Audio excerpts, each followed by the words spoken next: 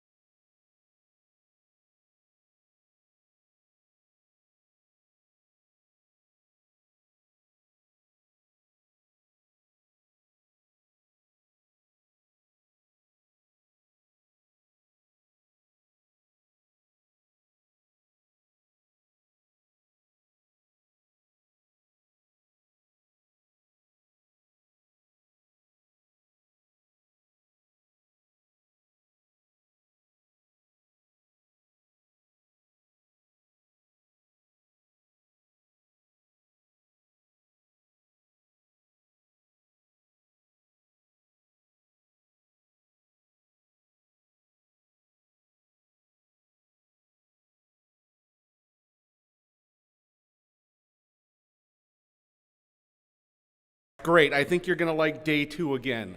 I'm gonna start out with some housekeeping. So we had, I think in the program, we were gonna do some video remarks. Unfortunately, we have some technical glitches. Those will be available on the live stream, but you're stuck with me instead. I'm not nearly as interesting, but housekeeping items. At the end of the day, please turn in your lanyards if you're not going to keep them. We will recycle them. We'll use them next year. We are conservatives. We like to keep the cost down as much as possible. All right. And we want to keep them out of the garbage and the landfill. Again, a blue lanyard is a volunteer. Please feel free to ask us questions if you need anything. During the panels today, we're going to ask that you try to avoid using the first 2 doors here. We want to have you use the door in the back. That's just to keep the noise down, so when the panels are going and we're recording, we're getting the best possible sound quality for that live stream that we'll be putting out. And then the last thing, if you haven't already done it, please sign the backdrop, sign the backdrop and put a pin in on the map to show us where you're from. That's a great visual representation. We had pins from Hawaii and Alaska. Think about that. People that came all the way across the country to be at the summit here today. That is just amazing. All right, now I get to introduce the first panel, Duty, Honor, Country, American Leadership in a Turbulent World. Right over to my left, we have Corey Shockey from the American Enterprise Institute, Terry Virts, NASA astronaut and former commander of the International Space Station, and Michael Wood, U.S. Marine and business owner.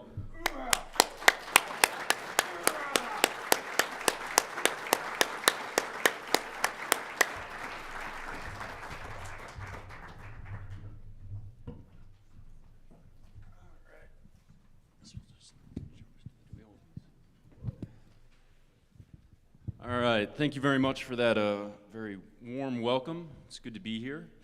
We're just going to jump into it, have a discussion about American foreign policy, America's role in the world, where we are, how that intersects with domestic politics, and I want to maximize as much time as we have to talk, so I'm just going to jump into it.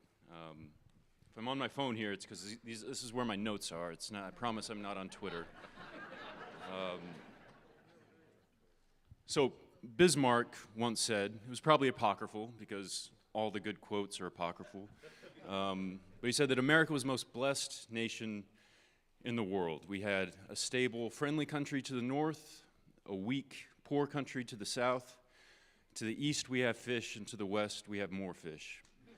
So why not just, Corey, why not just take advantage of that? Why not embrace what God has given us and sort of build a fortress America? I ran for Congress a few years ago, and it is kind of difficult to go into small towns in like Mansfield, Texas, and talk to truck drivers or plumbers or small business owners and explain to them that we might need to take money out of their pockets and potentially take their sons and daughters away for things that are happening in Kyiv and Taipei. So why not just sort of go behind our borders and hope for the best? So I'm sympathetic to the fact that it's a difficult case to make for exactly the reason you say, Mike, which is that, the United States won the geopolitical lottery.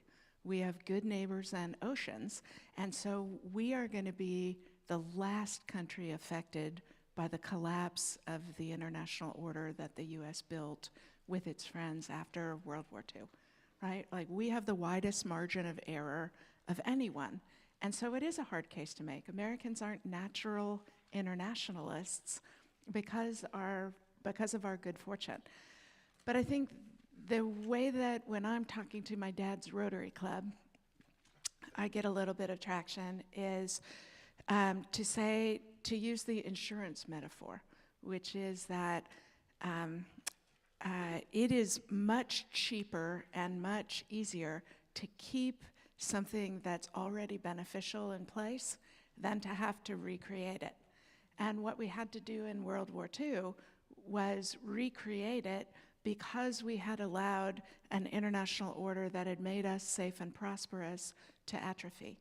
So it's going to be way more of those kids are going to have to be at risk if we allow the international order where we have lots of help from lots of other wealthy and free societies. If we allow them to go under, we will have a lot less help and a lot bigger challenge subsequently. Terry, similar question. You were an astronaut. You're an astronaut. You've been up to space. How do we justify a space program to the American people? I mean, I'm sure we've all heard this. As we've talked about these issues, why are we spending so much money on space? It's a little bit more complicated now because there's a lot more private sector involvement. But why go to the moon? Why go to Mars? We have problems right here on Earth. Do we get anything, any sort of benefit, or is it just exploration in and of itself? I was with Mike Griffin years ago. He was the administrator of NASA, and he was despondent. He was like, Terry, they had just done a survey, and the average American thought that NASA got 22% of the federal budget. So the real number today, it's about 0.4%. And when we launched my space shuttle mission, when you get into space, you open up the payload bay doors, and that's where your big payloads are. And I know, and it was about $1 billion. By the way, thank you. Both of my missions were $1 billion each, so thank you all for that. But when we open up the payload doors, there weren't $1 billion bills that went out into space, right? They're all spent right here at NASA headquarters, at Goddard.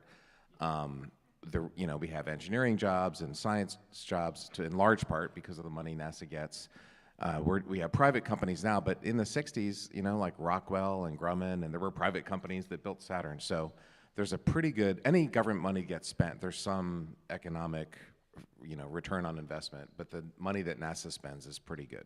And there is science that we do, but the other thing is you can look at, there's countries that don't have space programs and there's countries that have space programs, and which one would you rather be?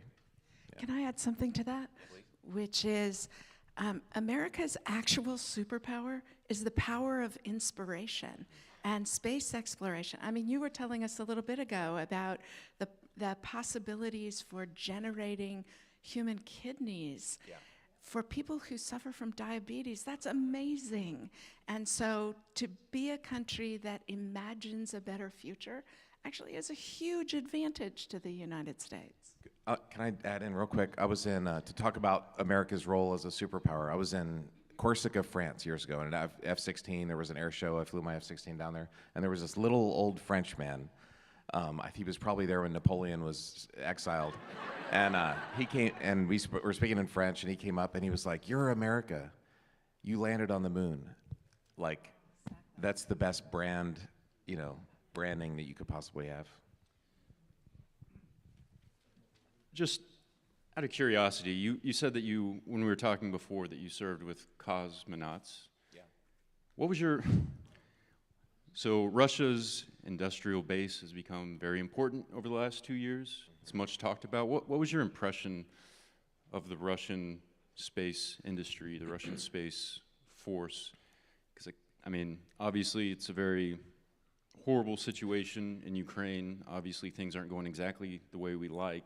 Yeah. But it did seem, for a while there at least, that it felt like their military was sort of held together with tape and baling wire. Is it a similar with their space operation? That's got to be terrifying up there. Yes. So they, again, little old men. There are these old guys at Roscosmos, and I was there almost 10 years ago. And the problem is they're dying, and they are like the one person who built the rate gyro sensor. There's like one guy. And as these people die, they don't have, engineers to fill them in. There's no innovation in Russia. It's a Soviet thing. All the young people don't believe in all the Putin stuff. They just want jobs. They want tech jobs. They want to work in finance, and they all left. Like they've had the ultimate brain drain. So the Russian space industry is not the space, although they can brute force things. They have a huge nuclear, we can't just ignore them. We were talking about nuclear war. You can't ignore them for sure. I don't want to guess that their nuclear weapons are not going to work. You have to assume that they will. But the Russians are not. The Russian trajectory for this century is downward. The Chinese are the ones who are their trajectory is upwards.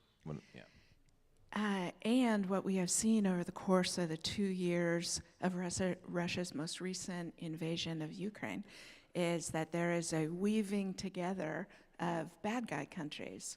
So China is providing Russia the vehicles which the Russian economy can't make. North Korea is providing the artillery shells that Russia is firing on Ukrainian cities. And Iran is providing the drones that are terrorizing and targeting Ukrainian civilians. So Russia doesn't necessarily have to have the industrial base to fight its war. It's getting it from others. Can I add on that real quick? And this should terrify all of us and anger all of us. Iran and North Korea are really good allies. You can depend on them. They're providing their friend with what they need. And America is an awful ally. All of Ukraine, for 2 years, they've been like, why aren't you giving us what we need to win? It's not just the Republicans this time. For the last 2 years, we have not given them what they need to win. And our brand has taken a hit because of hesitancy for the last 2 years and now completely cutting them off for the last 2 months. That's not a good place when Iran is a better ally than America. So that sort of leads into some other things I wanted to talk about. But, I mean, first of all, I want to ask, how did we get here geopolitically? And more specifically, did the United States squander its victory in the Cold War? My 13-year-old daughter just recently started getting into politics, which is great. And we're watching The West Wing together, so we're going episode by episode, and it's great. 40-minute episodes, it takes us like an hour and a half to get through because we pause and talk. It's a great thing. But even, I know it's fiction, I know it's Aaron Sorkin, fantasy politics and all that, but even just 20 years ago, watching that show, there was this feeling that we truly were a hyperpower. Fiction, yes, but it just sort of felt like we were the only game in town, and we could sort of bend much more easily the international situation to our will, and things were easier. I think it's pretty clear that we've lost that. Now, we were always going to lose that. There was no way that with the rise of China, with India, globalization, people getting richer, the diffusion of precision munitions, that gap was going to close. But we did have like a 10-year gap where I think we really could have done a lot of good things, and it feels like we squandered it. Do you agree, and why? Was it Iraq, basically? So I don't agree, actually, because the U.S. made a number of mistakes after 1991, but we also made a number of really good choices. And I think there is two tendencies that we should curb. The first is a mythological belief that there was a time when American leaders were great statesmen instead of tawdry domestic politicians, and that we only made judicious choices. And I'll just give you an example. The year of our Lord 1954, right? There'd probably never been a better qualified president than Dwight Eisenhower. And yet, in 1954, he and his Secretary of State had to threaten our European allies with an agonizing reappraisal of American commitment if the Europeans wouldn't admit Germany into the European Economic Community, and they didn't. The American military was forcibly integrating schools in the American South.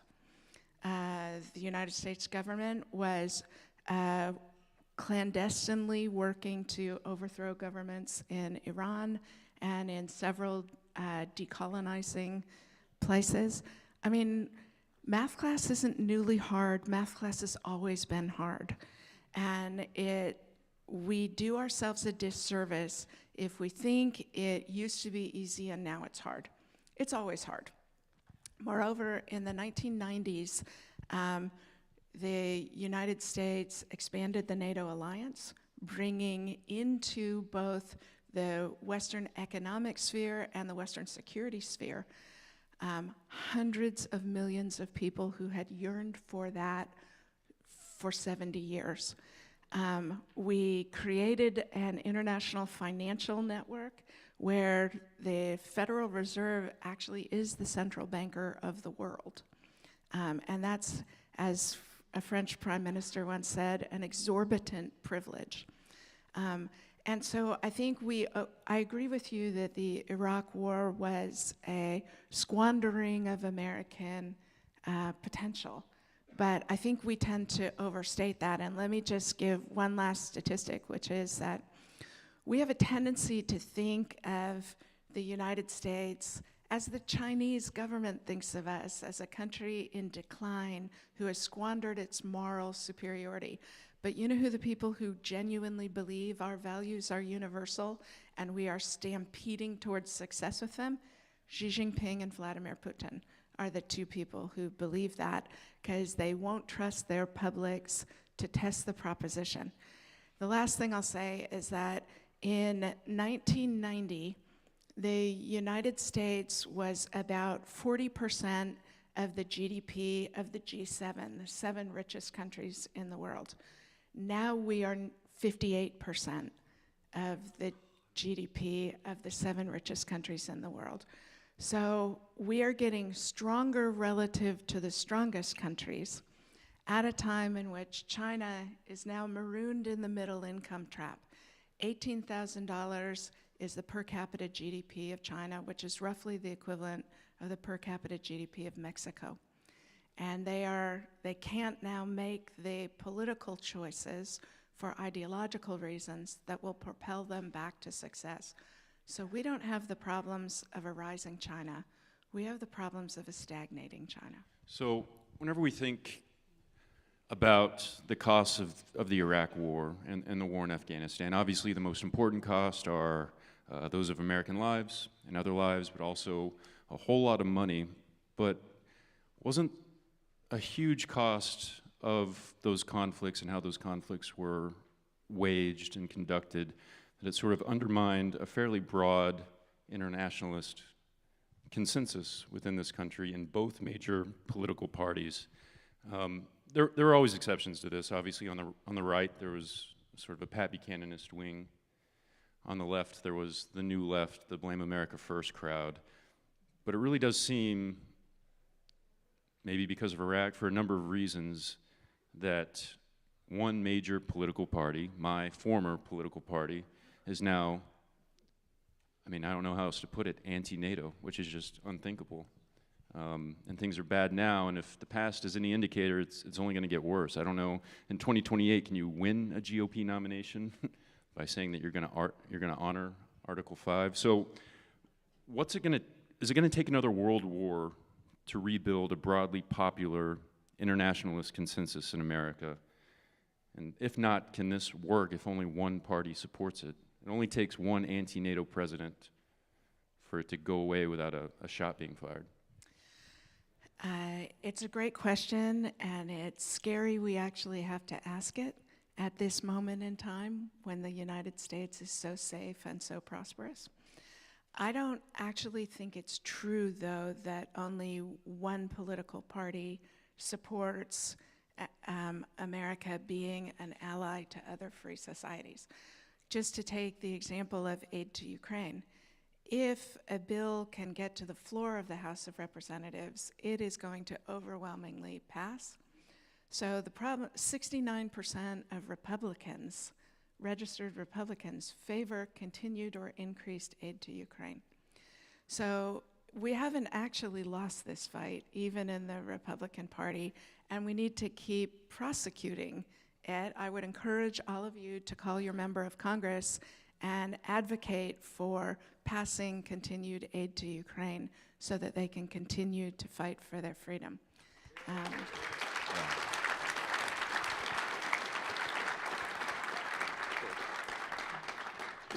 So I think what I just heard is we need ranked choice voting to not have, to not have Marjorie Taylor Greenes and Matt Gaetzes. But back to like America being a superpower and what's it going to take.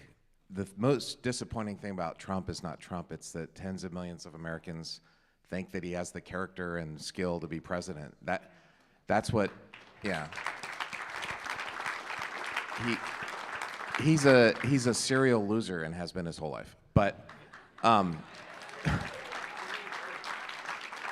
I heard a podcast, and I forgot who it was recently, and it really opened my eyes. There was a guy named Father Coughlin back in the 1930s. He was the Tucker Carlson of the 1930s. He was a fascist. He was actually pro-Hitler and pro-Mussolini, and there was a time there was 120 million Americans. 30 million of them tuned in. 40 or a quarter of the country were listening to this guy every week. And until December 6, 1941, Americans didn't want to go help England. So unfortunately, that did take a world war, to your point. And we need leadership to make the case.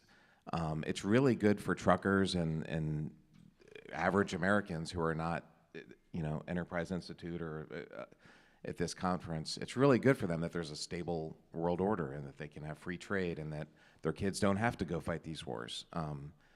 The other alternative, there's a vacuum will be filled very quickly. Then China and Russia will run that world, and that's a world that we don't want to live in. We just need leaders that can cogently make that case, and that's what's been lacking. For the last few years, the president is not capable of making that case to the public, and certainly Donald Trump's making the opposite case, like we should support the dictators. So we need leadership that will do that. So speaking of China and Russia, when I was in the military, it was drilled into our heads that he who defends everywhere defends nowhere. So if you got to set up a defensive position or something like that, you've got to make choices about where you think the bad guys are going to come from, what assets do you have, how best to employ them, because if you just sort of spread it all evenly, then you're not really thinking, and it's going to be a much weaker defense. So thinking big picture, strategically, United States, the world order, has all sorts of threats and challenges. China, Russia, Iran / Hezbollah / the Houthis / militias in Iraq, Taiwan. ISIS has not been in the news, thank God, too much recently, but they're not all dead yet.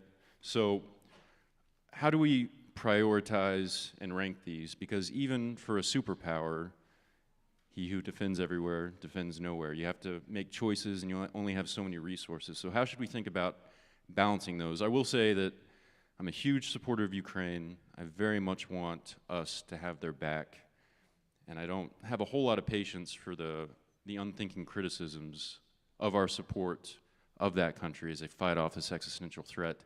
Some of the more intelligent critiques have said that this is going to be a sideshow to a much larger century-defining struggle in the Pacific, and that we're wasting money and attention and energy on this. I don't buy into that, but how do we rank all these problems? Yeah. It's a big world. So China is the only country that has the combination of economic strength, military prowess, and ambition to overturn the American-led order. So China should be the priority. I'm just back from a trip to Tokyo and Taiwan, and what the leaders of both of those countries said is China will be more dangerous and more likely to go after Taiwan if Ukraine doesn't succeed. And so I think, yeah, they deserve our support. So there is a tendency, even in the Pentagon right now, to say we should be so worried about China, we shouldn't do other things. But they're not unconnected, right? And ensuring that Russia loses, that aggression is penalized, and that people fighting for their freedom have the support of free countries is going to be important for making sure Xi Jinping thinks today's not the day to make a lurch towards Taiwan, or for North Korea to doubt whether they could fire any of those 10,000 rockets and artillery shells at Seoul, South Korea, and get away with it. So if you say we don't have to care about other people's problems, then the pool of help you have for solving the problems that are most important to us shrinks. I was on the NSC in the George W. Bush administration, and after September 11th, we went around to countries around the world and said, we want your help. and a whole lot of them wanted to help us, but what they also said was, we wish we had the luxury of the problems you're worrying about, because we actually have bigger problems. And so it's important not to lose the perspective that most countries think what we are worried about are luxuries compared to the problems they are trying to solve. I totally agree, and the way I look at it is if Ukraine wins, then this is the last battle of World War III, and if Ukraine loses, it's the first battle of World War III. Yeah, I strongly believe that. So you mentioned sort of going along with this. Oh, I'm sorry, can I add one other thing? Of course. Since you brought up ISIS, actually the tumult we are seeing across the Middle East, not just the war in Gaza, but threats to the Straits of Hormuz, attacks by the Houthi in the Red Sea, in Saudi Arabia, in the United Arab Emirates. This is what the world looks like when the United States decides it's not worth our small marginal effort to sustain a stable order. And the last 3 American presidents have wanted to walk away from the Middle East. And when we do, the last 3 presidents have been of the mistaken belief that if the United States steps back, other countries will step forward. And the other countries who step forward are the countries we don't want to be successful in those regions. That the countries who are our friends and allies, most of whom are not strong enough to protect themselves without our assistance. If we step back, what those countries do is think that they have no choice but to make compromises in order to get along with regional bullies. And that's not a world we are gonna like.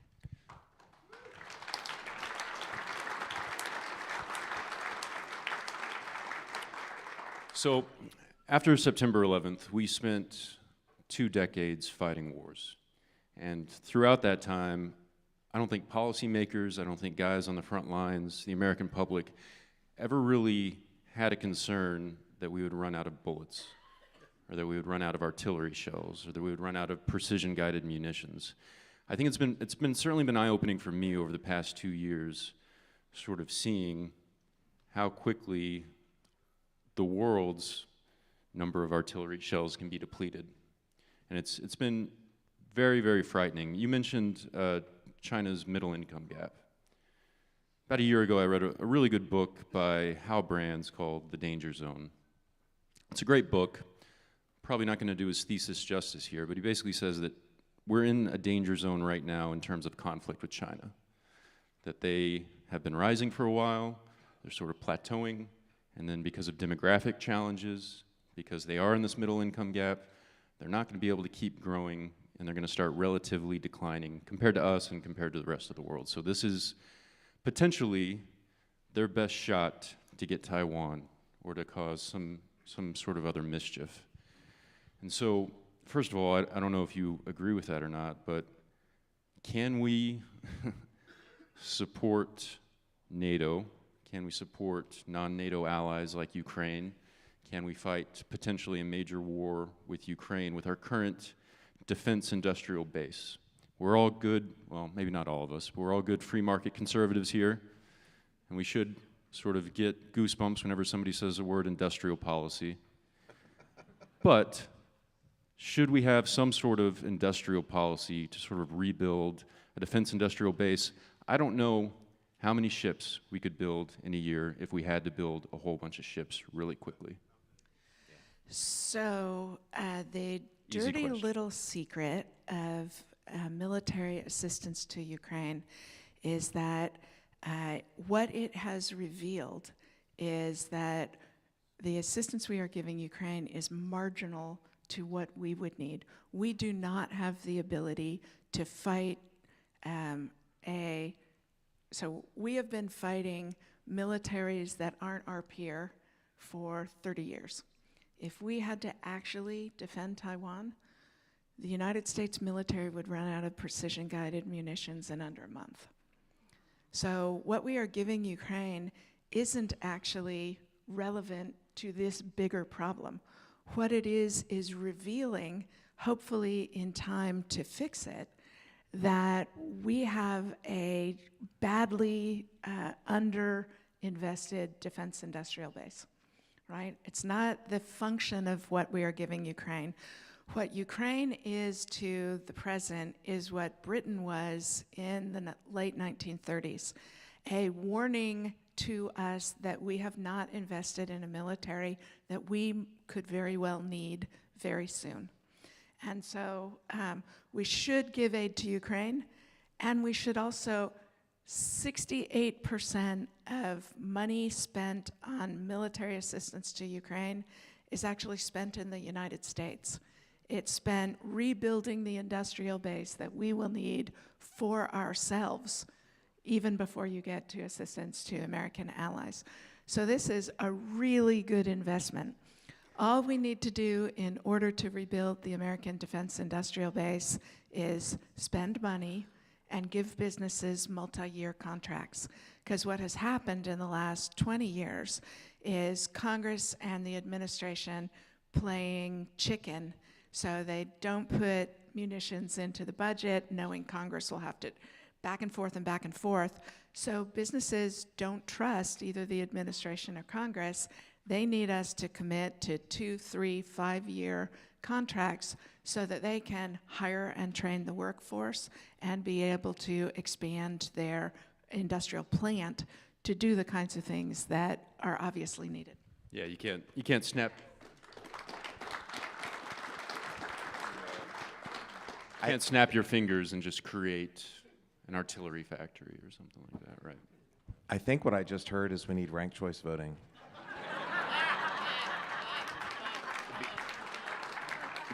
Because Marjorie and Matt Gaetz are not going to vote they're going to shut the government down. They're not going to do the things that we need. And by the way, you just said snap your fingers. I was tweeting on today, 2 years ago, that we should be the arsenal of democracy. So this isn't like, wow, who thought of this? We've had 2 years to become the arsenal of democracy. And Europe, and by the way, we should be doing all that we can, but it's a European problem, and the Europeans have been really pitiful for the most part. They have not, they're still in the end of history, post-Cold War, peace dividend, and they haven't gotten up to speed. I do not think that's fair. Germany is both the quintessential laggard and also the country that has taken in hundreds of thousands of Ukrainian refugees, which is something we're not doing.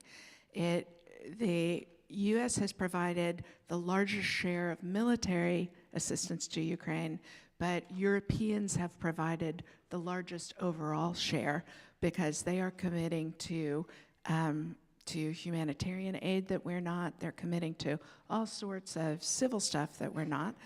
Also, Germany has actually added $100 billion to its defense spending and is sending tanks to Ukraine. I mean, I agree that Europeans were more fizzy and hopeful that it was the end of history than we were, but they're also getting their act together faster than we're getting our act together on this. So I'm going to try to get 2 more questions in real quick. I hope it's clear that I very much support Ukraine. I want to do whatever I can for Ukraine. What grade would you give the Biden administration? All right, because obviously I'm very happy that they've supported them. I wonder how much this dance they've done has hurt the war effort, where they sort of think about tanks and they debate tanks and they finally say, okay, we're going to send tanks, and then the tanks actually start shooting at Russians 12 months after we started talking about it. And they did this with jets.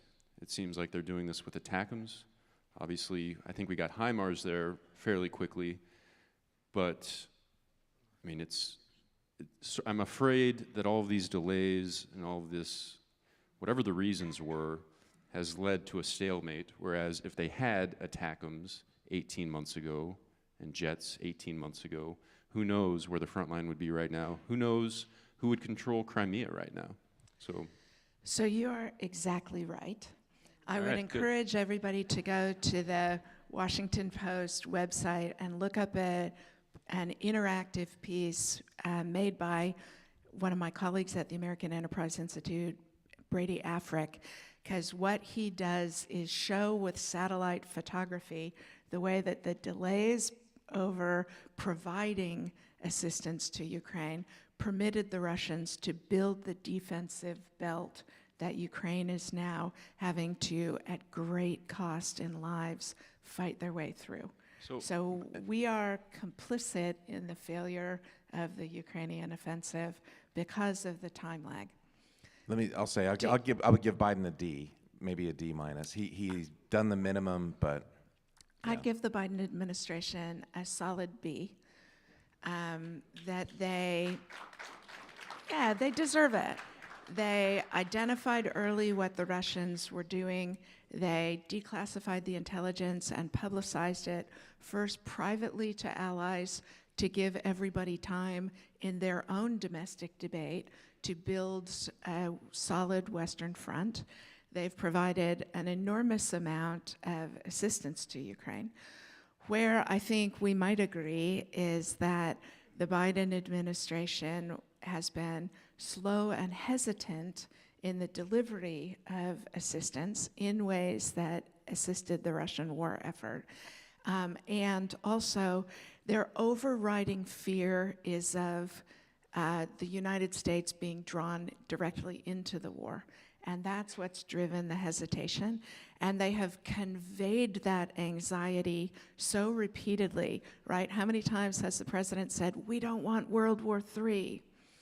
And that has encouraged the Russians to understand where the limits of our support are, which is something you should never do to encourage an adversary. So on this point, do you think it was mostly the self-deterrence thing, or was it bigger talks that I don't understand about stockpiles and relations with allies? No. It was just the escalation thing. It was and is the escalation thing. Okay, shifting gears a little. Yep. So let me just give the contrast.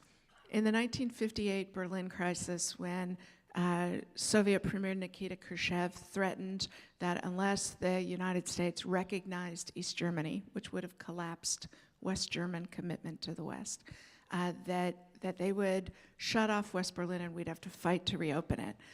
President Eisenhower's response was to say nothing in public and to privately say, if you want a war over Berlin, we'll give it to you and we'll win it. That's the difference about a president who understands how to deter an adversary and one whose choices are encouraging an adversary. So let me just say real quick. Yeah, of course. We've been guided by fear, as you just said, fear and timidity, and that's not what you should do. And we have the weapons, and Europe has the weapons that would have helped Ukraine, if not win totally, they would be in a much different situation, and we haven't given it to them. And they know it, the Russians know it, the Chinese know it. So the last 2 years have really taught the world a lesson that I think is a bad lesson that we should not have taught them. That we're fear, we're not gonna support our allies the way we can. And the Ukrainians know, they're like, if you would have given us this, my husband would not have died. It took us a year to get them one Patriot battery, a year.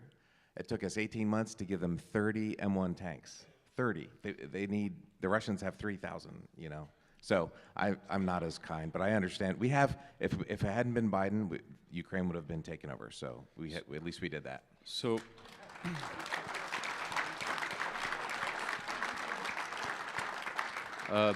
shifting gears a little bit, you come out of Republican world, obviously worked for a Republican president, worked for the late, great Senator John McCain. I gotta say, yeah. I think like a lot of people in this room, I've just had such whiplash over the last 10 years. And I gotta say that if you're looking for Reaganism whenever it comes to foreign policy right now, in the year of our Lord, 2024, it's not in that party. It's Abigail Spanberger.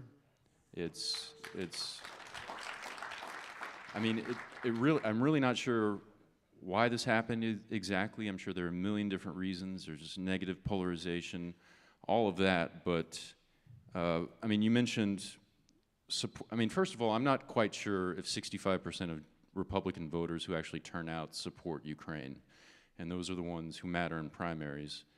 But also, even with the Senate vote a few days ago, J.D. Vance made a big deal about the fact that everybody who voted for the aid was over the age of 55. I mean, the future of the party seems to be, the younger people in the party seem to be isolationist, Fortress America, let the world burn types. So, I mean, do you agree with that? If you want to be a Reaganite in foreign policy, does that mean you basically have to be a Truman Democrat these days? Well, we'll take the Truman Democrats along with the Reagan Republicans.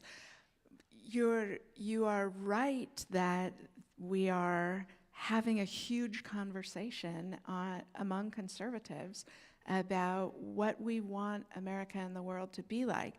But in fact, the people in this room are the answer to that, which is we will be less safe and less prosperous. Our children will pay a much higher price for restoring an international order in which we are safe and prosperous if we lose this argument to the J.D. Vances of the Republican Party.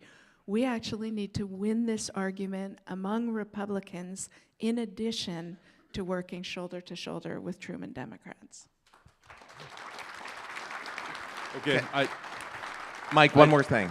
Yeah. I think what we were saying is that we need ranked choice voting, because if you elect people who appeal to the base of their party, and the only people who vote in primaries are the extremists, that's who you get, and that's who we have now.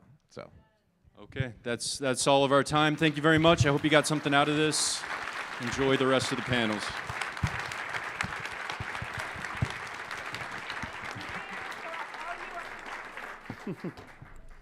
Excellent. Great start to the day.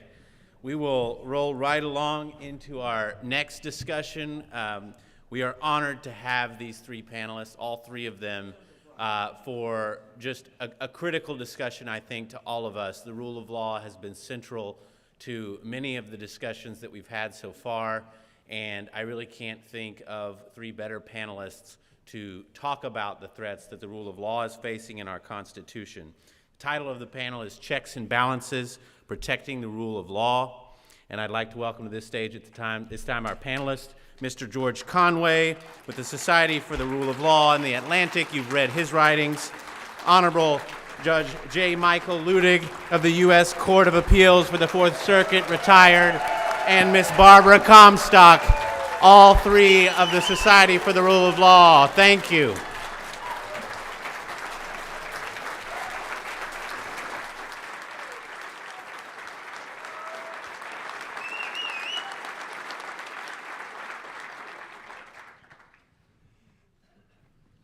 Well, I'm really glad to see the judge get that level of applause, because without him, many of us would already be in Guantanamo. So he needs no introduction. And Barbara Comstock, who served in the Virginia House of Delegates and in Congress in the old days when it kind of functioned. And I'm George Conway, and we're here to talk about the rule of law. We are all members of actually not a fledgling group. It was originally formed in 2018. It was called Checks and Balances, which is the name of the panel. And then we've reformulated it for the current age and call it the Society for the Rule of Law. And we're all about talking about the threats to the rule of law, which many of you can identify, and trying to rebuild respect for the rule of law. And so that's what our panel is about today. And I'll start with Judge Ludig. Why is this important?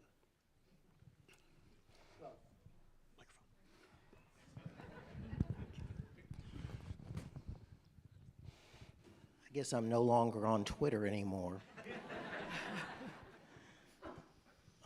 First off, a heartfelt thank you to all of you in this room for this reception of the panel. If there's hope to be found, it's to be found in this room and like rooms across America in the next 6 to 9 months. Donald Trump has tested America's democracy, the Constitution, and the rule of law beyond the breaking point over the past 4 years. And he promises to break America's democracy, the Constitution, and the rule of law on his way to the White House in 2024. That's not hyperbole. That's what he promises to do. And that's why his followers will elect him again to the highest office in the land, if that's possible. America's democracy and the rule of law have never been tested like this before in the almost 250 years since our founding. And it's safe to say that it will never be tested like this ever again if we prevail now.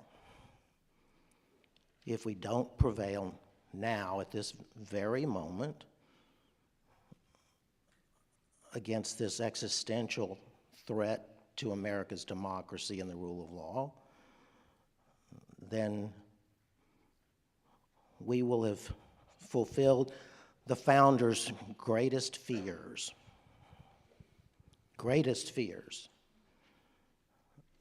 that America would have fallen prey to the demagoguery of a demagogue President of the United States. That's what's at stake, George. Nothing more, but nothing less. Seems like a lot. It would seem like a lot. And Barbara, as the politician among us, what do we do about this? Well, I think we do what we're doing here this weekend in this great organization that Heath has put together and has been, we've all been working towards over, these past many years. Donald Trump is a major underperformer, and that's what's on our side. And, we've seen that, you saw that last night, you've seen it in every primary he's been in, but mostly, you've seen it, when he was in office. You've seen it every year while, in the primaries, in everything he did. And so that's why, take heart. We have the Constitution on our side. We have the rule of law on our side. And it's only if you get discouraged. Many of you here were yesterday when Sarah Longwell was talking about, don't get discouraged. Stay at this. I was in a swing district when I was in office. I was never supposed to win any of my elections. I was in a blue district. And so every time I ran, I went out there and I wasn't supposed to win. And, for 10 years, I kept winning until Donald Trump came on the scene. So, I feel like, this is going to go well this year because the American people see Donald Trump for what he is. And they do respect the rule of law. It's just very frustrating, to hear things as we go along here. But George and I were talking earlier, you've also, I think some of you have the permanently banned t-shirt. Does anyone have that on here today? I got mine. Nikki Haley's permanently banned. So I did want to have a little legal colloquy here with George because I think... I don't practice anymore. But I think since Nikki Haley did overperform last night, and she's staying in here for the race, she's coming to Virginia, I did want to be able to give her maybe a little legal advice, since you guys are better lawyers than I just was a legislator. But No, you just wrote the laws. That's right. He applied them, yeah. and I made Nikki, arguments unsuccessfully to his ilk. And but Nikki's an accountant, so I thought given she is, she did previously say she was going to, support Trump or vote for him or, wouldn't maybe pardon him. But given she has now been permanently banned, wouldn't that make null and void any previously commitments she made that he has permanently banned her? Don't you think that? What do you think, Judge? I think you want to rule on that? Well, I have the same view politicians that our founding fathers had, presciently had. But the problem, Barbara, is that We just need a yes. No, he gets to ask the questions. That's how that works. I ask the questions. I don't answer. Exactly. The problem, Barbara, with what you just said is that many millions of Americans see Donald Trump for exactly what he is and who he is, and they want him back in the White House. But he has been doing the politics of subtraction, and that's what he's been doing since 2016. He has been banning people. You've seen in Arizona, Meghan McCain has been out there and he's been telling people, take a hike, take a hike. Kerry Lake said, take a hike. And he's been doing this in many states. I know so many people who served in his administration who didn't even vote for him last time. I can tell you, I won't tell names, but people who worked at the RNC. Well, tell names, please. In 2020, who worked at the RNC and didn't vote for him. That's why this obsession about loyalty. But I can tell you, there are people who are going to be working on his campaign this year who won't be voting for him, because to see Donald Trump up close is to learn about, what a bad person he is, and then they don't vote for him. I had people, right at the end, people said, wait, I've seen all these things. And you saw the young woman yesterday, Cassidy Hutchinson, Sarah Matthews, and Alyssa Farah. These are the people who were there, almost up to the end, and they saw what was going on, and then they had to walk away. They said, this is bad. The scales fell from their eyes. And this is what happens just for so many people who are up close, and I think this is what we're seeing, month after month. So please, do take heart with what is going on here, and I do think, it's what it's going to come down to, as Sarah, Longwell pointed out, is it's those few swing states. It is, Pennsylvania, Michigan, Wisconsin, Nevada, Arizona, Georgia, and it only takes, a few of those states for the Democrats to win. In most of those states, Trump is bankrupted. They don't have money. Donald Trump right now has 200,000 fewer small dollar donors than he had at the same time 4 years ago. He has bankrupted a number of these parties with all his bogus, election arguments. So there are so many factors that the press doesn't cover that are in the weeds. And if you look at the recent Swazi race, I can tell you Donald Trump's, one of his pollsters worked on the Republican side of that race. And they told, I am informed by a good source, that they were told that the Republican was going to win by 4 points. 4 points. They lost by 8. 12-point swing there. Now, the Republicans were doing their usual thing of those big rallies they have. They always love the big rallies where they just preach to the choir. In contrast, what were the Democrats doing? The Democrats were working in the field. They were working all their various constituency. They were knocking doors. They were working hard. They were getting out the vote. They were sending out emails at 6 o'clock saying, we still need some phone banking to make sure we're getting out all these various constituencies, and you could hook up right away to phone banking at 6 o'clock to get out more votes. Republicans weren't doing that. That's how they got those extra 8 points, because they were working like they had, they were a tied race. They ended up winning by 8. So 12-point swing there because they worked like their lives depended on it. Republicans just had their rally, and Elise Stefanik was there saying the whole nation is watching. She wouldn't have been there if they thought they were going to lose. So they think they're winning, and they keep underperforming. It's a pattern. I share your optimism. But I don't. Barbara, from your lips to God's ears. I don't do math, and I certainly don't do political math. But the only math that I attempt to do, and that I've attempted to do to date, is that Donald Trump is not under the number 270. And until he's under 270, America's democracy is in peril. Well, here's my optimistic view is I think 80% chance you're right. But it's 20% chance of essentially being destroyed by a thermonuclear bomb. So, Well, certainly work like, you know, but you here's the always thing. work like you're behind, which is certainly what I Right. always did. You know, work, you know, But and that is here's what the the thing. I mean, Democrats to are go doing. back to the rule of law, what about the damage that has already been done? Trump can lose. Trump will lose, I believe. But hasn't there been just an enormous amount of damage to the respect for the rule of law that is an ongoing damage that is an ongoing threat to our democracy and to our way of life? I throw that out. Well, of course. That's nothing more than to state the obvious. The damage that Thanks for cheering us up, Judge. I didn't come to cheer.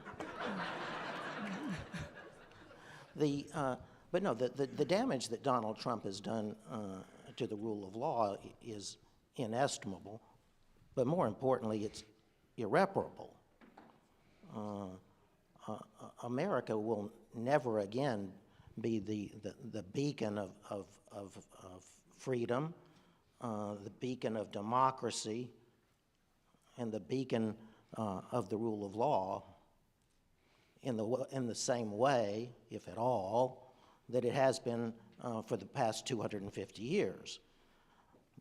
The real damage that the former president has done to all of those is that he has normalized his behavior and his conduct and his rhetoric into American culture and American political culture.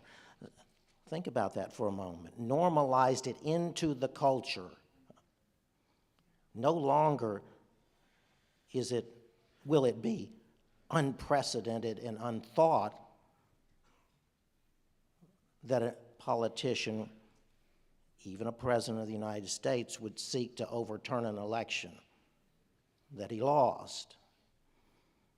Never again will it be unprecedented or never thought that a president who had done that would stand on that conduct, stand on those grave crimes against the United States of America, and defy the nation and the Constitution, and then even run for president of the United States of America again on that platform. We will never recover from this. Hopefully, with time, we will get beyond it, but America will never recover from this.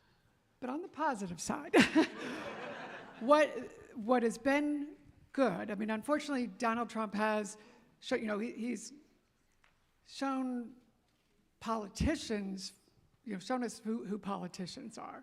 And unfortunately, many of them, you've seen them for who they are. If you've kind of watched SNL last night,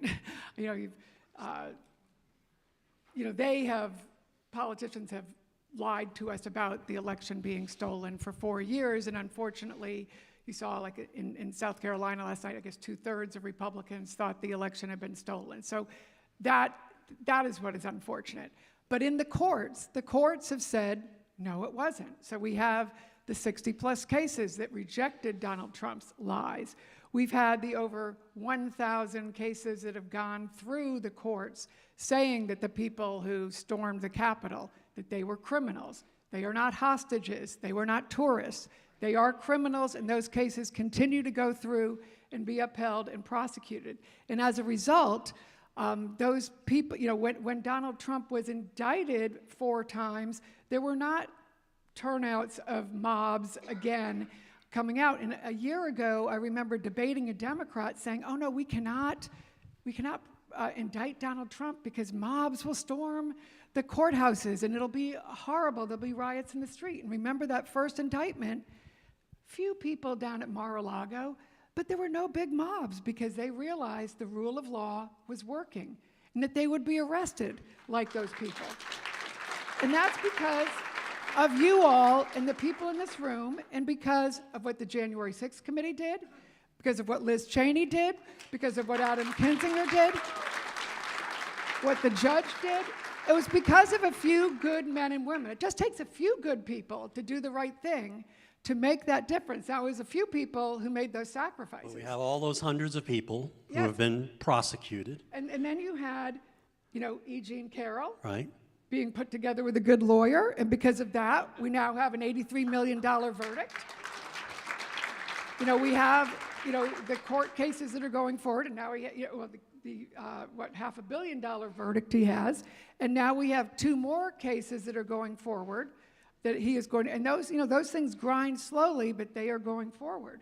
So you have all these legal cases that are working, and because of that, and the Electoral Count Act, we put that forward. So, yesterday when people were saying, what's going to happen if Donald Trump doesn't accept the election? Well, Kamala Harris is going to be sitting in the chair next time. Well, let me throw it. I mean, all of this is great and true. That He can't do what he did last time. He can't do what he did last time, but we still have these hundreds of people being prosecuted as criminals for their criminality, except this one guy who's gotten a bit of a delay. But can these legal proceedings against Trump set the record straight, in a sense, and set the country straight? Is there hope? Well, when that he these, loses, it's going to be I'm going a to bit- direct yeah. this to the judge. Can the courts help fix the problem? Well, to go back to Barbara's original comment, I don't know what SNL is. It sounds insidious. Saturday Night Live. Oh, yeah. It sounds vaguely inappropriate to the judge. Yes. Saturday Night Live making fun of the politicians, which is brutal. People hate when they're being made fun of. That is something politicians do not like. I think you should host it, Judge. But seriously, listen to the words of supposed silver lining to what is the single most catastrophic sequence of events for American democracy and the rule of law, as I said before, since the founding almost 250 years ago. So, but turning to your question, the courts. If all of the individuals who attacked the United States Capitol on January 6th are prosecuted and imprisoned, that will all be for naught if Donald Trump is not held accountable.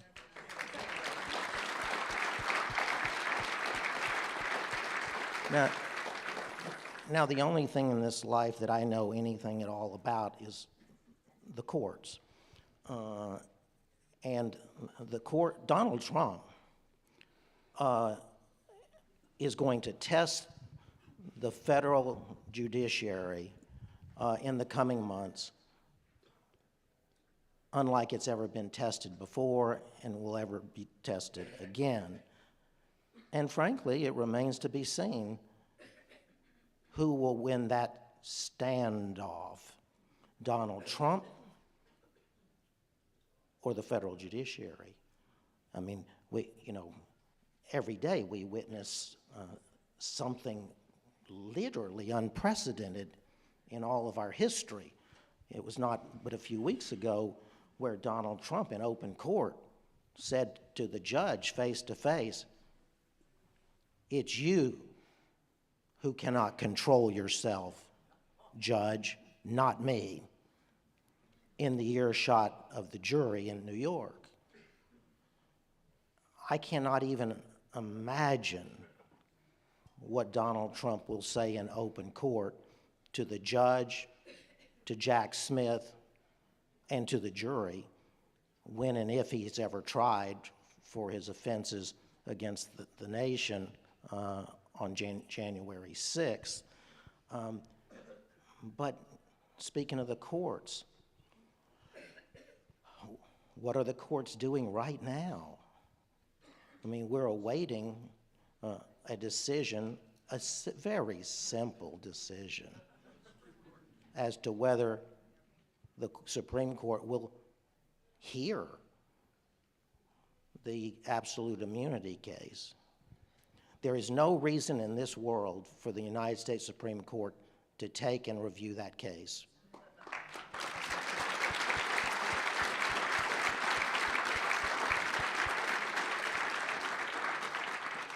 And if it does, it will be telling. We don't On the expect they will. Well, I don't know. Do you have an inside that I don't? No, but I don't expect they will. Well, so for the I shouldn't 14th Amendment case, disqualification, Section 3 of the 14th Amendment was written Donald Trump. by the framers of the Constitution to disqualify the former president from holding the presidency again in 2024.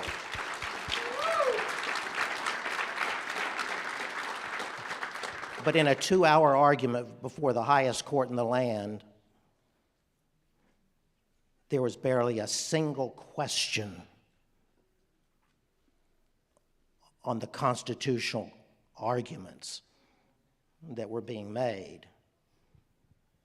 The only thing that was clear from the moment that the court took the bench was that it was not going to decide whether Donald Trump is disqualified under the 14th Amendment. Not now and not ever. Do you find it interesting or disturbing or what, that it seems like some of these trial judges, state and federal, let's leave apart the woman in Florida, seem to be showing much more oomph, if you will, in fighting back against Donald Trump and fighting back against his disrespect for the rule of law? You know, Judge Kaplan in New York, you just mentioned. Do you think there's what do you make of that? That maybe lower court judges are actually more stalwart than Supreme Court justices? Well, I disagree with your thesis. Oh. But it was only a few weeks ago that the first federal judge, and it was a federal district judge, who said for the first time in the past 3 or 4 years, who told the truth. Judge Royce Lamberth, senior judge on the district court in the District of Columbia, in sentencing one of the January 6th defendants, finally could not hold back any longer, and he spoke the truth. And he said, I cannot believe the lies and the deception that has taken hold in America. This is a question of right and wrong, and it is the duty of this court to tell the American people. That was the first federal judge who, in my view, had said anything particularly notable outside the four corners of an opinion, though I would hasten to add that the D.C. Circuit, stepped up in the absolute immunity case. If there's been a temporary failure, it's been by the Supreme Court of the United States. Well, that was sort of my question. Why? Why is that? Why do justices with life tenure, what are they afraid of? They do not want to decide whether the former president's disqualified under Section 3, and that's an unjustified response. Their duty is to interpret the Constitution, whether they want to or not.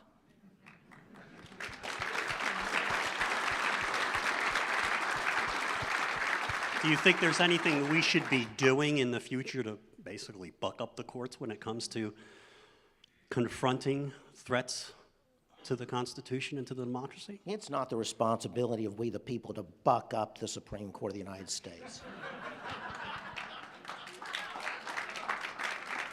Okay. Barbara, Well, can you buck me up? Well, I think when you're looking at the immunity case, I think they're handling that. I think we'll see that soon, and I think everybody feels fairly confident where that's going. The lower court had a very solid decision that I feel good about where that's going. And I think when you look at some of the redistricting cases that the court has handled, I think, when Donald Trump or Republicans have said, when Donald Trump has talked about these being my justices, they've not been my justices. So I feel good about where some of these things are going, yes. But for the future, Yeah. what about the need to educate the public? As of somebody who's run for public office and spoken to people in the shopping centers and whatnot. I think the failure has been on the part of the electeds who have not stood up, except, for the few who have said, and that's why, when the leaders, when the people lead, the leaders will follow. So that's why you here are so important, because you are leading, and when Trump loses, and when those people in those swing districts make the decision, and those are going to be, by and large, women disproportionately are going to be making those decisions in those swing states. And I can tell you, because it's, swing states in Republican areas, it's most, red states, they don't know those areas. They just don't know them. They're not talking to you. So it's going to be a surprise to them. In Virginia last year, you can look at what happened in Virginia. People thought they were going to flip the Senate in Virginia, State House, and hold the House. They did not flip the Senate, and they lost the House. So that's that's sort of a precursor of what happened. And a lot of that was sort of a Trump, effect. So that's the kind of thing that happens. And when that kind of thing happens, then the leaders look at that and say, well, why did that happen? And you scratch the surface, and I think it is a Trump effect there. And that's when they say, oh, why didn't we listen to you, the people? And so for the past 4 years, they've been listening to Trump. They are scared of him, and because he can go in and impact your primary. And that's why, with one little word, they're afraid they'll have to lose their August recess and go work and fight off a primary and do something like that. And that's, that's why you don't, you'll hear from Adam today and from others, but that's the fear that people have. And it's really unfortunate. And it impacts things like, you saw what happened with Ukraine aid. But now, fortunately, I think people talked about yesterday how Brian Fitzpatrick is saying, no, we need to have, maybe they're going to have a discharge petition, things like that. We need to see more action like that. But it's people like you going to your representatives, going to your senators. I mean, the Senate has 6-year terms. They took action there. So, you need to reach out and say, these things are important. But you need to get involved and engaged and say, it's not, you can't cower and not, these issues are too important. We are living through, with what's going on in Israel, what's going on in Ukraine, the death of Navalny. We cannot stay silent on these things. What's happening at the border? Everyone was really concerned at what was happening on the border. Then they got a solution. The Senate passed it, and then they said, no, we don't want to do anything because Donald Trump said no. People saw that for what it was. That was a key issue in the Swazi race. So these are all legal issues. These were things that were really hammered out legally and legislatively. And, I think these things are, going to play out. And, you people are going to have an impact on that this year. So, Judge, if we can't buck up the Supreme Court, that's not what our job is, what should we be doing? What is it that we can all do, whether we're lawyers or just I think we need to. What can we do to improve the prospects for constitutionalism and the rule of law in this country going forward? Well, I'm tempted to say, on the heels of Barbara's statements there, that we ought to need to buck her up further so that she can, in turn, buck up everyone that needs bucking up. But no, to my friend and Pollyanna politician to my right, I would say this, that today's politicians... Failure is not an option here. We've got to, these are important issues. Yeah, Guantanamo is it's either failure or Guantanamo. But today's politicians never believe that they have to choose between country and their partisan politics, when every single day of the week they are required to choose between those two, and they just refuse. So, we always talk about outreach to our politicians. Well, one could be forgiven if he believed that that's hopeless. The politicians under the Constitution, they exercise and wield our power, the power of we the people. It's not their power. We loan them our power temporarily so that they will exercise that power on our behalf.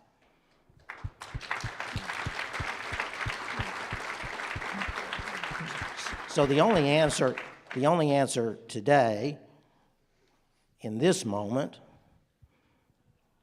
is for us to take back our power from the politicians who have breached faith with the American people, and return our power to public officials who understand that they exercise our power in the best interest of the United States of America, not their own personal partisan political interests.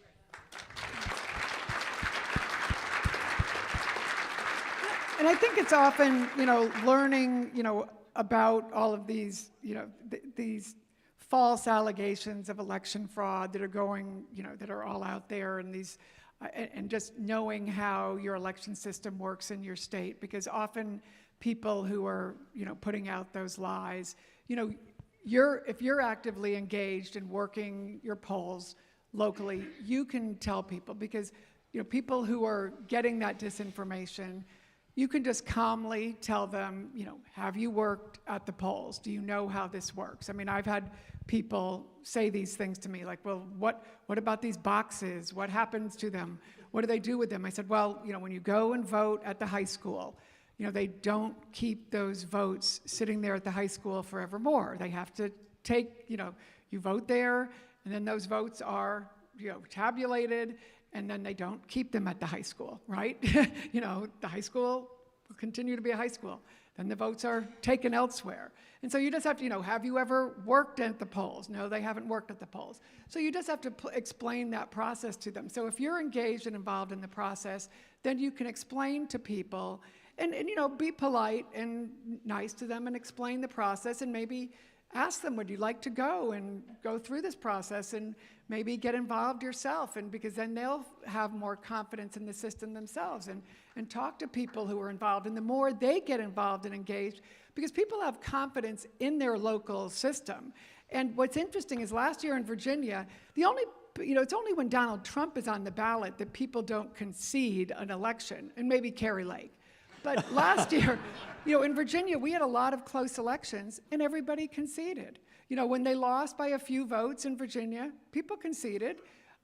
We had our local, our state officials in Virginia, our Democrat and Republican, said fair elections. People who lost by 100 votes or 50 votes said fair election, everything was fine. So we had clean elections in Virginia. It was 51-49, and close in the Senate, close in the House, and everyone said fair, good elections, hard fought. Both sides wanted to win. So that was a great model of, even when it's close, we can do it right. So it's only when Donald Trump is on the ballot, usually, or Kerry Lake, that it gets nasty like that. Same thing has happened in other states. Yeah, Michigan got a little crazy too, because the woman who lost by, 16 points, who was the Michigan party chair, she still hasn't conceded. So, but it's really just with him. So really, if you get involved and engaged locally. Is it really just with him? I mean, you mentioned the poll earlier, the exit polls from yesterday, about how 2/3 of the Republican electorate believed Trump's election lies. Why is that? Why? But then when you localize it, they believe their own elections locally are clean. So once he's out of the picture and he loses this year, we will be able to get back to normal and then bring people back to the light. And so that's going to be Oh, the issue. I think we have. Okay. I think we have a dissenting vote on the here over there. No, it just occurred to me Oh, it's raining. that we cannot be naive about the danger that lurks. This is not a question of educating the people as to their elections. The danger that lurks is that the people who deny that Joe Biden is the legitimate president of the United States, they know for a fact that he is, but they refuse to recognize him. That's a danger that far exceeds any danger that we have ever faced before in That this raises the country. question. I mean, how Yeah, the much? demagogues should be called out too, and you should call them out if those are your representatives. And there Call are them many out to on call it. out. Yeah. And you can go to your town halls and call them out on that. What is your evidence? And when they do that, they've been called out, and they look ridiculous when you call them out on that. But this kind of raises the question: how much does the rule of law and constitutionalism depend not on the language of particular provisions, not on the Federalist Papers, not on the qualifications of Article III judges, but on the character of a people? Well, it depends entirely on the character of the people, as the founding fathers recognized and said that in their words, they said that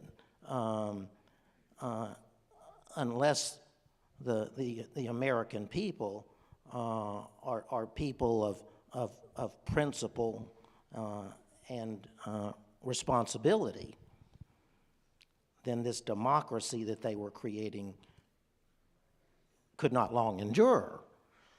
But if you want to particularize it to the Constitution and the rule of law, again, by design, the judiciary has neither the purse nor the sword. It depends entirely on the respect that its judgments can command. And that's one of the problems for the Supreme Court today. Whether correct or not, it is not commanding the respect for its judgments that is necessary in order for the Supreme Court to save the country from the perils that it faces. And then certainly the character of the leaders is so important, and that's, on January 6th and leading up, the character of certain leaders. Fortunately, a certain leader who reached out to Judge Ludig, Brad Raffensperger, who's here, Governor Kemp. Those key leaders are the people who saved us. Will we have those leaders in the future is up to you here. But that is the big concern, and that is the issue, I think, of this year. So that that is, I think, what we're all very concerned about. And having a demagogue like Trump is what the threat is, and how he has cowered people to not care about character.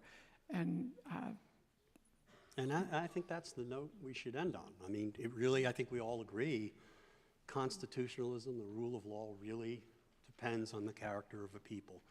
And the reason why, personally, I'm optimistic, I mean, I admit there's a small chance of a great disaster happening, is people like you. People like you show the character of our people. And it is up to all of us to show others, to set the example, and defend what's right, defend the truth, and in the end, defend our constitutional democracy. And we all so appreciate you coming out to listen to us today. But you guys are more important. And what you guys say when you leave this place is much more important than what we have said here. Thank you.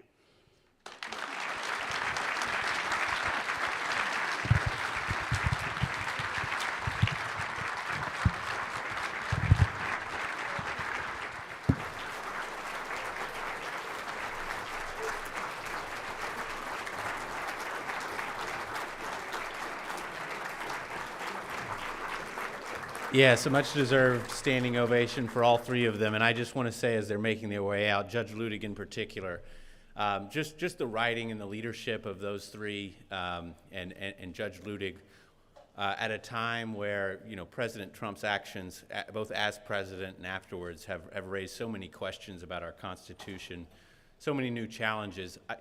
The words that they have written, the courage of them to speak up on these things, it's really in dialogue with the framers, I think, and the things that they have said about our laws are going to far outlive them, and I think will be with us for a long time to come. So I just admire their leadership, and so honored to have them with us here today. It's my honor now to introduce Mr. Nate Bell, who will welcome the next group of speakers to the stage. And just let me, I'm going to go run and make sure they're here. But they are here. We'll just get them here. You can start introducing. Well, thank you, Heath. Our next segment will be an interview covering lessons from Reagan by Megan McArdle of the Washington Post. She's a columnist there, opinion columnist, and also the author of The Upside of Down, which is kind of a pertinent title to where we all are right now, I think, in our country. But I'm here specifically because I want to talk to you about Asa Hutchinson. His record of public service is one that really began with President Reagan appointing him at 31 years old to be the U.S. Attorney for the Western District of Arkansas. He then, subsequent to that, ran for Congress, represented the 3rd District of Arkansas for a number of years. Following that, President Bush, in the wake of 9/11, selected him as Undersecretary of Homeland Security, where he was responsible for 110,000 employees, making sure that our borders were protected and that we remained safe from terrorism. But when I think about Asa Hutchinson, I think about Arkansas as an Arkansan. And following his service there at Homeland Security, he came back to Arkansas and he ran for governor. Served 2 terms there. I was fortunate to be in the legislature during part of that time and to work with him there. What I see whenever I see Asa Hutchinson is political courage. And when we think about lessons from Reagan, the one moment that I think many of us think about when we think of Reagan and courage is standing at the Berlin Wall and saying, Mr. Gorbachev, tear down this wall. And when I think of Asa Hutchinson, the moment that I'll always remember, even after having known him for 25 years and looking at his long record of courageous public service at so many levels, is just a few months ago when he stood on a debate stage with all of his presidential candidate peers standing around him, and they stood there all succumbing to pressure from party, succumbing to pressure from all of the MAGA voters, and all of them stood there and raised their hand. But Asa stood there and he refused to raise his hand and say he'd support a convicted felon to be president of the United States. That's political courage. And that's why I'm extremely proud to introduce to Principals First the 46th and the very best governor in the history of the state of Arkansas, Asa Hutchinson.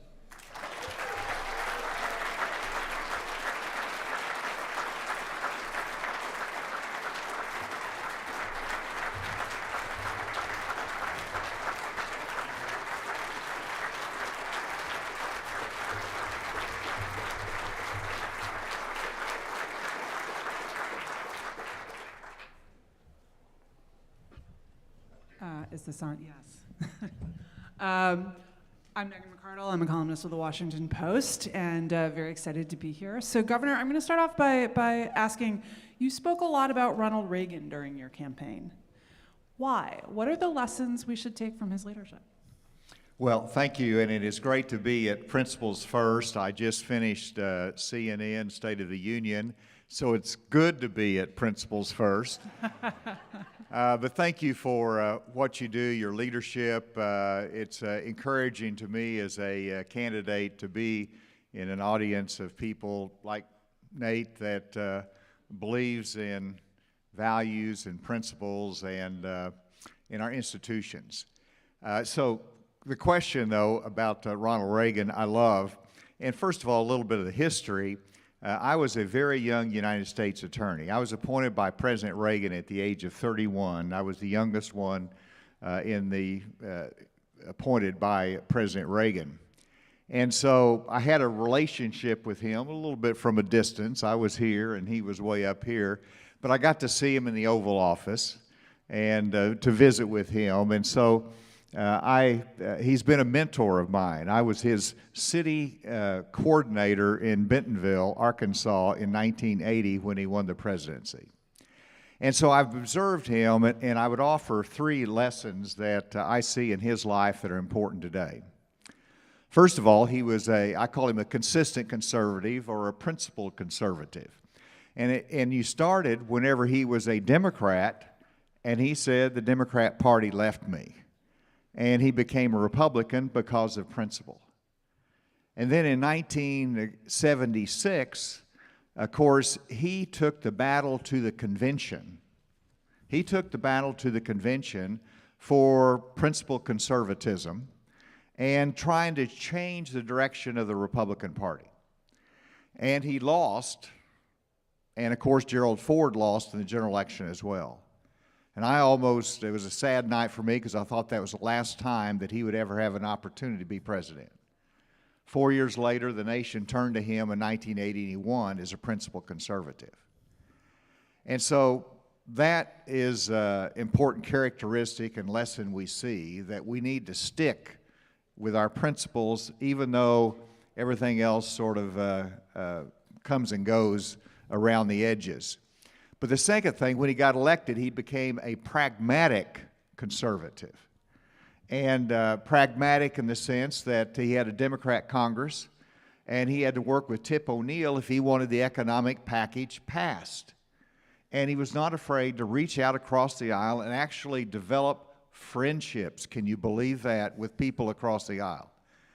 And that, to me, is a good model for today. And the third characteristic of Ronald Reagan is that he was an optimist about the future of America. And we can't forget the importance of optimism. So if I can, and it was always morning in America, no matter how dark the day, he always saw a bright future for our country.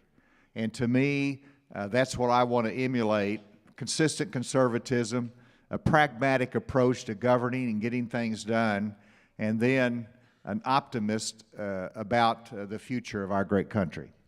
So I want to pick up on that pragmatism because I look at the Republican Party that I thought was the Republican Party until 2016.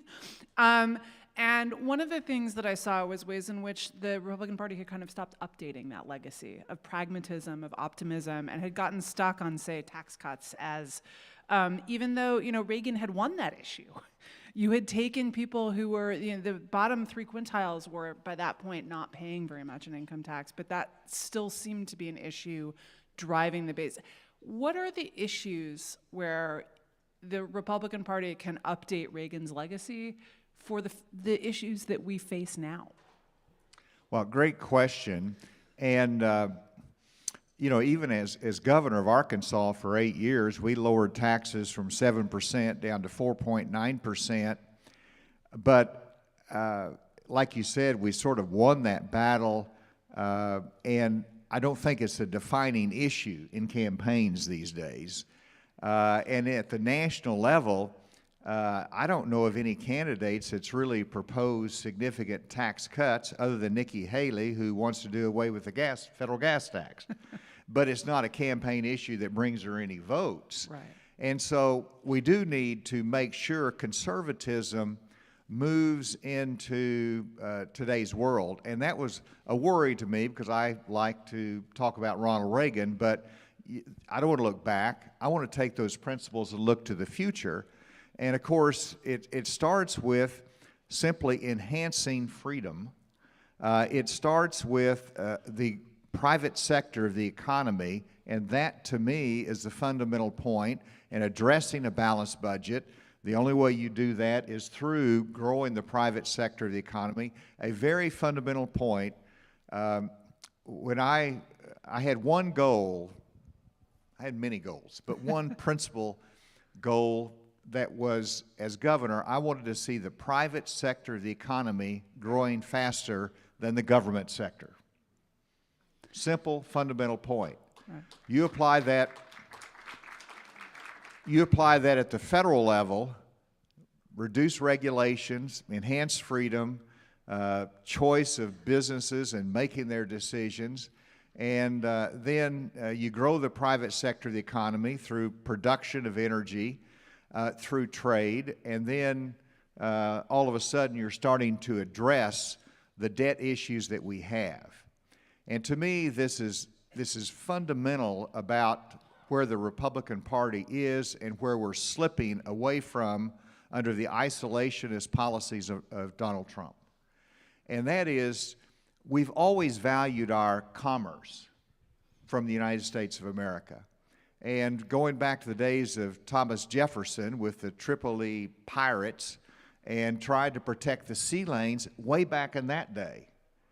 And you fast forward to today, and we have to be engaged in protecting the freedom of commerce across the globe because we produce here in the United States of America. We want that. Right. And yet we have a major candidate that wants to withdraw, wants to isolate the United States of America, put a ring around the United States of America. So the answer is the strength of America, the freedom of America, the private sector of our economy, and character. Character shouldn't be updating our party, but let me tell you, we need to be updated to say that character still counts in American politics. Bravo.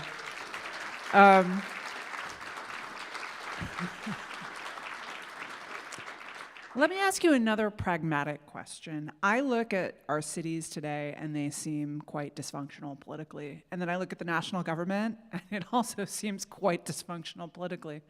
And then I look at governors and I look at states and they seem to be doing pretty well. The people who are running states, regardless of what party, you look at the Democratic Party, you see pragmatic politicians who are able to build coalitions. Not always, right? And not every governor in the United States is great in either party, but even governors who are Republican governors who are famous for their culture war things, like Texas, like Florida, they're actually running their states pretty well.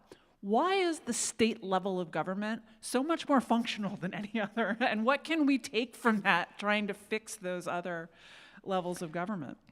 A friend of mine who was in the United States Senate, and I told him I was running for governor, and he said, Asa, you'll do well. He said, people vote for governor because it's somebody they want to take home to dinner. But they vote for senator for somebody they want to send out of the state to Washington, D.C. And you know, it's the closeness of the relationship and the expectation you get things done and you're accountable for it. I think makes all the difference for governors. You know, you make promises. This is what you want to do. You're held accountable for what you have promised and what you can succeed in. And then how you get that done obviously depends upon the makeup of the state, but even with majority Republicans in the legislature in Arkansas, you know, we worked across aisles. We were able to get things done in an agreeable fashion, even though, and we weren't drawing the fierce lines that they draw in Washington, D.C. And of course, I was in the United States Congress. I was in the United States Congress over 20 years ago, and that was the last time that we balanced the budget in our country.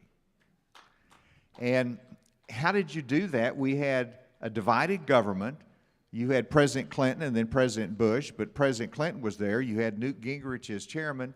But in fact, I saw President Clinton the other day, and he said Newt actually wanted to get things done. Now, he's drifted a little bit, but, but you know, that concept of getting things done was with Ronald Reagan. It's a fundamental principle of governance that we have as governors of our state and state leaders.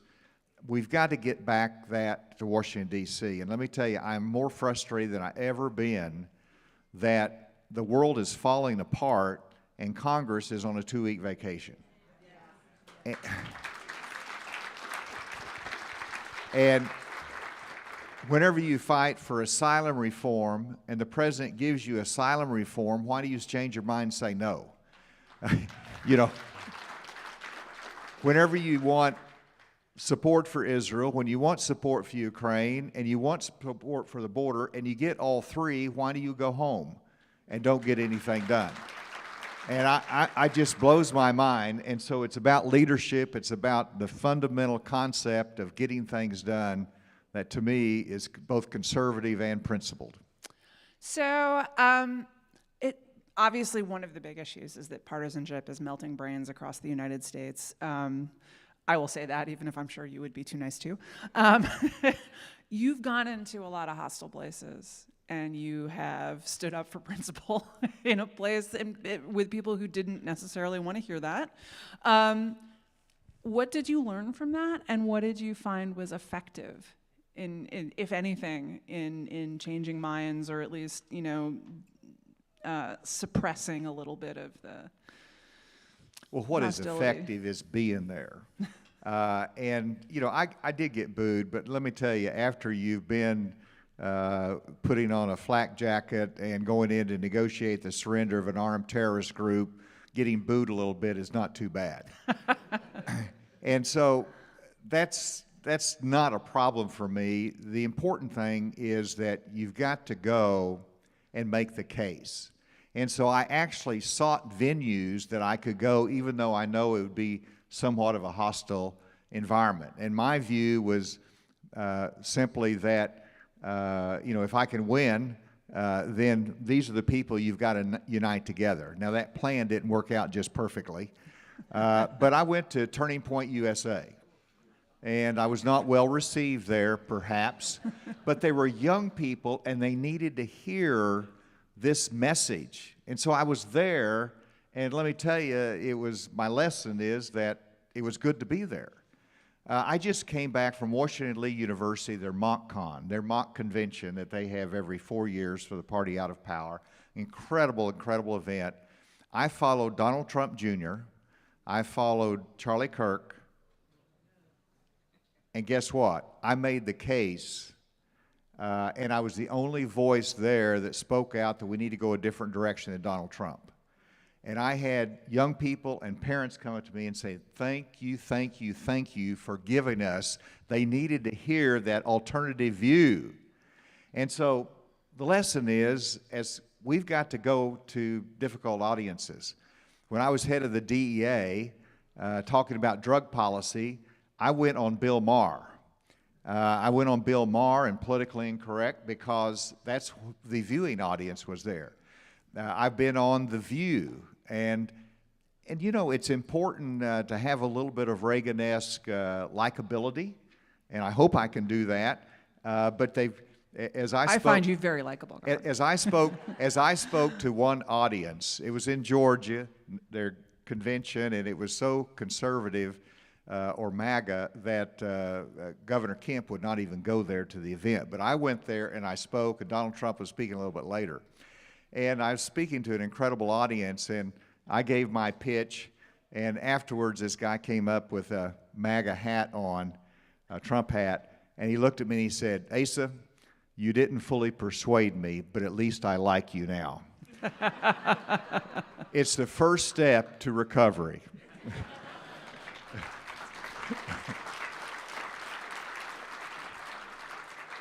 Yeah, I am struck by the fact that our differences seem bigger when we're not talking to each other. I covered a Trump rally where there were literally people shouting "lock them up" about the press, but I'd gotten kind of blocked out of the press box, and at the same time people are going, "Lock them up," and then they'd be like, "Honey, get out of the way, she's trying to get up there," like, and help me through this packed crowd. Yeah. At the same time, and I think that, as people, we're a lot less mean than as theories. But one question that I think people were, Democrats like to call the Republican Party now a Trump personality cult.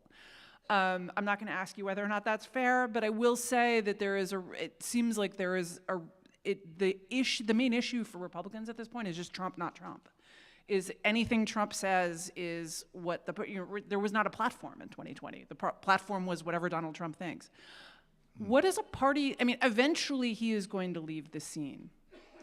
What does a party look like after that? If they have spent the last 8, 10, 12 years practicing just arguing Trump, not Trump? Well, I think we're at great risk. In the Republican Party, I helped build in Arkansas. When I became a Republican, we were a red dot in a blue ocean. And we built the party and overcame a lot. And so I believe in the Republican Party that I fought for. Now, what's at stake this year is where do we go? Where do we go? You've got 40% in South Carolina that said, and this is a conservative southern state, 40% said we want to go a different direction than Donald Trump. That's a significant part of the Republican Party. That's not insignificant.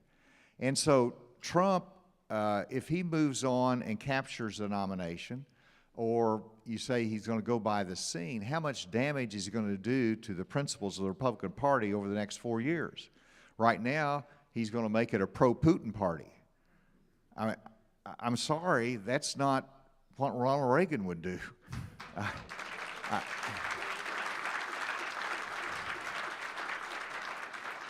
He's going to recreate the tariff wars. He's going to be the party of grievance. This is not a Republican Party that I can tell my young people and my children and grandchildren, this is what you believe, and this is where you can accomplish great things. And so the question is, will Trump have his heirs, all of his accolades that will carry on in that tradition down the road when he's gone, is one question.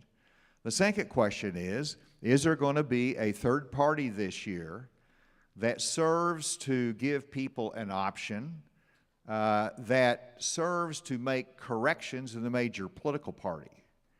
And that's something I think that remains to be seen.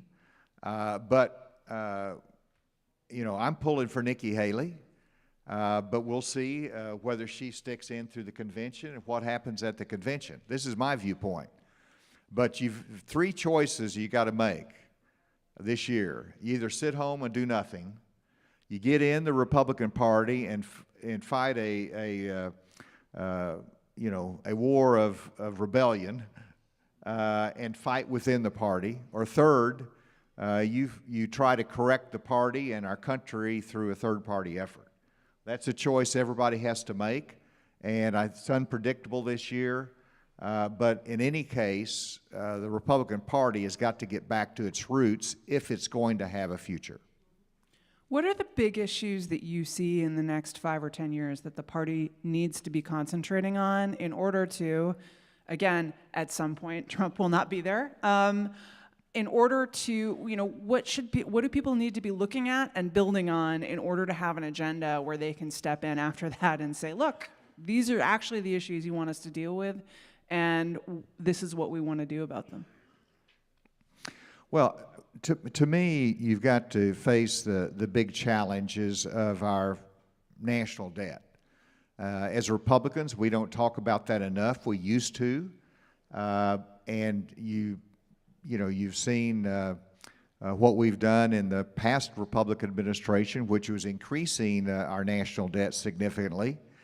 So I think that's a big issue that we have to tackle. And that, again, is by growing the private sector of the economy, reducing regulations, making sure we have a pro-growth tax policy. I didn't say cut taxes. I said have a pro-growth tax policy, Yep. which might take some adjustments and fairness. I think one of the big issues that we've got to talk about is our relationship with our allies. Are we, it's almost under Biden, you've got incompetence as the mantra of our relationship with our allies, is demonstrated by coming out of Afghanistan very unsuccessfully and betraying our allies, versus really betrayal that we see right now that is coming from Donald Trump, where he says NATO can be invaded and it's not the business of the United States of America. And I think back in 9/11, because I was there after 9/11, when we were attacked, and it's the only time that Article 5 of our NATO treaty was invoked in favor of the United States of America, that they came to our defense, and I was there and I was in Europe, and I saw them come to our defense. It was basically, what do you need us to do in the global war on terrorism that we can support the United States of America? And now they do not see the United States of America as a reliable partner. And that, to me, is unconscionable. It bothers me. These are people that are fighting for freedom and supporting democracy, that have been historically aligned with the United States of America. This is, to me, a challenge and a test to the Republican Party as to where we go in the future.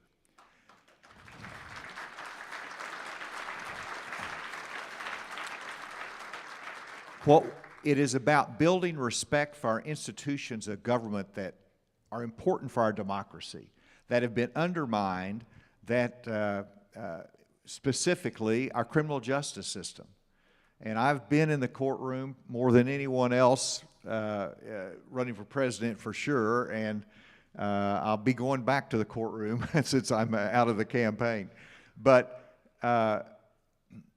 it's not perfect. It's a human system of justice, but it's best in the world. And we have undermined it through attacks on our criminal justice system. And sure, it needs correction. Sure, we need to make adjustments in it. Sure, we need to make it sure that it's accountable and works. But it is important for our democracy to work and for us to be the lighthouse of freedom in the world. What separates us is the rule of law, and a challenge is for us to continue to be a party that supports the rule of law. We're now approaching the end, so I'm going to ask you one quick question and then a closer. The quick question is, you've been out there in those rooms talking about this. The most shocking thing for me has been watching the Republican Party step back on America being a light to the world, being a strong defense superpower. How do you talk to the people out there who have suddenly become hostile to that? When you talk to those voters, when you're in those rooms, what is driving them, and how is there a way to change it? It's about leadership, and right now we have a lead candidate for president that is driving the base of our party, and that's not good guidance. And so you have to counter that. We don't have enough leaders countering it. The problem is that, so many, Congress particularly, are falling in line behind Donald Trump rather than speaking what I hope that they believe and understand is important, which is supporting our friends and allies and supporting and making sure that we continue to lead across the globe. But that's been disappointing to me that Donald Trump's impact on the party has shifted it. And so what do you do to get back? You have to have the right leaders, you have to speak, you have to educate. But when I spoke to audiences, and I looked in Iowa, where they gave of their families to fight Nazi Germany, and they understand that sacrifice, and we do not have to want to retrace those steps and that sacrifice that they made. They identify with that, and so I think recalling that history and also asking the question, if we do not lead, who will lead the free world? Not anyone we want. Exactly. So the lightning round question is this the last time we've seen you running for office? What are your future plans now that you've left? Never say never, but all I can tell you is that I'm going to be engaged just like you to make sure that there is a voice of common sense conservatism and for the principles that I've articulated that I believe our party stands for. And so I'm going to be engaged. We'll see what that role is. I'm also going to go back and make a living. People think of me just in the public arena, but I've spent 25 years in the private sector, so I believe in it. I'll be doing some things there, but my voice is important. I hope to continue to have the opportunity to impact the future of our great country. Well, thank you, Governor. Thank you.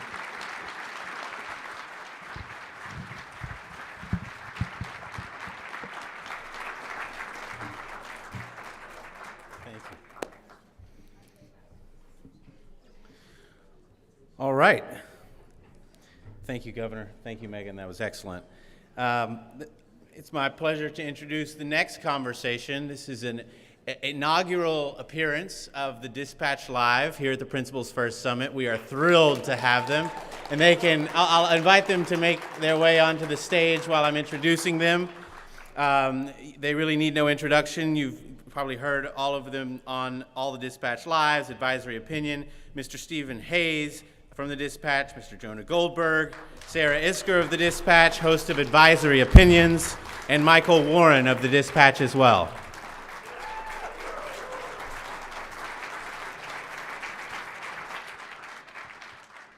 Hello, thank you guys so much for coming out on this kind of chilly Sunday here in DC. We're gonna basically just do a regular podcast, but where we can see people. And Jonah's wearing pants. No, you took it. So we're gonna do some news of the day. We'll do some bigger philosophical questions, and then of course, take questions from you guys as well towards the end. So Michael, let's start with you. Okay. Last night was the South Carolina primary. And in some ways, Nikki Haley met or even exceeded expectations. Her team internally had been saying they wanted to hit 40, and that's about where they hit, 40%. Turnout was huge. There was obviously a lot of attention on the South Carolina primary, and Donald Trump beat her by 20 points. What is a metric of success? Does South Carolina matter? Why are we still following this primary? You're asking, is the primary over, essentially? Well, I think it's over, but why are we still talking about it? Well, we're still talking about it because, despite what Team Trump wants, despite what, frankly, a lot of folks in the media are sort of encouraging through the way they cover this, Nikki Haley keeps going. She keeps running. I was there at her election night party in New Hampshire when she also lost. And you would not have known that from listening to that speech that night. And I think a couple conversations I had with folks off record around that time kind of changed my whole perception of what she was doing. She seems to be sort of in this as long as there are people who are willing to give her money. There's been a huge amount of small dollar donations to her. And as long as she continues to put up, I mean, what she got, 39.5%, maybe 40% in South Carolina. On the one hand, it's an embarrassment, right? She was the governor, two-term governor of the state, and she couldn't even get 40% in a Republican primary. On the other hand, if you look at it the way that her team is pushing the argument, this is Donald Trump is an incumbent, and he couldn't even quite get more than 60% of the vote in South Carolina. So it depends on how you want to look at it. I think the fact that she is continuing to run speaks to a frustration within the Republican Party, that there are Republicans out there, it may not be 40%, it may be closer to 30, 35%, who do not want Donald Trump to be the nominee. And she is a sort of vessel for that frustration.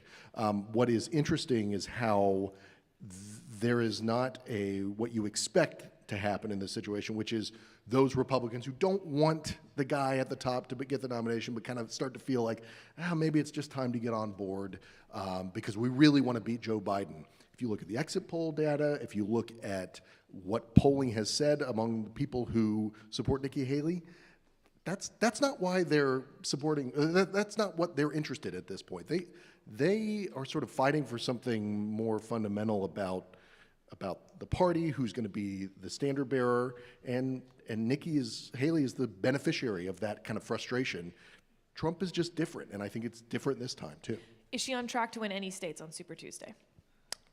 Probably not, although one state I've been told to watch is Virginia. I'm very skeptical she can win, but Vermont is another state that somebody's mentioned to me. She's got the support also of Phil begins Scott. with V? Yeah, exactly. We're going to go alphabetical backward through all the states.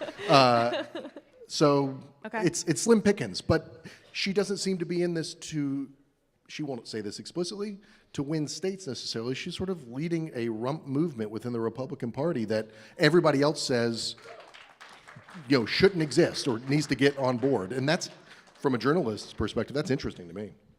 Jonah, let's talk about that rumpiness a little. Let's talk about your rump. He prefers a remnant. But. Anybody who wants to leave, go ahead. It's fine. This is why this is audio only. If you look at the two parties, the percentage of Republicans who are happy with Donald Trump as their nominee is much higher than the percentage of Democrats who are happy with Joe Biden as their nominee. And yet, it feels like we focus a lot more on the Republican side and the fight between Nikki Haley and Donald Trump than we do between Dean Phillips, for instance, and Joe Biden, or, fill in your avatar on the left, perhaps, if Dean Phillips isn't quite the same as a Nikki Haley, I think.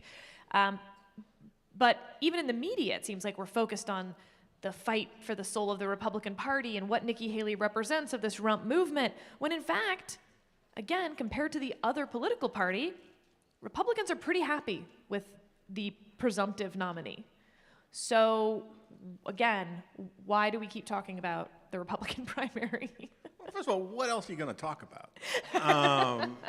But no, I mean, look, I agree with that, and I think there are a bunch of different reasons for it. I think there's the fact that that while there's a lot of, we've been saying this for a while now, that the asymmetry between the two parties is that a lot of Republican elites don't want Donald Trump to be the nominee, but Republican rank and file do. It's the reverse on the Democratic side, where the Democratic elites want Biden to be the nominee, but the rank and file don't. And that's just weird. But there's also this thing where even if there's a lot of dissatisfaction with Biden, not counting the anti-Israel stuff, right? But even though there's a lot of dissatisfaction with Biden, there's not hatred of Biden. There's not, this is one of the reasons why Biden is in a bit of a pickle, is that he's not exotic in any way. And That's why books about Biden haven't been written or haven't sold, right? Because like you could scare people about Barack Obama, this guy with the middle name Hussein, and he comes out of nowhere and all that kind of stuff, and and Hillary Clinton had hooves or whatever. But like Joe Biden has been a ward-healing hack for 50 years, and so he's a known quantity. He doesn't scare anybody, he doesn't enthrall anybody, and so I think that there's just, when you also realize how much of the mainstream media is in the same sort of bubble, there's a general comfort with saying it's a problem that he's so old, but what are you going to do about it? Meanwhile, the fight on the Republican side is straight up interesting, and Trump has, one of the reasons why we have Trump is because, first of all, one of you people made a wish on a monkey paw by accident and screwed the entire world, but part of it is that the media is enthralled to the guy. I mean, like, there was my friend Rich Larry points to this all the time. It's like during the 2016 campaign, there was a moment when there was a camera on an empty podium waiting for Trump to show up to it while there were other presidential candidates actually giving speeches. I believe I worked for one of them. That's right, yeah. And so, like, it's just compelling television for all sorts of terrible reasons and understandable reasons, and I think that that's part of it. And so all I can say is part of it is the entertainment aspect of these things is what it is, and we're not going to get around it. And I do think just simply on the merits, the Republican story is a more interesting story. What it says about the conservative movement, what it says about contemporary politics, and it was interesting. I was on, for reasons having to do with Original Sin, I was on CNN last night, and for 6 hours, and a bunch of people were really surprised that the returns in Northern Virginia said that about half of Nikki Haley's voters thought Trump could beat Biden. And everyone's like, that doesn't make sense because she was running on this electability thing, and that's why people are voting for Nikki Haley. It's like, no. That's the argument that Nikki Haley makes to win over new Republican new supporters.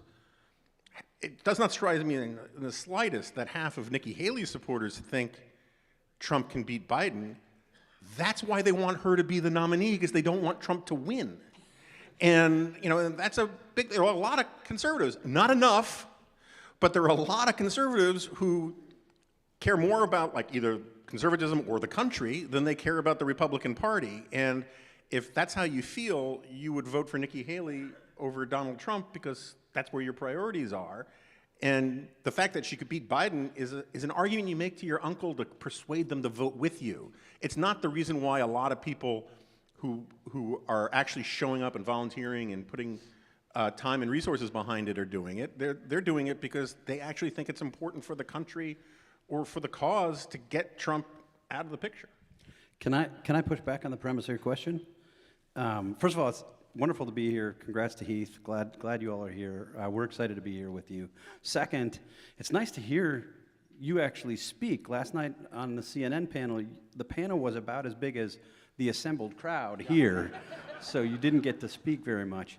Third, I disagree with the premise of the question. I don't think this is a competitive primary. I don't think Nikki Haley is going to win. I don't think she's going to be the Republican nominee.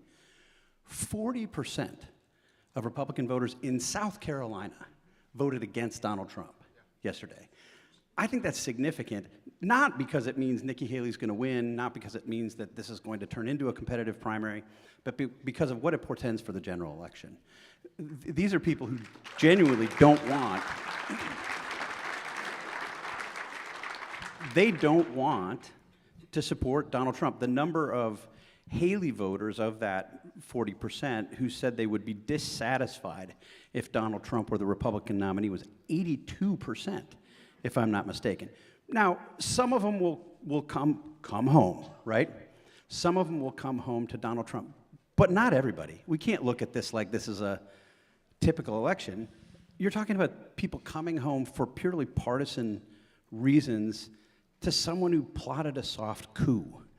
I think the rules are different. I think this is different this time. And I think it tells us as much about what might happen with the potential third party entrant in this race, tells us something about the unstable nature of the two major political party candidates, and in particular, it tells us something about the way in which even a party that has been sort of captured by Donald Trump and whom he controls the levers of power doesn't like the guy.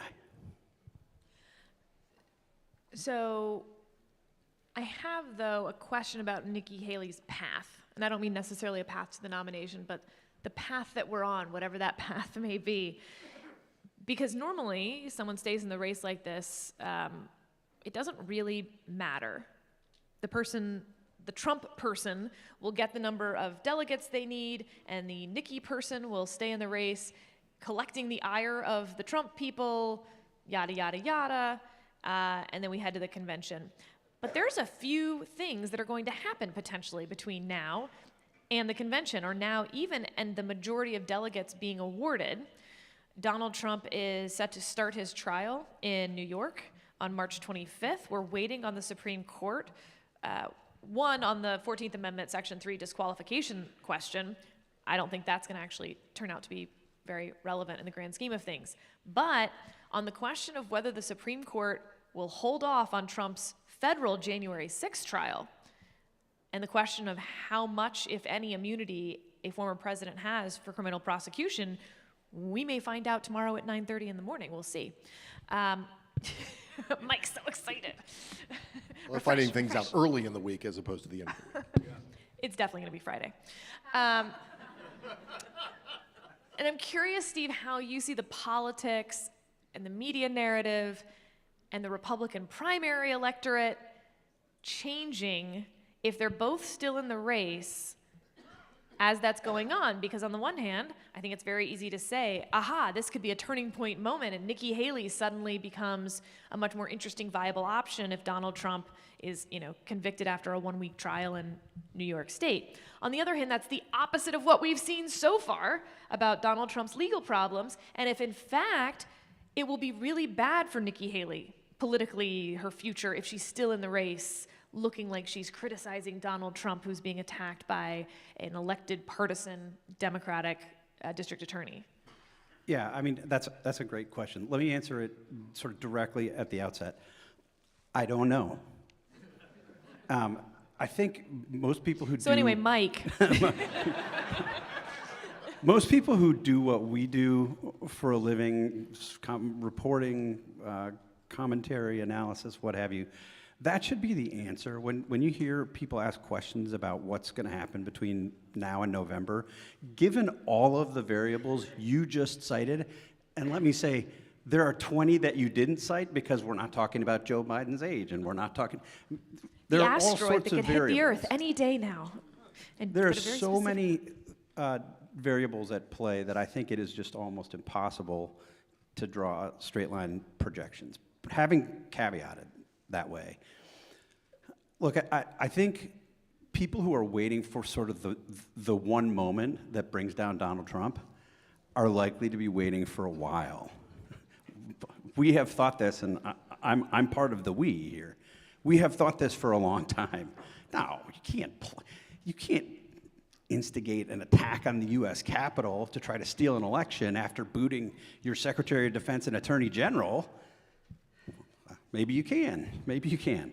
So I don't think it's wise or helpful to look at sort of this potential moment or wait for such a moment. And I don't think it's likely to work to Nikki Haley's benefit if it happens. The Republican Party is a Trumpy party right now. Having said that, the problem with the analysis of the indictments fueling Donald Trump's rise in the Republican primary, which has become this sort of piece of conventional wisdom that everybody just kind of cites without thinking about it, I think. Surely they contributed to his recovery, his post-January 6th recovery. But the biggest problem there was that his opponents didn't make anything of the fact that he was indicted again and again and again, and that there is significant substantive evidence that he's guilty of the things he's charged with. They instead chose to make his case for him. No, this is all Joe Biden and the corrupt DOJ, and this is terrible. Trump just sat back and said, yeah, what they said. I don't think that's likely to happen in this case. And we've already seen this with the judgments on E. Jean Carroll, where Nikki Haley, sort of surprisingly to me, honestly, turned and said, well, you know, I think this was the evidence, right? I think she would be likely to make such an argument again. I don't think this is going to turn the election, but it'll be interesting if you have a Republican or some Republicans who are willing to actually say, take a minute and look at the evidence here. So I don't want to reject the premise of the question because I think it was a very good question. I just want to, I want to reject the premise of our reality at this given juncture. You know, one of my favorite lines is from Alexander Solzhenitsyn, where he says, you know, you can resolve to live your life in integrity by simply saying, let the lie come into the world, let it even triumph, but not through me, right? And so this is just the idea that you do right, and you say right, and you speak the truth, and you act in a way as if acting the right way will matter eventually. That's what Alexei Navalny's wife needs to do now, even if it might be 20 years before there's any payoff, right? That's what Václav Havel did. Again, I'm not trying to say that we're all dissidents and all that kind of stuff, but that principle, if it applies to people who can be put in jail and murdered and tortured and put to death, it should apply to people who live fairly comfortable lives and care about their country. And if the consequences are going to be less than what Viktor Navalny went through, it should be easier to resolve to live that way, not harder. And I don't know exactly, you know, full disclosure, my wife worked for Nikki Haley. I like Nikki. I have no professional contact with her or anything like that. She is a politician. One of the reasons why she's the last one standing is she's a better politician than a lot of people gave her credit for, and a better politician than anybody else who was up there. She's just good at it. She has the best political timing of anybody, you know, of the last 5 years. She was the only one to get out of the Trump administration of a major official level with her reputation enhanced both with critics of Trump and opponents of Trump, which is hard, right? So I don't know. She could end up disappointing us. She could end up having some full-throated endorsement of Trump. I don't know. I don't think that's going to happen. I don't think she's going to be the VP. But the reason why I'm rooting for her now is that she is doing this stuff as if it might matter. She's saying what needs to be said because it's the truth and it might matter.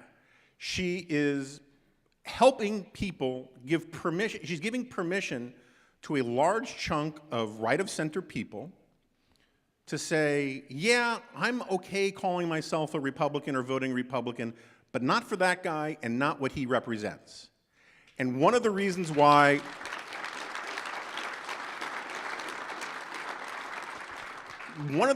we can't have nice things is that we've forgotten that parties are supposed to be coalitions of factions. And one of the things that disrupted everything was Donald Trump in 2000, by saying the election was stolen, which according to the term in social science for that is a lie, he short-circuited the normal process, which says that the losing faction had its shot and the alternative faction gets its shot. Reagan runs in '76, loses to the four guys, but then it's his term. The Goldwater people, you know, in 1960 supported Nixon. Goldwater gives this famous speech, grow up, conservatives, whatever. Nixon loses, and then the Goldwaterites get their turn. That's the way it's supposed to work. And Trump said, no, I didn't really lose, I get another shot.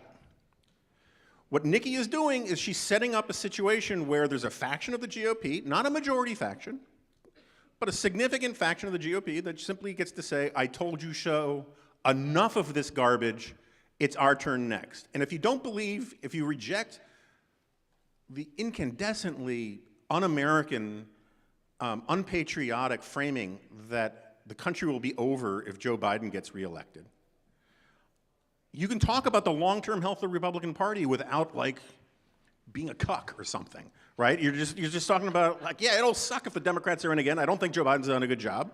But, like, how does the Republican Party rebuild? How does it fit right itself? And the way you do it is you build up a faction of the GOP that is, for want of a better word, sane.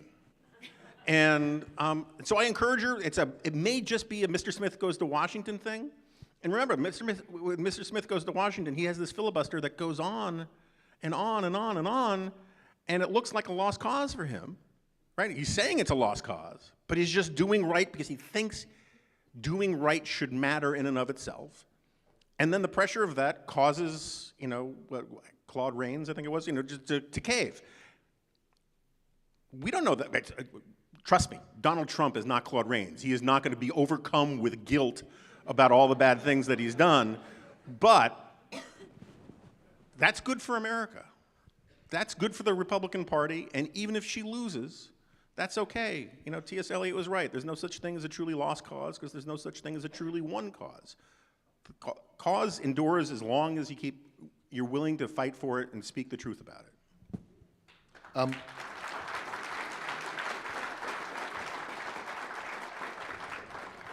I feel like after that, I can't make my cold, analytical, what's going to matter, specifically electorally point without... Tell me about the delegate count. Exactly. Just without sounding like a total downer. No, but I do think analytically, if you look at what's happening... So I've been watching how Trump Republicans are dealing with Nikki Haley's annoying persistence to keep running despite the fact that she has no chance to win the nomination. And the reaction, I think, J.D. Vance tweeted yesterday something to the effect of, she is helping Joe Biden win by staying in. So this seems to me, this will be the basis as long as she is in, and if Donald Trump loses in the general election, she's going to get a lot of the blame from Trump Republicans, no matter what she does. Even if she drops out and she doesn't say anything for the rest of the year, I think they're laying the groundwork for that. And what I think is interesting, and what I'm going to be watching for, are those Republican voters who really do stay home in the general election. And the Trump folks will blame Nikki Haley, probably blame those people, right, for not coming out. But this is what is interesting, is that we have gotten past a point, I believe, if you trust what the polling says on this, where a critical mass of disaffected Republican primary voters come home. And I think that is what should be very alarming for the Trump folks, is that they're not going to be able to count on as many Republicans as they have been used to. And as when Mitt Romney annoyed the social conservatives, they came home. When John McCain annoyed everybody else in the Republican Party, Republicans came home to vote for him, and so on and so forth. I think that's a real concern, and that's not really Nikki Haley's fault. I mean, again, I keep going back to the fact that she's getting 40% in South Carolina. She's getting a bunch of donations from Republican people across the country who are telling her keep going. What is she supposed to do, and except to give voice to those people? And whether she runs as a no labels candidate, there's been some chatter about that. I don't know whatever it is. I mean, the Trump folks have a real electoral problem, and unless they really do think that losing is better than winning, which there's some evidence that maybe that Trump adjacent Republicans like losing, because then they can complain about something. I think they're not seeing the bigger picture here, and they're already laying the groundwork for the blame game, which I don't know, just to me tells me that there's something more to Nikki Haley than just she's not leaving. She's when she's supposed to.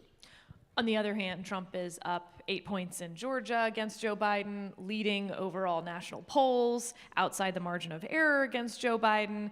And, you may, in a poll, ask Haley voters in South Carolina in the heat of a primary whether they're satisfied with Donald Trump as the nominee. And of course, they're going to say no. But I can't think of any Republican voters who I've talked to who support Nikki Haley who aren't also going to say that they prefer Donald Trump over Joe Biden. And that's the real question. And so, like, I also think, like, don't fool yourself that somehow this is doom for Donald Trump heading into the general election. I don't think that's the case at all. No, and I don't mean to suggest that. I mean, I do think that there's a big chunk of Republican voters who are Nikki Haley voters now and would be Joe Biden voters because they can't vote for Donald Trump or would vote for other people. But to your point more broadly, Joe Biden is in a world of hurt right now. I mean, people who think that Donald Trump can't win are crazy. Joe Biden's approval rating is 39%.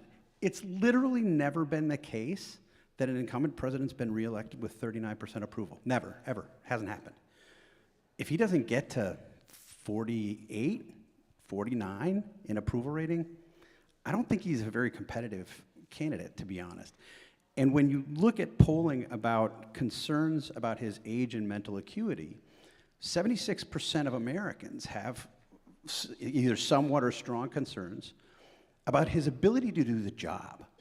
And I guess, Sarah, if I can steal the mic and ask you a question. If you're running, let's say you're running Joe Biden's campaign right now, you have 3/4 of the country, Republicans and Democrats, concerned that you can't do the job, but you're committed to staying in through the election.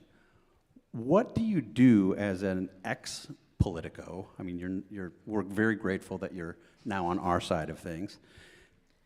What advice do you give him? Because it seems to me, you hear Nate Silver had a really interesting column suggesting that what he really needs to do is do a lot of interviews, put himself out there. That's one possible solution, but I think we all can understand how that might go wrong. You're in charge. What do you do? So this is why I'm no longer a political operative, because my advice in this situation is not going to be well received by my principal, but I really pride myself on being the asshole in the room. We love you. We love you for that. Yeah. She's good at that. You can ask David French in 2016. That's how I met David French. They invited a bunch of consultants up to meet with him about running for president as a third-party candidate, and everyone around the room is telling him how great it's going to be and what an important difference he can make, and then it gets to me, and I was like, do you think winning 5%, and that would be an outrageous success given where we are, how much money you have, and that nobody knows who you are, do you think winning 5% and having your life torn apart sounds fun? And all these other people were like, oh my God. So here's what I would tell Joe Biden. Part of the reason that number is high and keeps creeping higher and actually is affecting your numbers against Donald Trump almost more than it should is because of who your vice president is as well. Because they're looking at her, and it's like the best insurance policy of having Joe Biden as president, is that people really, really also don't want her. So what I would say is, sir, with all due respect, everyone knows the answer to this question, which is you have to go out and do all these interviews, and you have to put yourself out there. And I believe that there's almost a no-win situation here, because you could do 6 great interviews and then you have a gaffe in the 7th, and that's the only one anyone will know you did. That's a bummer. So you don't have to bat 1,000, but you're gonna have to come pretty close, and you and I both know that that's very unlikely. But it is also the only way. And sir, honestly, if you can't convince the American people that you can do the job, then maybe we're having the wrong conversation. But what we can't do is keep you in a bunker, frankly, like you did in 2020. That was a fluke event that allowed us to win that way. And people didn't know your vice president very well. And unfortunately, we're just in a situation where the choice might be, we try our best, we do everything we can. We should do it between now and June, before the convention, because there's a lot of timing issues here. And if it doesn't work out, it doesn't work out. You got to be president for 4 years, and then I would be fired. So I'll steal the mic from Steve, stealing the mic from you. You said before, Sarah, that you don't know any Republicans who won't basically come home and vote against Joe Biden rather Including those who did not vote for Donald Trump in 2020. Yeah. Okay, that's fine. I mean, it's a little bit like when Richard Nixon was asked, as president, do you believe in overpopulation being a problem? And he says, well, of course the world's overpopulated. Everywhere I go, I see huge crowds.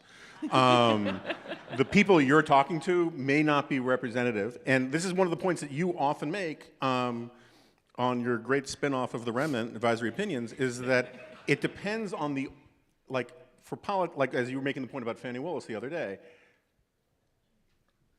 for her audience, she had a good week the other week. For Republicans, for Fox viewers, she had a disaster of a week, but she doesn't give a rat's ass about Fox viewers, right? My understanding, Whit Ayers has made this point a bunch of times, that you need basically 90% of Republicans as a base in a general election to get reelected, and then you got to win over a significant slice of independents. It seems to me that even if all the people you know return to voting Republican, that's sort of priced in about what he needs as a floor, right? Whit is wrong. Okay. Whit is wrong because of the realignment going on. That was true in 2008 and 2012. And the number isn't dramatically different, but the number is shifting as the realignment between the two parties happens. And so Donald Trump is actually getting more 2020 Democrats than a Republican in 2012 could have ever hoped to get. As those two parties shift, the Republican and Party... Biden's getting more 2020 Republicans than... Correct. Yeah. And so it's almost impossible to use that 90% number anymore because it's happening so quickly.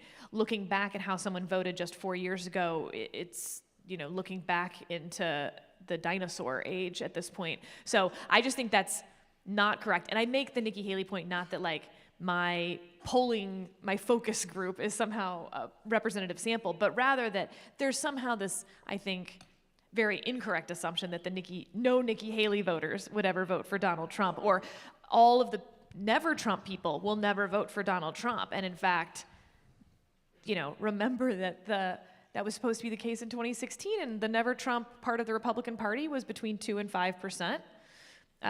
In 2020, because of the shift in COVID, it probably stayed around there, maybe shrunk a little. All I'm saying is that 2 and 5%. Yeah, so and so this brings me back to Steve's point earlier about saying I don't know.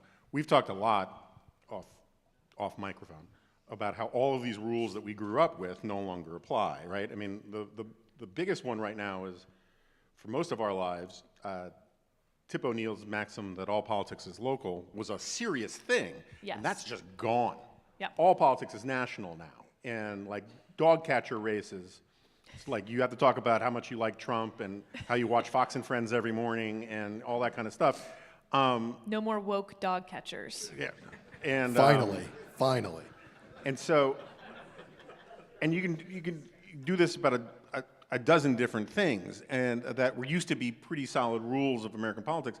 And so I'm left saying it's just very hard to score. I agree with you. There's no way that 40% Nikki number, which is now pretty constant over 3 primaries, stays anywhere close to 40%. But 10%? But if it stays at 10, I hear you. 10% could be a big problem. And so, but on the flip side, just to throw cold and water. when Nikki Haley makes the case that Donald Trump is better than, not endorses Donald Trump per se, but makes the case that in a binary choice between Donald Trump and Joe Biden, that Joe Biden is electing Kamala Harris, that they simply cannot run the country. Right. That's when I have to find a new part of my body to start cutting myself again. But,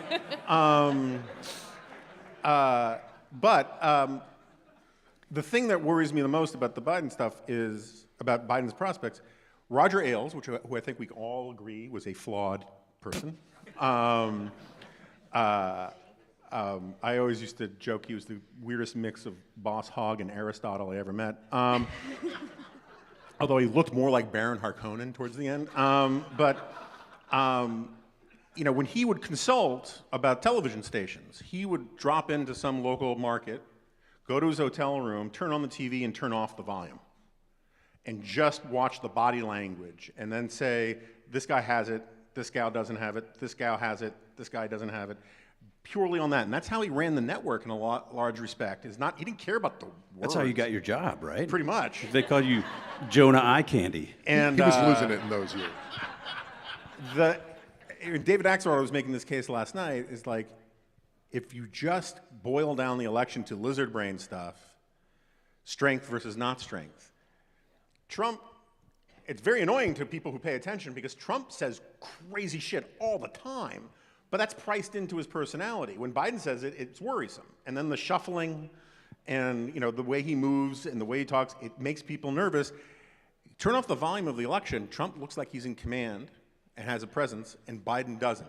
And if the people in the squishy middle, according to the old rules at least, are the ones who are going to decide this election at the last minute, those kinds of perceptions really, really matter.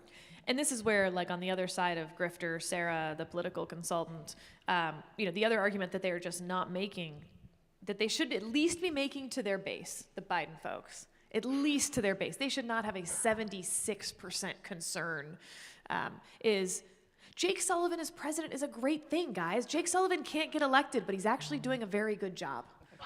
And they're not even making that argument. Like, you can't sort of have it all the ways. Okay, we're gonna do a lightning round and then take a couple questions. Here's the lightning round.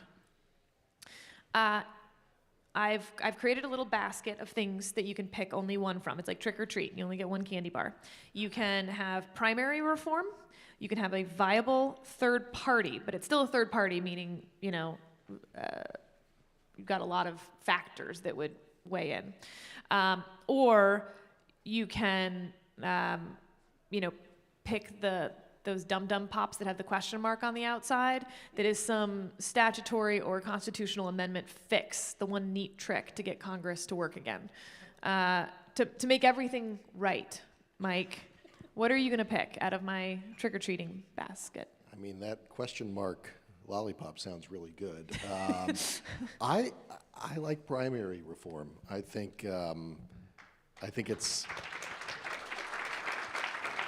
pandering to the hometown crowd. I guess so. Look, I just think the parties. I'm just stealing all this from Jonah, but the parties are so weak, and I really like the idea of the party smoke-filled room.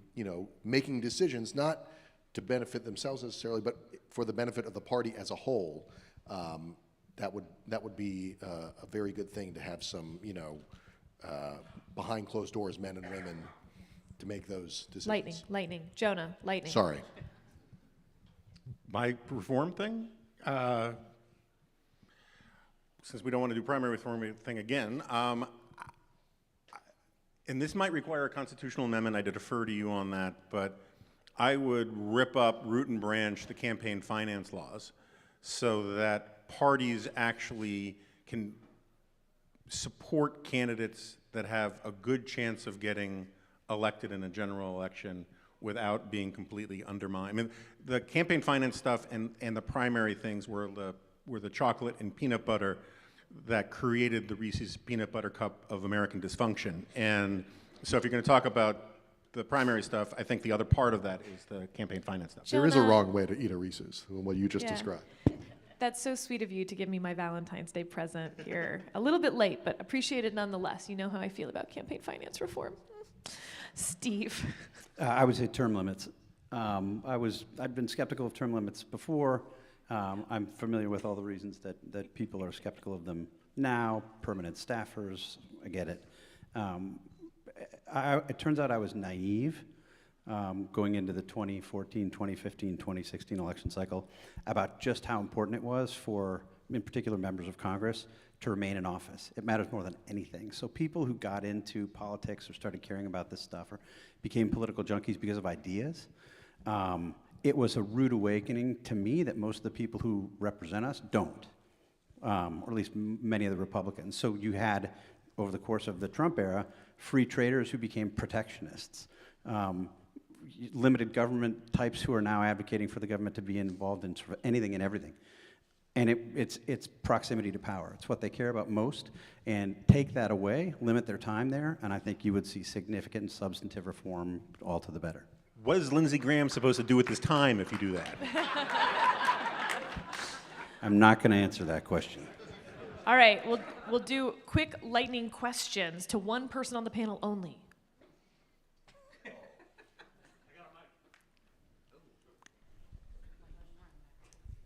I will pose it to you at the end. I'm Mike Nelson. I'm a physicist, an optimist, and a technology policy wonk. And I was so excited on the first panel, the first speaker said that America's superpower is inspiration. If you were Joe Biden's speechwriter or Nikki Haley's speechwriter and wanted them to push one far-ranging visionary tech policy project like the Moonshot or the Human Genome Initiative, what would it be? I love that question. Yeah, it is a great question. And of the four, you probably picked the worst person to answer. Like, the inside joke at the dispatch is that I'm the CTO because I'm the one who takes my phone to my 7-year-old and says, can you help me get this unlocked? Look, I mean, I'll answer your question the broadest possible way. What we've seen from technology, all sorts of problems. We can document the problems, the media focuses on the problems. Everybody talks about the problems, particularly of late. But if you look at the kind of arguments that technology accelerationists make about the benefits to mankind that we've seen from technology, many of them actually chronicled in Jonah's, I hate to give Jonah a plug, but his phenomenal book, Suicide of the West, talks about that kind of progress. Technology is at the heart of it. It's always been at the heart of it, and it will be at the heart of it today more than it ever has been before. Stipulating that there are problems you have to work through, and so I wouldn't pick one, I'm sorry. Okay. Yes.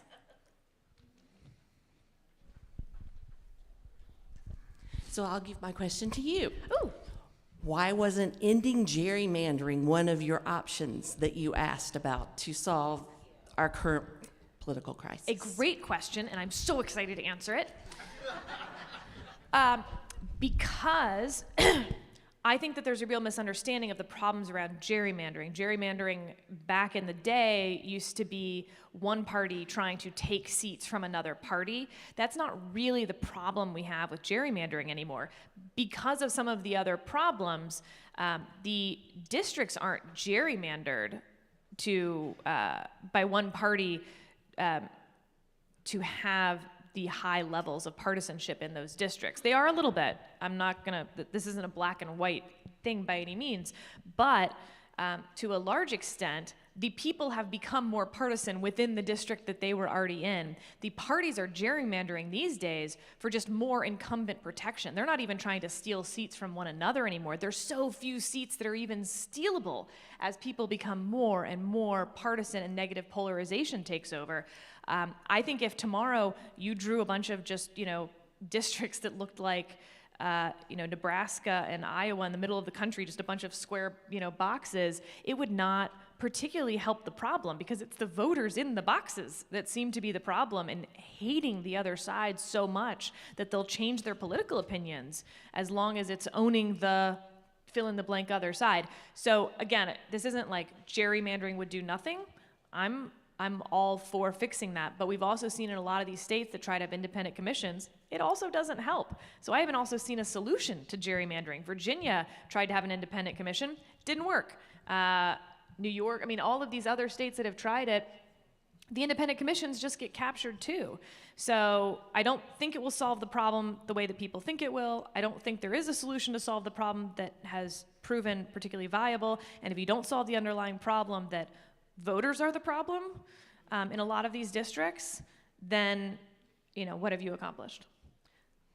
Okay, one more. I'm just really biased towards the front row. I'm so sorry. Question for Jonah. Is the Republican Party rehabilitable? Or do we try to do something within the Democratic Party? Or do we go full-fledged third party? So the question was, is the Republican Party salvageable? Or should we go with the Democrats or go with the third party?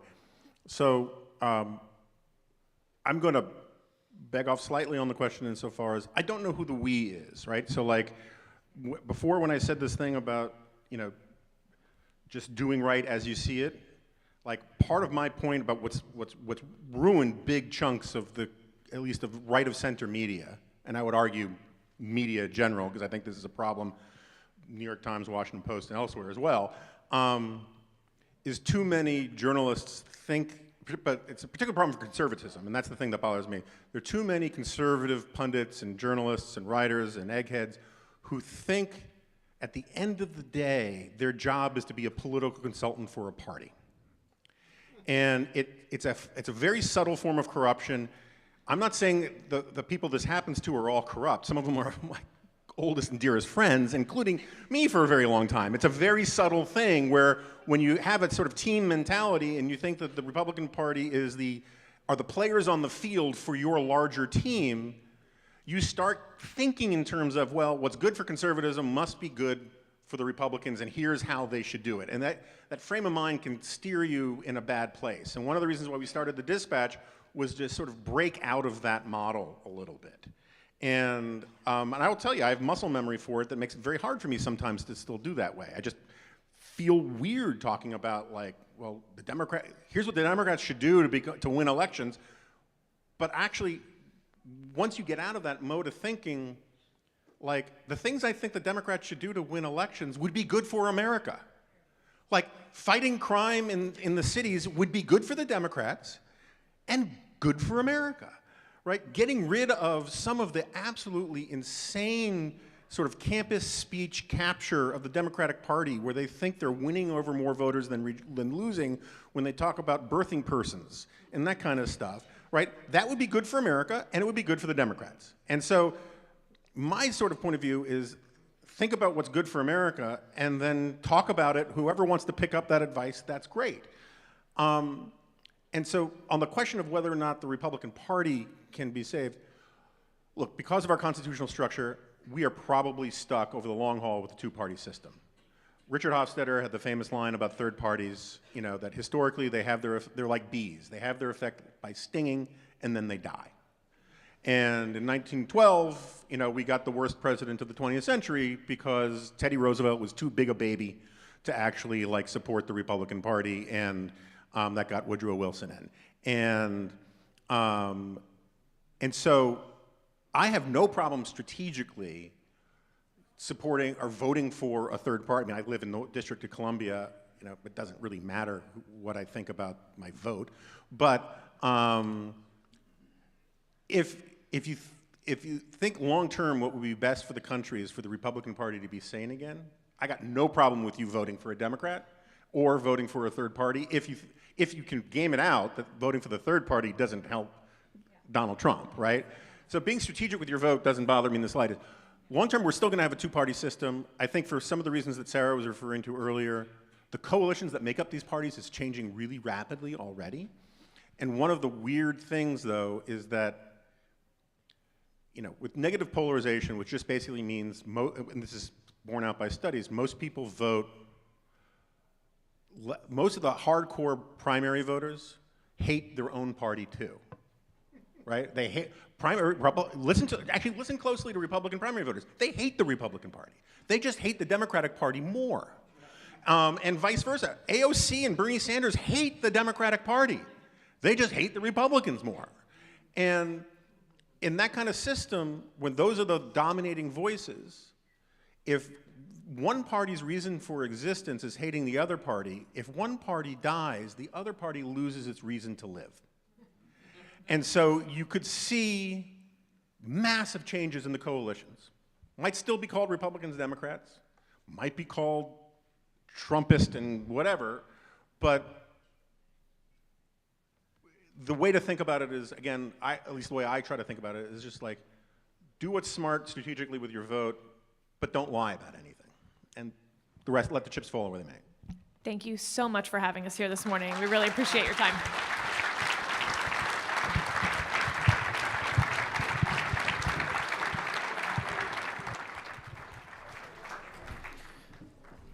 All right. We will keep rolling right along here. Thank you. This is the 11:50 a.m. panel. It's my pleasure to introduce, and while I'm introducing them, I'll invite them to make their way onto the stage. This panel is titled Combating Illiberalism in America, focused on the illiberal threats here in the United States and how we can address them. We are honored today to have Mr. Joe Walsh, former member of Congress and host of the popular White Flag podcast. There he is. Mr. Curtis Chang of Redeeming Babel, Miss Amanda Carpenter from Protect Democracy, and Sophia Nelson. Sophia Nelson is the author of E Pluribus One, Reclaiming Our Founders' Vision for a United America. And we are delighted to have them here today.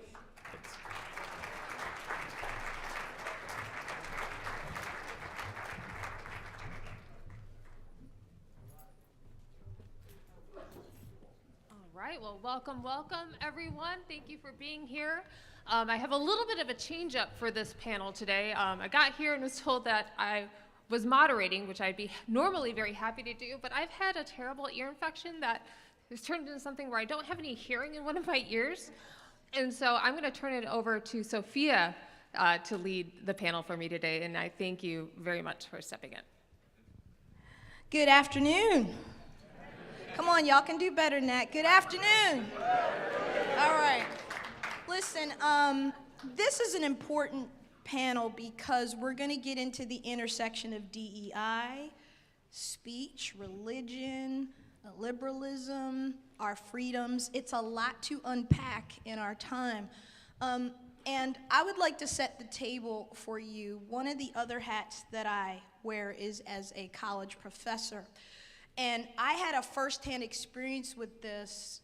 If you have your phone, Google it, because I'm not going to get into the details, but I actually know what it's like to be protested, petitioned off, heckled off of a college campus for a tweet that I sent asking a question about a comic book character. I swear to God, you can't make this up.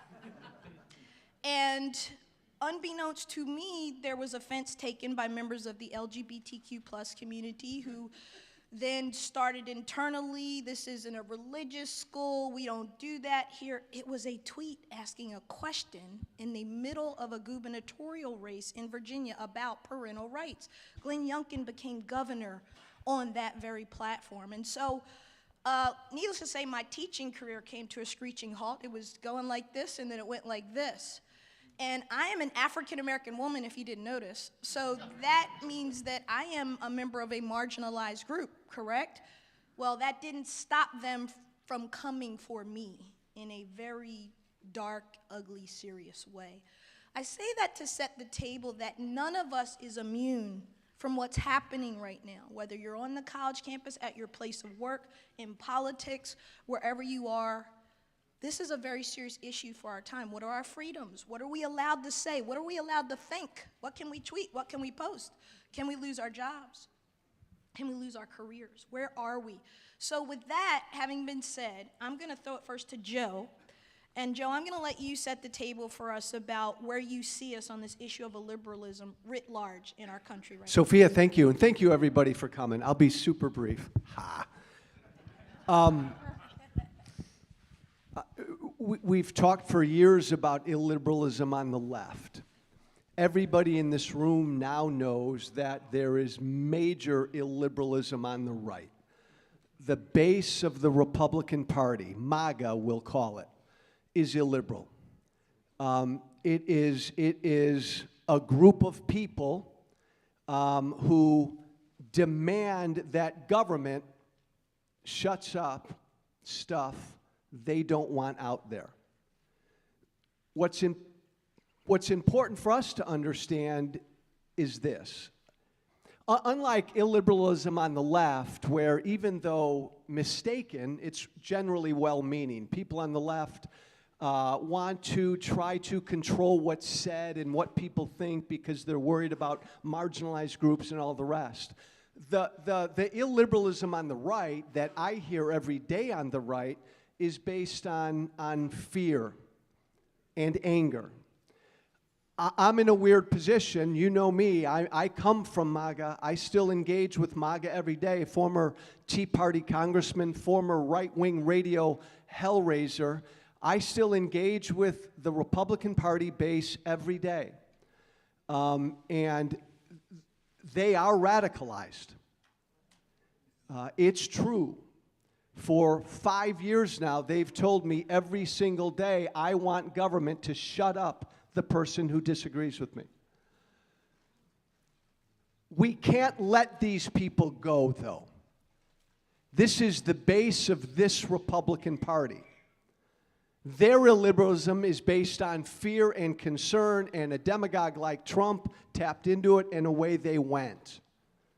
My plea for this group, my plea for all of us is we can't give up on them. Trump's got to lose, and I want Trump to be, well, I got to be careful what I say. But the base of the Republican Party ain't going away. And their illiberalism can be listened to and helped. And now I'm going to turn it over to Curtis. So to introduce myself, my name is Curtis Chang. I'm a former pastor of an evangelical covenant church in California. I'm on the faculty of Duke Divinity School, and I'm currently leading an initiative called the After Party Towards Better Christian Politics. Thank you. Thanks, you've heard of it. It's with David French and Russell Moore and myself, and we're trying to recenter evangelicals on Jesus first, not Republican or Democrat. Thank you. So if you're interested, check that out at after-party.org. It's a 6-session video course. The book is coming out in April, and we've got more coming out the rest of this election year. Let me step back and ask, why do we even have to do this? Why do we even have to mount something called the After Party? Because it actually speaks to, I think, the long-term historical trajectory of illiberalism. And I mean long-term. So let me step back just for a moment and just kind of give a very simplistic but I think accurate history of liberalism and illiberalism. And by that, I think we have to start with, where did this start? Where did liberalism, what is its origins? And this is where I think that history is pretty unequivocal.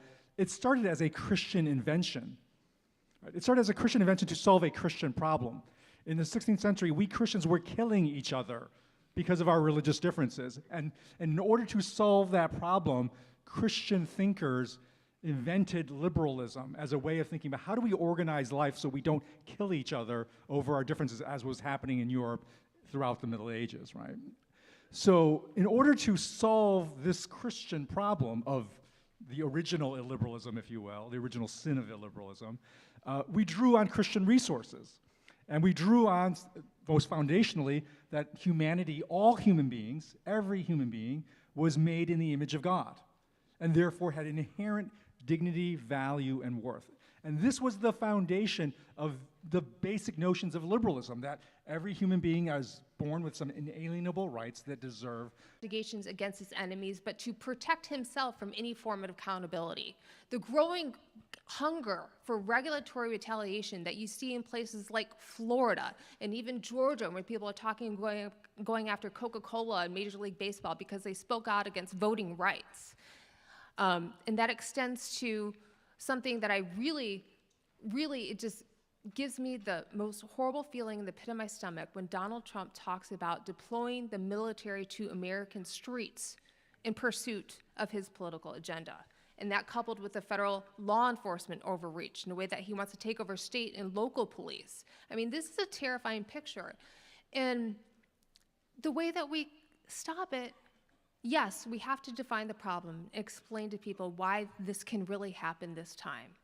But we have to do more than that. We have to build new coalitions. We have to have new strategies. We have to have new blood and new innovation. And that's one thing that I'm so excited that groups like this are doing. And I want to spend a little bit of time talking about how we're doing that at Protect Democracy.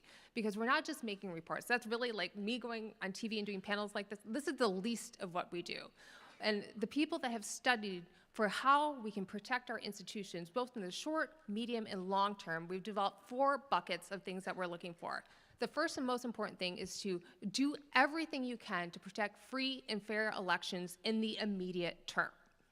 This involves not just lobbying the Hill for things that we can do, but developing real relationships in the states, because you can't wait until the crisis comes to have a coalition that's ready to go. You have to be on the ground already in Wisconsin, Arizona, Georgia, all these places, laying the groundwork, because people are going to be the only solution to these problems. It's not white papers, it's not going on cable TV, it's people on the ground that know each other and are willing to say, you know what, we disagree with these things, but on these things, free and fair elections and disavowing violence, that is the only thing that matters right now. We also have a wonderful, wonderful effort to fight disinformation through a great project called Law for Truth. And just a little bit of candy for you guys, I'm sure you've heard about that huge settlement by the poll workers Ruby Freeman and Shay Moss that Rudy Giuliani had to pay.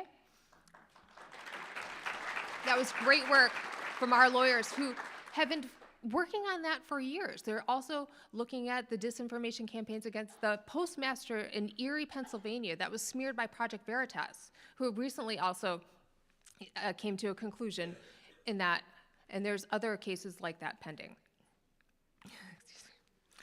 We also have to work on our other big bucket is defending the rule of law in every way that we can and rushing to the front lines of that fight.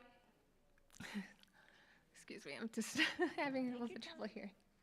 And then lastly, the most important thing that you can't forget about is working to build the democracy of tomorrow and the long-term solutions so that we can break this partisan cycle and looking at things like fusion voting, ranked choice voting, proportional representation. You'll hear from one of my colleagues later, Bo, who has a lot to say about that, looking at the big long-term solutions.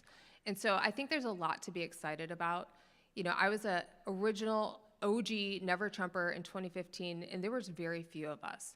And every day that coalition is growing, and I know this not just because of the people in this room, because the evidence and the scoreboard on the table. You look at the results in 2018, you look at the results in 2020, and you look at the results in the 2022 midterm elections. And if you're looking for any other little bit of hope, just in the last election, you had people like Liz Cheney, Adam Kinzinger, et cetera, supporting Donald Trump. They're never going back now. So if we can find out how to stick together and really focus on the things that matter for our country long term, we're gonna be just fine. Thank you, Amanda. So here's what I'd like to do, because we've got a little less than a half hour left. I want to dig deeper, but I want us to get shorter with our answers, okay? So we give out information. Is there Q&A or we don't do Q&A? Is that not something that happens? I don't, okay. Anyway, so you talked about institutions and you talked about how we protect them, and I brought my On Tyranny little handbook here. If you don't have one, you need to get one. And the 20 lessons, and the first one, of course, is do not obey in advance. So don't submit, which this group has decided we're not doing. The second is to defend institutions. All of us have heard over the last year or so people that we once respected, United States senators, members of Congress, leaders, former attorney generals, judges, attack the Department of Justice, attack our institutions and say that they are rigged or that they are in some way communist or socialist, or they are in some way dangerous. I want your thoughts on, first, what you think about how people who used to, or actually people who are getting paychecks every month from the Congress, attack it and attack DOJ, and kind of how did we get here? And I'll start with you, Professor. Well, again, I'm going to go long-term, big picture here and speak about the Christian community. The Christian community is prone to attacking institutions reflexively because it actually doesn't have a spirituality of institutions. It doesn't actually know how to make spiritual sense of this being called an institution. Because if you think of an institution as an object, as a tool, then if it's not, what do we do with a tool that's not working, that's not giving us the results that it wants? We throw it out and we get a new one, right? Like it's broken. It's broken because it's not functioning. We don't actually apply that with individuals. I mean, at least those of us who haven't gone completely into illiberalism, we've been trained, whether you're Christians or not Christian, we have the legacy of treating individuals as made in the image of God. Whether or not you subscribe to the religious origins of that, we have been trained to treat each other like, even though you don't agree with me or you don't give me the results, you still have dignity, worth, and value. You're not a tool at my disposal. Because we learn to treat the human individual that way. we have not formed our people, and I'm talking about ourselves, we have not formed our community, Christians, evangelicals especially, we have not formed them to treat institutions as humans, as human beings in the collective. Therefore also, in its own way, deserving dignity, worth, value, intrinsically, inherently, even if it's not delivering the results and the outcomes you particularly want. So I think there's a long-term project that I'm actually very committed to, which is actually giving Christians a vision of institutions that's a spiritual vision, that's seeing them as composed of, that they're human, the human in the collective, and therefore are not to be treated as simply instruments for us to wield for our instrumental outcomes, but rather ones that we have to respect, nurture, care for, just as we do with individuals who disagree with us. Professor, let me double back on you for a second. Can you explain to us, because we see this a lot on social media, there have been a ton of articles, it's a big topic, this Christian nationalism, and what exactly is Christian nationalism and how does it fit into what we're talking about? And then Joe, you can Well, I'll jump in, and I think Joe has experienced that firsthand. But Christian nationalism basically is actually, it's a form, an ancient form of a biblical phenomenon called idolatry. And idolatry. That's good. That's good. And it's simply making your nation your idol. It's making the nation actually the highest good and highest being and highest allegiance, especially your particular vision of the nation, which often in the history of idolatry is very rooted in blood and soil definitions of loyalty, right? And so Christian nationalism is simply saying, look, God and America are one and the same, and by America I mean a particular version of America where white conservative evangelicals had a cultural sway that it fears it's losing. So I just give you a very visual picture of Christian nationalism. If you go into certain parts of the Bible, you will see on the 4th of July, if you go into a Southern Baptist service, it's not uncommon to see, I had somebody describe to me the service the other day, where first of all, they have Republican politicians come, and then you have like the flag literally larger than the cross, and even actually the flag draped over the cross. That's the visual picture you want of Christian nationalism. Thank you for that. Joe, thoughts? Let me, oh heck, time is short. How do we fix this? Everybody in this room needs to do some soul searching, because everybody in this room led to Trump and Trumpism. Understand, as we sit here right now, the base of the Republican Party, illiberal, fully illiberal, is completely radicalized. Most Republican voters right now have abandoned democracy and have embraced authoritarianism.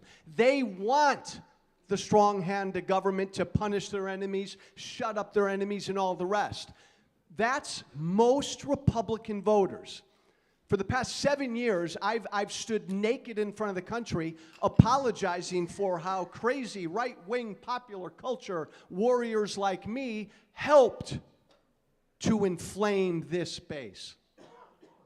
But man, the Republican establishment, the Mitt Romneys of the world, the Paul Ryans of the world, the John McCains of the world have been out to lunch forever. The establishment ignored their own voters for years. I inflamed them. People like me got them wound up. But the Romney Republican establishment ignored their own base for years.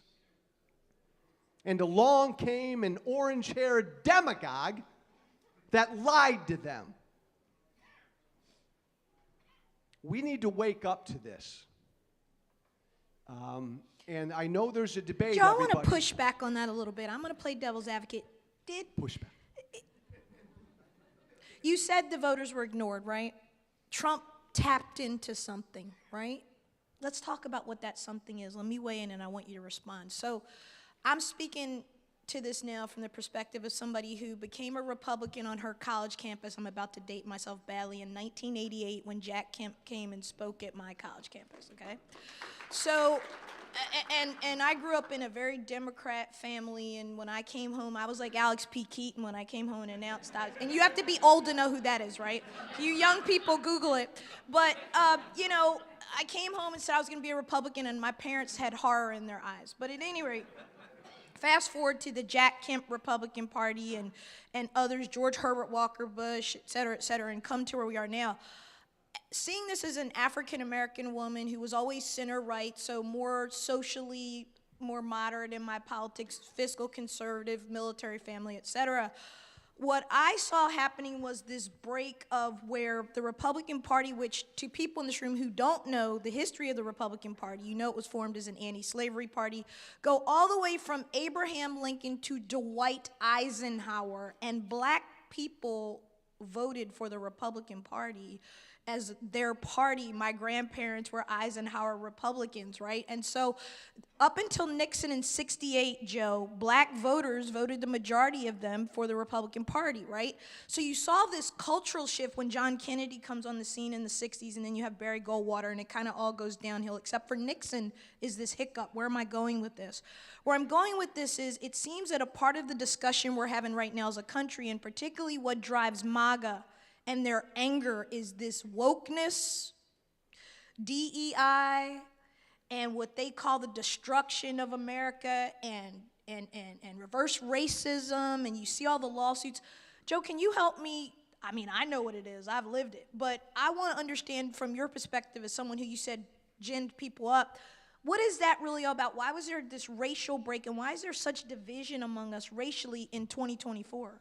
Yeah, Sophia, that's a great point. Coming from the base like I do, if I had $1 for every time somebody in the Republican Party base over the last 10 years said, Joe, I want 1954 America back, I'd be a wealthy dude. Like, they want this notion, Sophia, of what their America is back.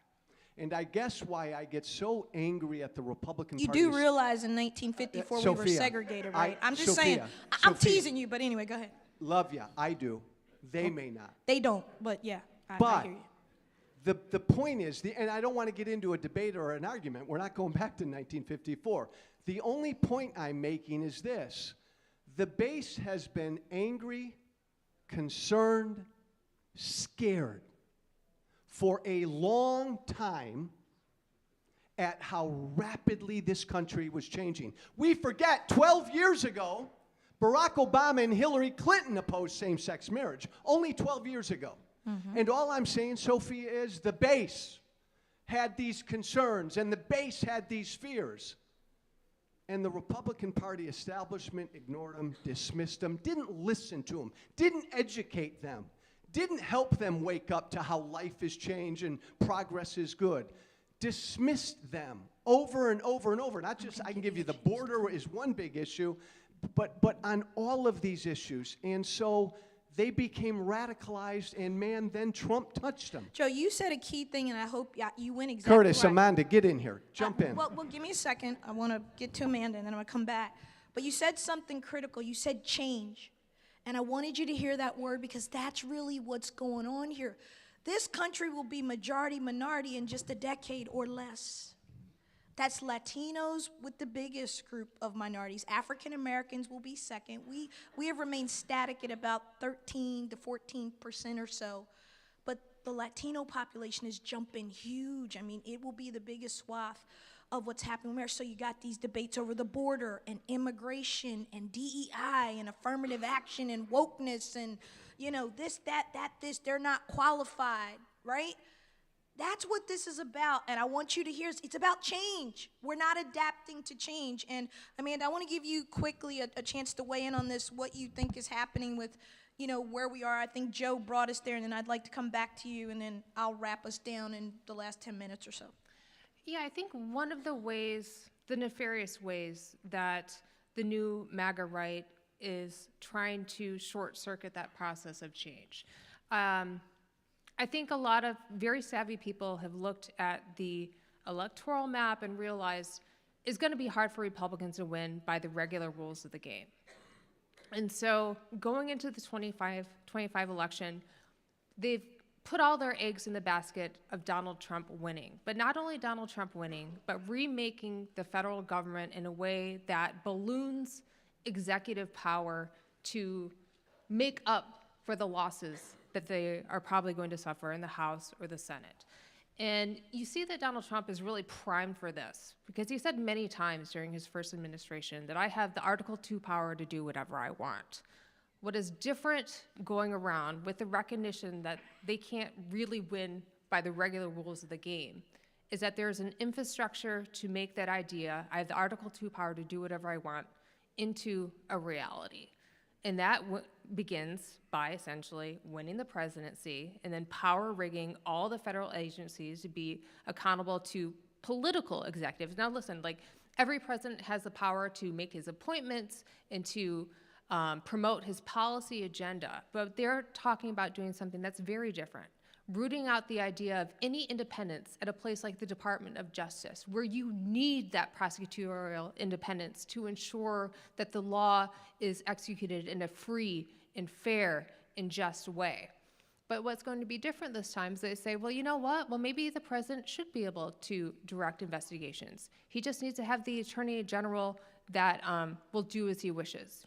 You know, Bill Barr, for everything that he did to enable the Trump presidency, at the very end, he said, I will not do these sham investigations to gin up allegations of conspiracy and voter fraud. And there was a standoff there where good appointees said, this is the limit. We will not do this. That is what they want to change. And not only at the Department of Justice, where I think the difference is really stark, but throughout the federal government. And so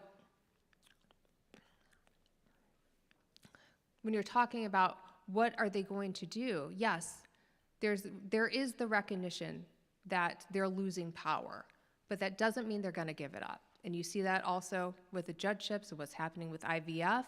And so there's people just exploiting all elements. So just look at those fights and imagine if you could do that every federal agency, that is what's going to come down.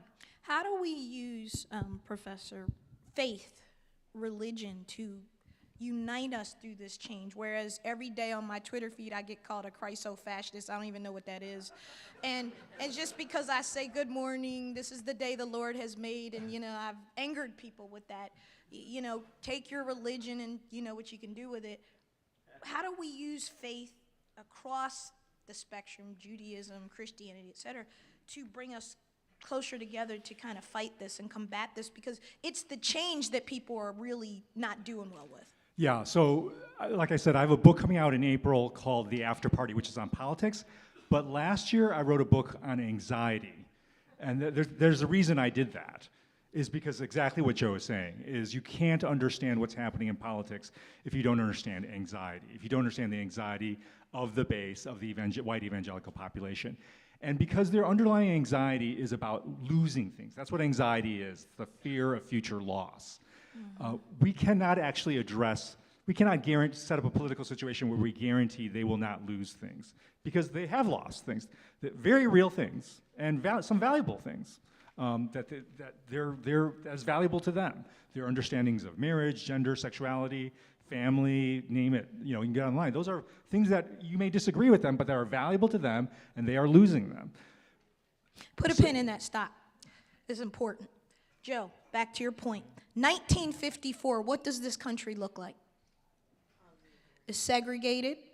Ozzie and Harriet, the Donna Reed show, what else we got going on? The Ed the horse, the talking horse, what do we got? Got Bonanza, what do we got? Right. But it's a segregated country, particularly in the South, but don't be fooled, it was the same way throughout, maybe not in the West. But the country's very white. It is Gerald Ford's election in 1976. 76% to 78% of the base of the voting base in the country was Caucasian, which meant there was only about 20-some% of everybody else. That is now dramatically changed, where it's only maybe 60% now of voters are Caucasian, and it's other. So I wanted to set that table, go back to your point, 'cause that's the world they know, is his point. Yeah, some of what they lost, they should have lost. They should be losing. Some of which they've lost, they actually value, and for good reason. So that's all I'm saying. But the emotional reality is of loss, which triggers anxiety. So this is where, for me, we have to play a long game. We have to actually prepare and retrain our people how to hold loss, how to actually experience anxiety, other than to channel it into these toxic political movements of radicalized illiberalism. And so this is why there's a multidimensional solution. There's structural political situations, but we also need cultural religious solutions that help our people know how to handle loss. You can't have a democracy if you have people who do not know how to hold loss. That's the essence of democracy. Wow, that's deep. losers' consent, right? So we've got to teach our people how to lose. You know, in these last 10 minutes, because we've got less than 10 minutes, and I'm going to ask each of us to just respond to this question, and then you can make a kind of closing statement, but keep it tight. I think that if you look at this conference, and Heath, where are you? You in here? Okay, he's not, but I want to give Heath a round of applause just for this amazing conference and his vision and what he's doing, because first principles is what this is all about. And one of our most fundamental principles is freedom. Freedom is really on the ballot in 2024. Freedom of reproductive health, freedom of thought, freedom of speech, freedom of religion, freedom from burdensome government. We're supposed to be the limited government folks, aren't we? We're supposed to be the guys who believe in less is more. And so with that in thought, I want to talk about and end with this debate on speech and what that means as we go forward, because as I talked about as I opened, African-American woman, the first black scholar in residence at my university, and I get destroyed by another marginalized group that has more power. Don't miss this. Because we are in factions and groups now, and we take each other out depending on what we like or don't like about each other. We've seen this at its greatest end post-October 7th. And the attacks on Israel by Hamas. And on our college campuses in this country, Jewish people, students and faculty, were not safe. They were locked in dorm rooms or closets or the library. Vile things said. That doesn't mean that we're not sensitive to the plight of those in Gaza and the Palestinian people, because I think there's not a person in here who isn't concerned about that. But where have we gone that now certain groups are sanctioned, Joe, Professor Amanda, to take out the other group, and then the university, which is an institution, doesn't stand in the door and say, stop. No, that's not speech, that's violence, to your point, or harassment. And I want us to come full circle to where we are, because we've gotten to a place now where we're all afraid to say the right thing or do the wrong thing because we don't want the consequence or there's going to be a takedown. And I'll start and end, Joe, I'll start with you. And again, we've got 7 minutes left, so keep it tight. Your thoughts on how we got here on speech. Tight. And I'll bring it right back to the base. For years, the Republican Party base, Sophia, has been rightly concerned about how the left has dominated so many of our private institutions, the media, academia. Public as well. And they were right to be concerned and scared about it. This is one of these, culture war issues that the Republican Party establishment never wanted to touch, but their base was concerned about it. And as Sophia said, October 7th exposed a real hypocrisy in how the issue of speech was handled by the powers that be of the left on these college campuses. And the answer isn't to protect Jewish students. The answer is to treat every student equally and let speech bloom. Very good. That's it. Professor, thoughts? I think we need to recover the immense transformative value of private speech. We are so focused on what happens on Twitter, on college campuses. That's important. I'm not saying those are important, but think about the kind of speech acts, speech interactions that have most transformed you. Was it actually a tweet you saw, or was it a lecture even that you heard? No, it was the speech that happened with your friends, with your family, in talking about these things in the context of embodied human relationships. Put a pin in that. You mean actual conversation, human to human. That's right. Not on a phone. How about that, young people? Get off those phones and have a conversation. That means audibly speaking and listening, and not on your phones. I'm sorry, go ahead. No, I think we need to recover context where we're actually speaking to each other in private, in embodied relationships. This is why the after party is geared towards bring this content into small groups, Bible studies, in church communities where miraculously we are still meeting and talking to one another in person. If you're part of other institutions that don't have that, create that. Look for that. Look for that in your neighborhood. Look for that in your family. Get back together over Thanksgiving, even with across political differences.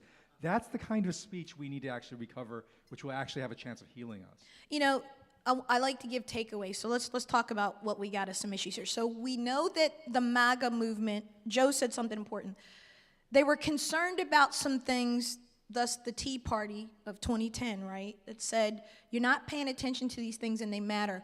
We know that anxiety, you said, is at issue here. People are worried about change, and a country that has been largely white and in many ways homogenous and a certain way, Christian values, this is what we do, that is changing rapidly, fast. The ascent of women, white women in corporate, look at the Fortune 500, 53 women are CEOs in the Fortune 500.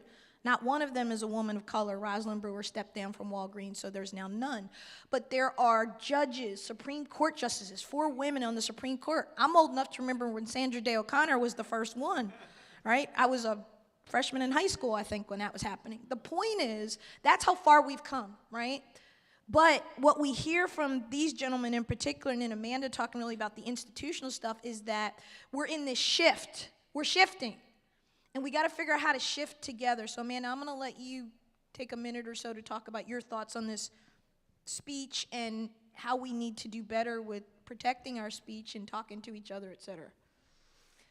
Well, I think when you look at what has happened over the past few years, as Joe mentioned on the conservative side, there's been such a clamor to justify bad actions under the umbrella of free speech. And it is truly, we need free speech. It is fundamentally an American value, but we also have to recognize that that free speech license does not give you the ability to harm people recklessly. Or be violent towards them. And as there's growing diversity and more voices in our debates, I think that becomes more important than ever. And one of the things that I am really excited for a new pro-democracy coalition to focus on is how we protect those rights with the rise of artificial intelligence, right? Because on the internet, this is going to be an issue. We already are seeing the ability for deep fakes, robocalls. This is already in our political debate. And so I am, I'm a little bit concerned about what's going to happen, but I think this presents a huge opportunity to reclaim those values, but also strike the right balance.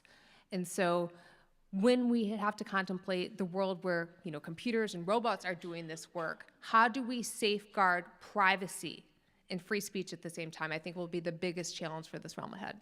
So I'll wrap us down with this thought. 1780, Charles Thompson is asked to come up with a national motto. That national motto was E pluribus unum, out of many, one. And I would charge you in this room, and Joe, I see you leaning forward, so I'll let you say the last word. No. Oh, I thought you wanted to talk. By the way, you're doing a great job as the moderator. Thank I mean you. That.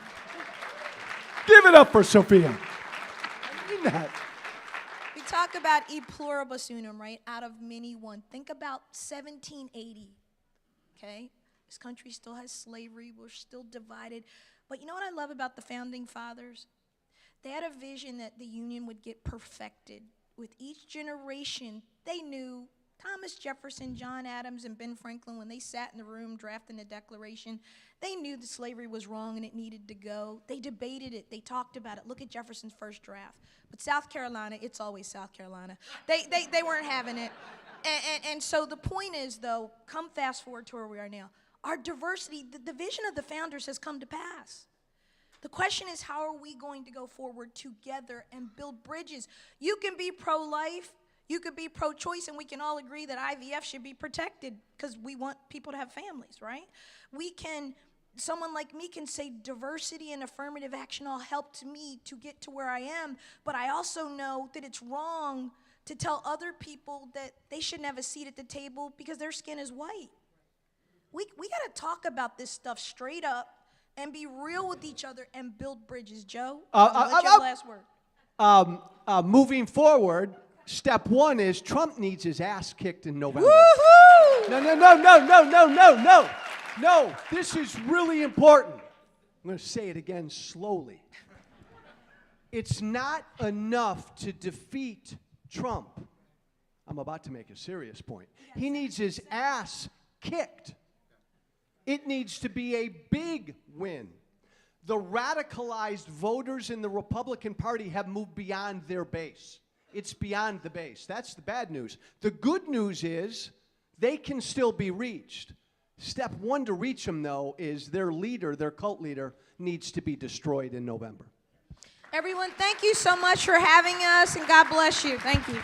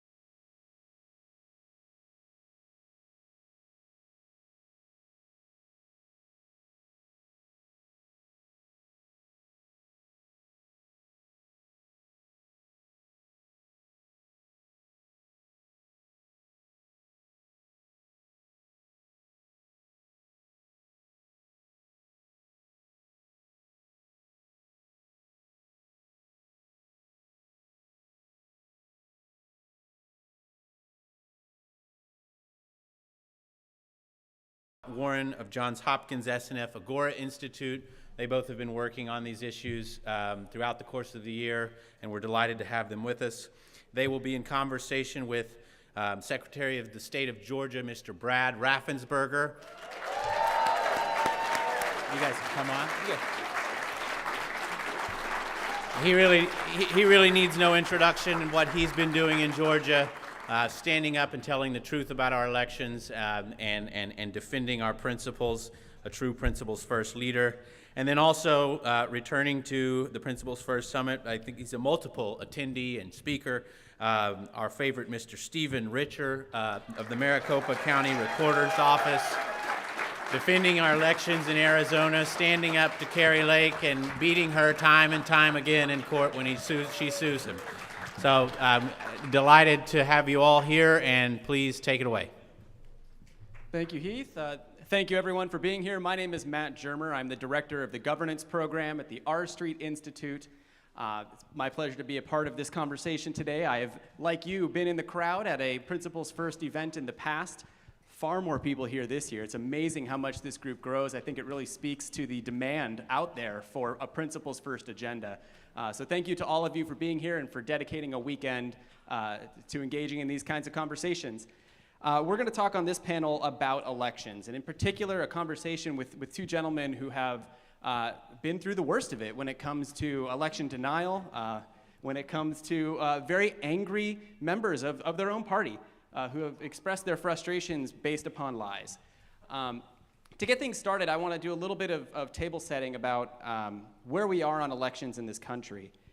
Some polling came out in the last couple of years around a trust in our elections that I find to be incredibly concerning and almost shocking. And at this point, you're gonna hear this and think, well, of course. But think for a moment about what it means in the bigger picture. 70% of Republican voters think Biden did not win the 2020 election legitimately. Wait, what was that again? 70% of Republican voters. Along with my colleague here, Scott Warren from the SNF Agora Institute at Johns Hopkins, we've been engaged with conservative leaders across the country investigating this problem and trying to sort a way through this to create a conservative agenda for democracy, and building upon that agenda and in conversation with these leaders, creating a series of election trust principles, ways to engage conservatives and help build trust. I think as part of this conversation, I want to share those principles with you, and hopefully we can continue to expound upon them as part of our conversation. The first principle that we extracted from our conversation with the Republicans was, as much as possible, conservatives should be willing to affirm that elections across the United States are secure, and as much as possible, try to avoid fueling doubt in elections, even outside of your own state or jurisdiction. And that can be a very tough thing to do in a political environment where, as I mentioned, 70% of Republicans don't believe Biden won legitimately. There are a lot of incentives for elected Republicans to, if not fuel the actual conspiracy theories, to do a little bit of, well, I don't know about what happened in Maricopa County. I don't know that, I can't speak to it, but it didn't seem right.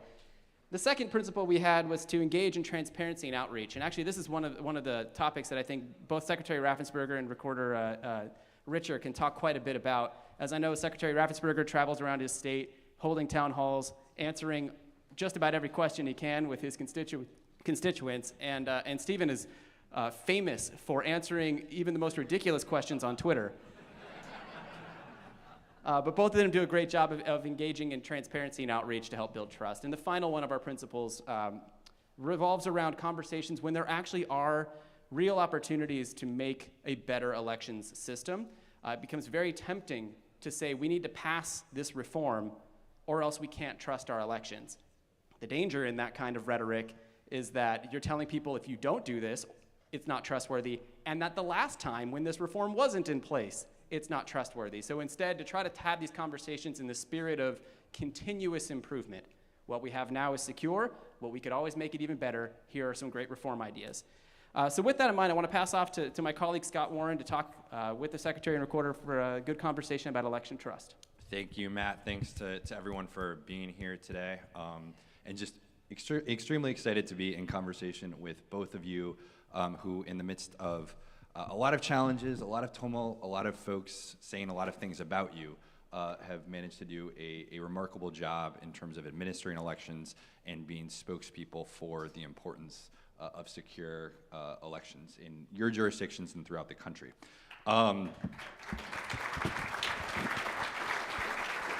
So now this panel is going to be about how do you fix that 70%?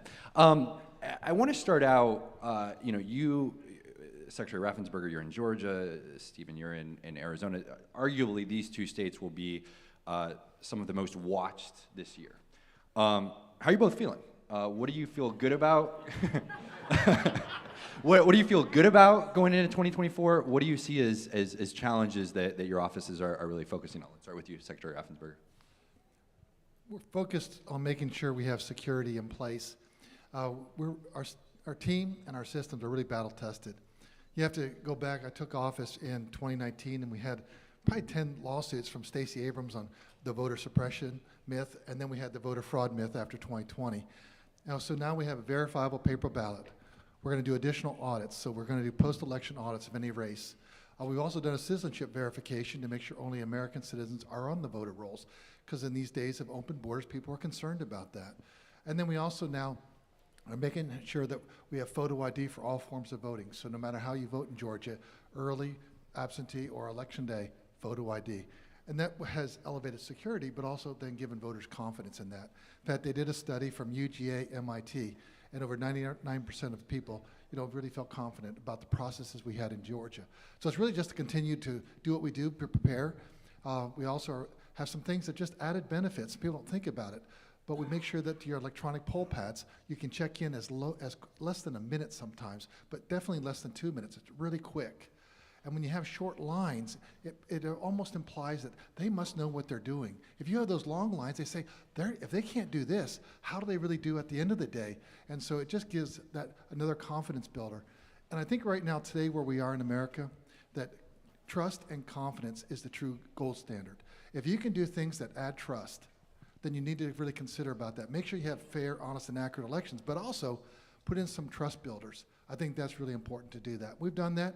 And I think I've shown that no matter what happens, I'll do what's right. And I'll do what's right in 2024.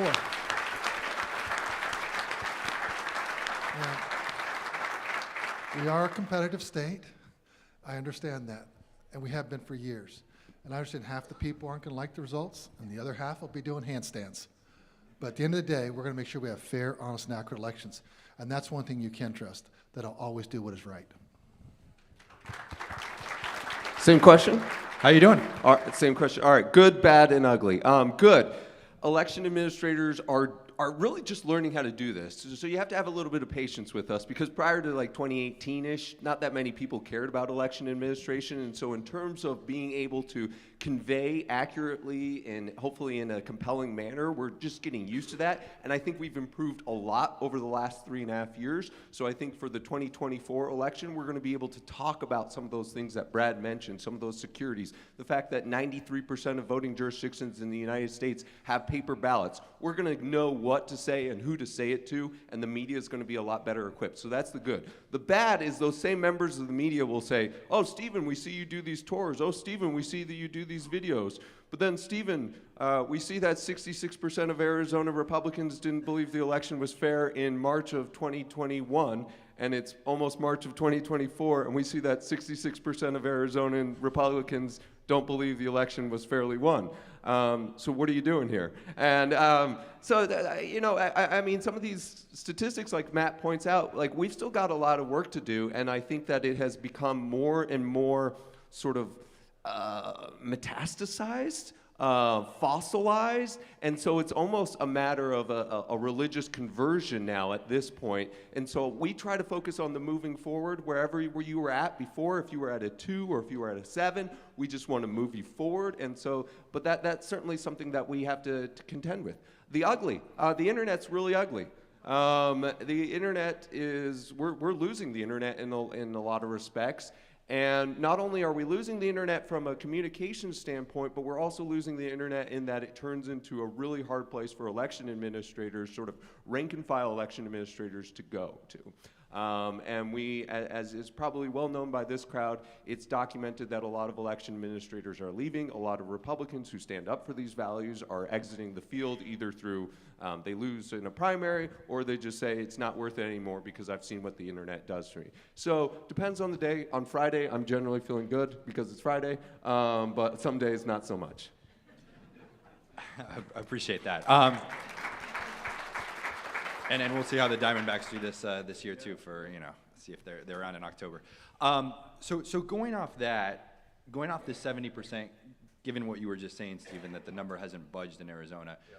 What are you both doing to try to budge that number, even if it's getting 2 to 7 or people to be more confident in their elections? And I'm curious, one of the other stats that we found is that folks tend to be more distrustful of elections in other jurisdictions and in other states, which can come back to your own state too. But I'm curious, how do you all think about your roles in terms of building trust in elections, especially amongst Republicans that are saying that they don't believe the results of the 2020 election? And for you, many cases in 2022 too. Do you want to start, Stephen? Well, you can't fall into that trap. That trap is very tempting, and Scott and I talk about this a lot, that, hey, this is how we do it in Arizona, but California, sort of thing. And so because while elections are creatures of state law, and they are highly federalized, and so how it happens in Florida might look different than how it happens in Pennsylvania, might look different from how it happens in Arizona. A few things are true. There is no jurisdiction in the United States that is run entirely by Republicans or entirely by Democrats, and so I try to hit home that principle. 2, there's no jurisdiction in the United States that says, let's just turn on the machines and hope stuff goes well. Let's not trust it. Let's not run any audits afterwards. That's a universal principle across. 3, there's no jurisdiction in the United States that just says, we don't want anyone watching this, nobody can come in. So there are partisan observers, there are international observers, there are political party officials in the process. And so I tried to say, in all those jurisdictions, these things are happening. Now, what do we try to do? We try to humanize it too, because I think it's just a much easier process to demonize when you don't know who the election administrator is. And so we bring people into our facility. We even do lunches with some people who could be categorized as election deniers. Brad and I maybe, don't necessarily see whether that's a good idea or not the same way. And we try to show them that these are just sort of normal human beings who are going about this mechanical process that is effectively just the bean counting of democracy, and that when you understand that it's this nice looking man with glasses and blue shirt and longer hair and you, who's administering elections, that you just seem hard to demonize. Yeah. Take it as a compliment. Secretary Raffensperger, same question to you. How are you looking to build trust amongst folks that are not trusting? I think it really helps when you tell people, well, just like in Georgia, every election official and every poll worker across America takes an oath to follow the laws of their state and the Constitution of the United States of America. And just like you, those are poll workers that are community leaders, and they just want to volunteer to do what they're doing, just like we have here in Georgia. And then I talk about what Georgia does. And every state has different laws and rules and regulations. But what I found traveling throughout the country is that most people are good, and those people are just doing their job to make sure you have a fair and honest election. But here in Georgia, I want to let you know what we do. We have 17 days early voting, so you have lots of options. We make sure that no matter how you vote, we have photo ID. Then we're also going to do additional audits this year. We made sure that got into state law. And then we're going to make sure those lines are shorter than 1 hour. Yes, we want to make sure they're shorter than 1 hour, and they have been. And then we're going to keep those lines moving so you can get those results posted quickly. We know how important that is to you. And that's why we're recognized, as one of the top states for election integrity. And then you just circle back. And that's what they're trying to do all over the country. Good people like you that are volunteering to be a poll worker, or good people that are running their county election offices, just to make sure we have fair and honest elections here in America. I would also say, we don't ever say that elections are perfect. I've never met an election administrator who says, yes, 2020 was perfect. I've heard every election administrator say 2020 election was valid, lawful, and fair. So I think that is a trap that they often want to draw us into. because it's an indefensible position because there are imperfections, and also because it sort of says we're at the end of time with election administration, and that's not what people want to hear. They want to hear the ways that you're continuing to improve this process. And actually, to that point, on January 6th, I was finishing up a letter with my general counsel, and in that we said there is no perfect election, but we've looked at all these allegations, and it's 10 pages of really responding to all the allegations. But we made that point in the first or second paragraph because there's never a perfect election, and that's why you need to drill down, especially for our states, because every vote, it always counts. But when you have state rep seats that are 6 plus 6 or minus 5, they're that close, and you have then a presidential race that's 10,000, you got to drill down and make sure you squeeze out any inaccuracies. But we like to be upfront that there won't be a perfect election, but it's never been enough to overturn the will of the people. I appreciate that perspective, and I think that's, we talk about the principles that we've put together. The third one is seeing improvements in the vein of continuous improvement. Not that these reforms have to be in place, but that elections are not going to be perfect, and we're continually trying to make them more perfect. Secretary Raffensperger, there were a lot of people that weren't necessarily pleased with the job that you were doing, so I read. But yet, in 2022, you won with huge statewide margins in the primary and in the general election. How'd you do it? And I think Stephen wants to take notes while you answer. So. I live in Realville, and I came up, I'm a contractor, small business owner, and I'm a very conservative Republican. And so I understand all the anger, the angst that we've had in our party for years. But I also believe that most people are good, and you have conversations with them, that you then can share the details. And that's what I did. I traveled across the state talking to people that were in community-based groups like Rotary, Kiwanis, Lions Club, business chambers, even Tea Party groups. And so I've talked to those folks and county Republican. And sometimes I got a better reception than other places, but I never had any fear of going into the lion's den because they'll respect you for going in there. But I think you have to have conversations. And obviously as an engineer, I can back it up with facts. And so I tell people, in fact, if you want to know what happened in Georgia, it's real simple. But 27,900 people skipped the top of the ticket, didn't vote for anyone. And yet our Republican congressman got 27,550 more votes. And that's why President Trump came up short. There also were 33,000 Republican voters that voted in the June 2020 primary that didn't come back out and vote at all in the fall. And that goes to what the campaign should have been doing, is calling everyone to get them back out. And so that really, it gets down to the campaigning. And in our office, we don't do campaigns. We make sure you have fair, honest, and accurate elections. We follow the rule of law, and that's what we do. Thank you. And obviously it worked very well for you in 2022. Stephen, I'm curious, Matt sort of joked about this earlier, but something that we've heard sometimes is election officials saying, well, we know that elections work here. We're not sure about what happens in Maricopa County. I'd be curious if you could talk a little bit about why you think that happens, but what your response would be to that as well. The Willie Sutton, why do you rob the banks?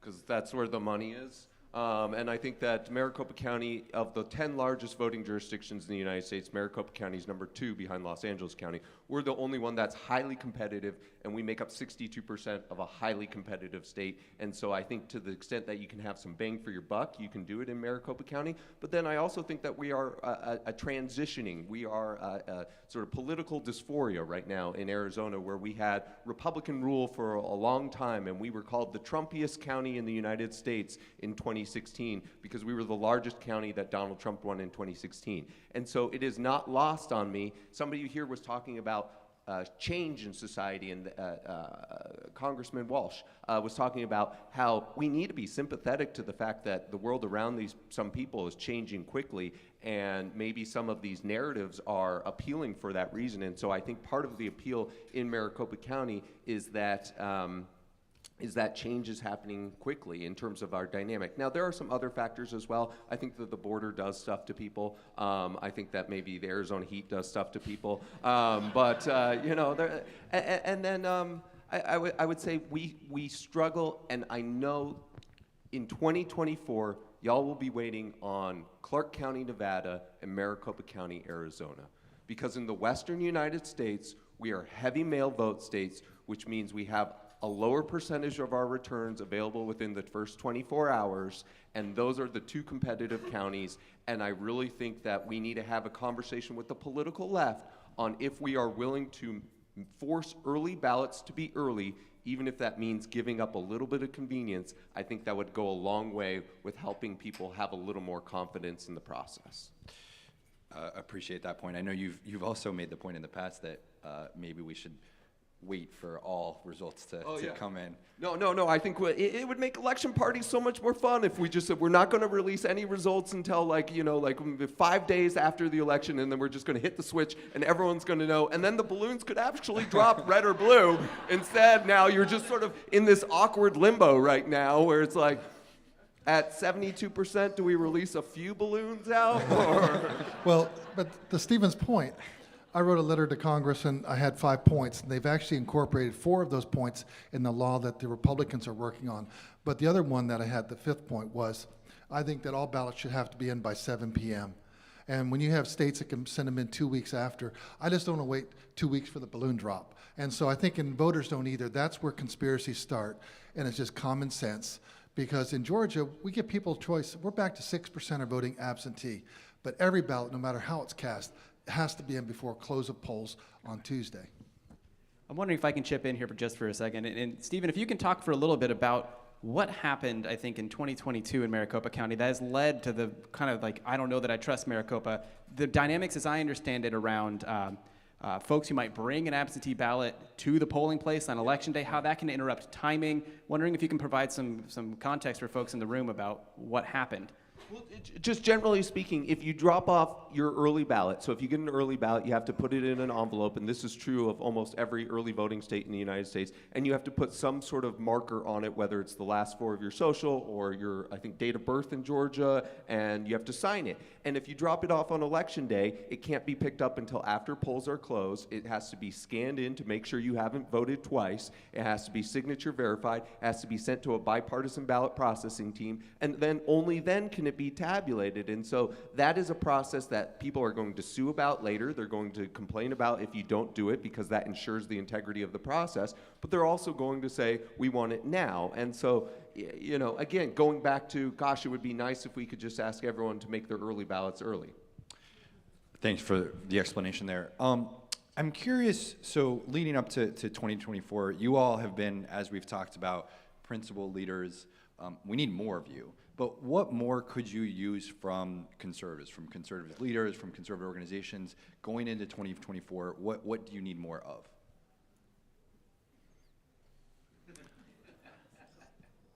Do what is right, have a strong moral code, and really moral fiber and backbone to really gently explain to people what the facts are. Make sure you're strong on the facts. Do it with grace. But I think we need to have people that will just stand for the truth. If you look at our founding, it was based on some great ideals. And I think that's really, at many respects, I think I've talked about this, I think we need to come back to those ideals. You pick your favorite founder. They're all great people. They had great ideas. And did they get it perfect? No, but they did in one way. They said, you can change the Constitution. You don't like something, go ahead and round up a whole bunch of people and go through the process. And that's what we've done over the 200 and some odd years we had a Constitution. But I think we need to get back to those values and back to those ideals. Those are great ideals. And it's really what I think that's the heartbeat of what true conservatism is. It's about free market, free people, and opportunity for everyone. And then you make of your life what you can make of your life. And so I think that's really what we need to get back to. So people feel that they do have opportunity, that no one is actually, trying to slow them down. I think that would really help everyone. So amen to that. It gets lonely. It's pretty lonely. So show up, say something. Brad and I became friends in 2021 because, quite frankly, it was a pretty lonely time for those of us who were saying what we were saying. I want you all to have really uncomfortable Thanksgivings. I want you to have uncomfortable conversations. I'm Jewish, so I can say this, but like anti-Semitism, I think was more in vogue, maybe even 20 years ago. But I think enough people started saying at Thanksgiving conversations like, no, you can't make that openly anti-Semitic remark. That's antisocial, and you shouldn't do that. And then I want you to have that conversation with, no, you shouldn't just go down this theory that is detrimental to our democracy because that is destroying the fabric of our country. And even if it's a little uncomfortable to say that to Uncle Joe at Thanksgiving, like I want you to be able to say, I want you to say that. And then I think show up to events and run. Can't cede the territory. We cannot cede the territory. We can't just have it be people who don't believe in democracy and then Democrats, because that's not a healthy system.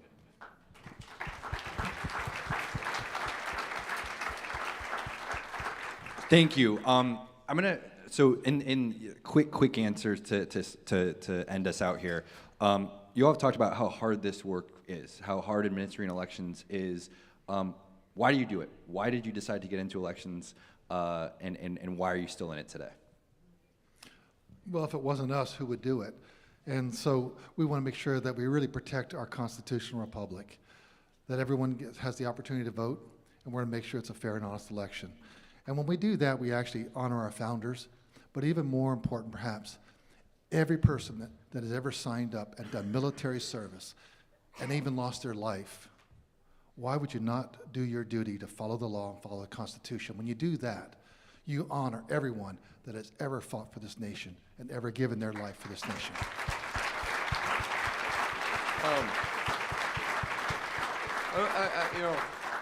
So some days I definitely ask myself that. I look to people like Brad, and Brad's actually been a great source of inspiration.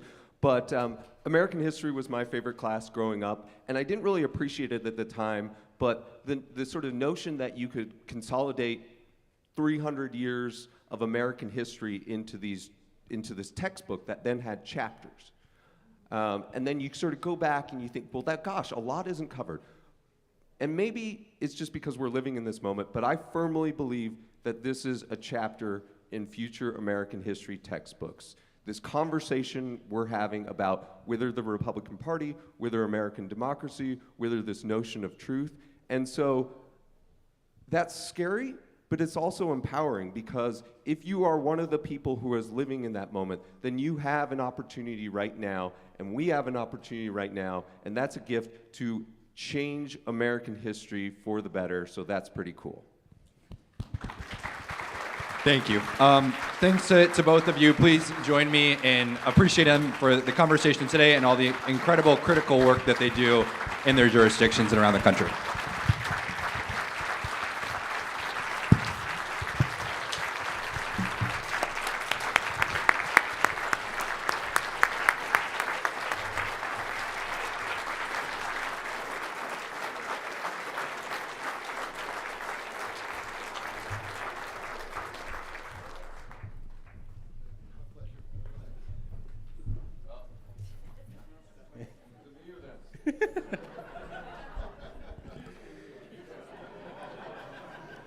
All right. We will continue on here. It is my pleasure to introduce the next panel. We'll continue in the vein of democracy and elections. This next discussion was one that was of particular importance to our agenda committee, thinking about reforming our system, obviously focused on the primary problem, the problem that our primaries have in elevating sort of the extremes of our politics. I'm delighted to welcome to the stage today for the panel Tradition and the Path to More Competitive and Responsive Elections, Mr. Jeff Timmer of the Michigan Common Sense Party, Beau Trimitieri, United to Protect Democracy, and Mr. Dan Cantor from the Center for Ballot Freedom. Gentlemen, take it away.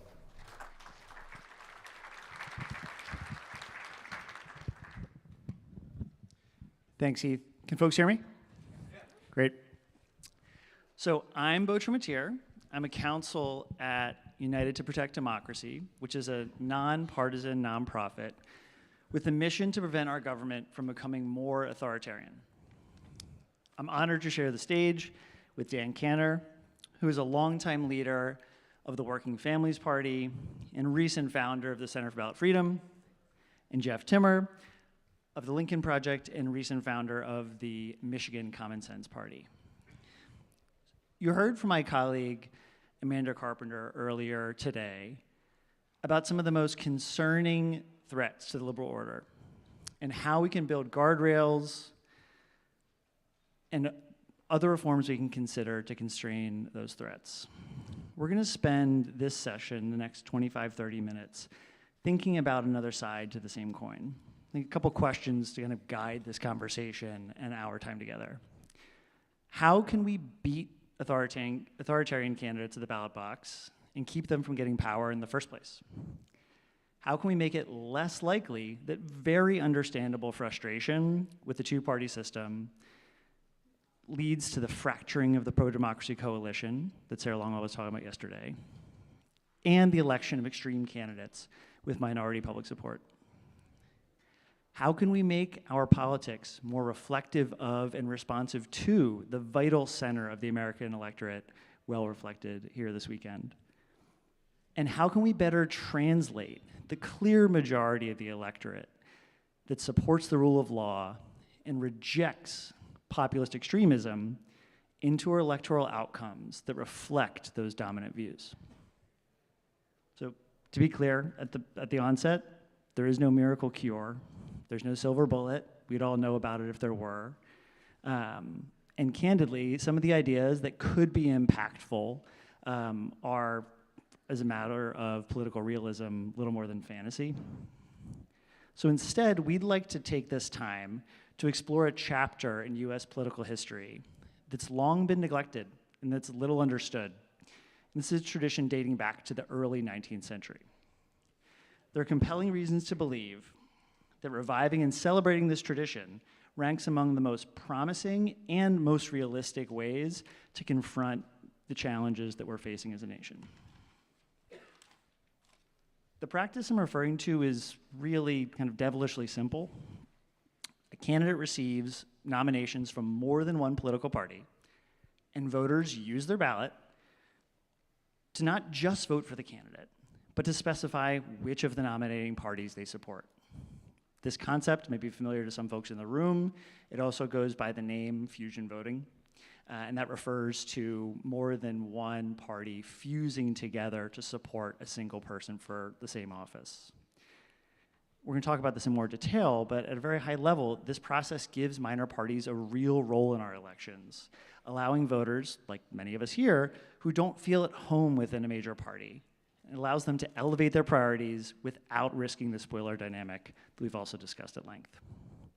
So first, I'm going to talk a little bit more about the history, going to unpack this part of our heritage, and then I'm going to turn the floor over to Dan and Jeff to talk about their personal experience with this idea and why it's particularly relevant today. So throughout the 1800s, as we all know, in a very important respect, our elections were profoundly illiberal. Women and people of color were excluded from the process entirely, and that is certainly not a heritage that we want to lift up today. However, despite that enormous fundamental problem, other aspects of our elections were actually much more classically liberal than our elections are now.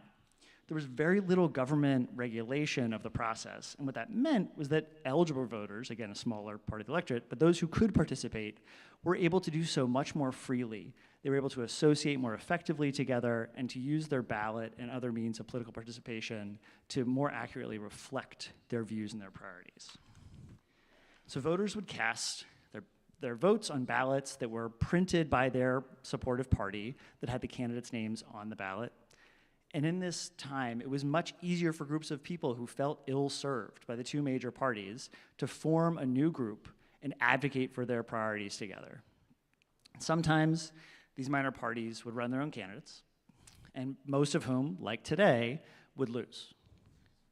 But, and this is important, much of the time, they decided instead to nominate a party who could also get the support of one of the two major parties. A candidate who had a real chance to win, who was aligned with the minor party and their voters on the issues that mattered the most to them. And so the minor party voters would cast their ballot for this candidate. The major party voters would do the same thing, And the candidates' total sum was the combination of those two groups.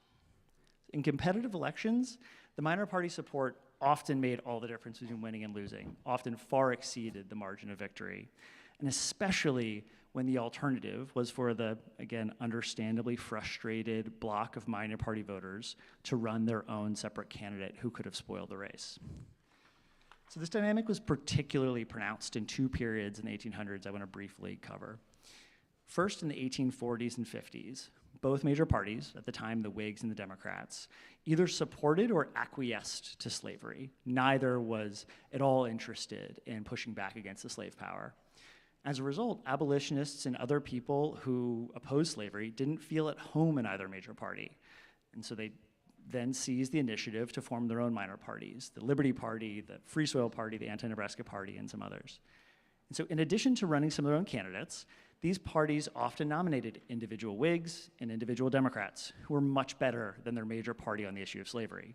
And even if these candidates weren't ideal abolitionists, this collaborative approach created a unified and broad electoral coalition to defeat avowedly pro-slavery opponents. Over time, by using this strategy, these minor parties and their voters accrued enormous political power. They were often the margin of victory in a lot of close state, local races, as well as federal congressional races. And they used that power, as was talked about earlier, to come together and to form the GOP in the mid-1850s, taking the collective clout that they had managed to accrue in a hard-won fashion year over year and use that to form a new major party unified around an opposition to slavery.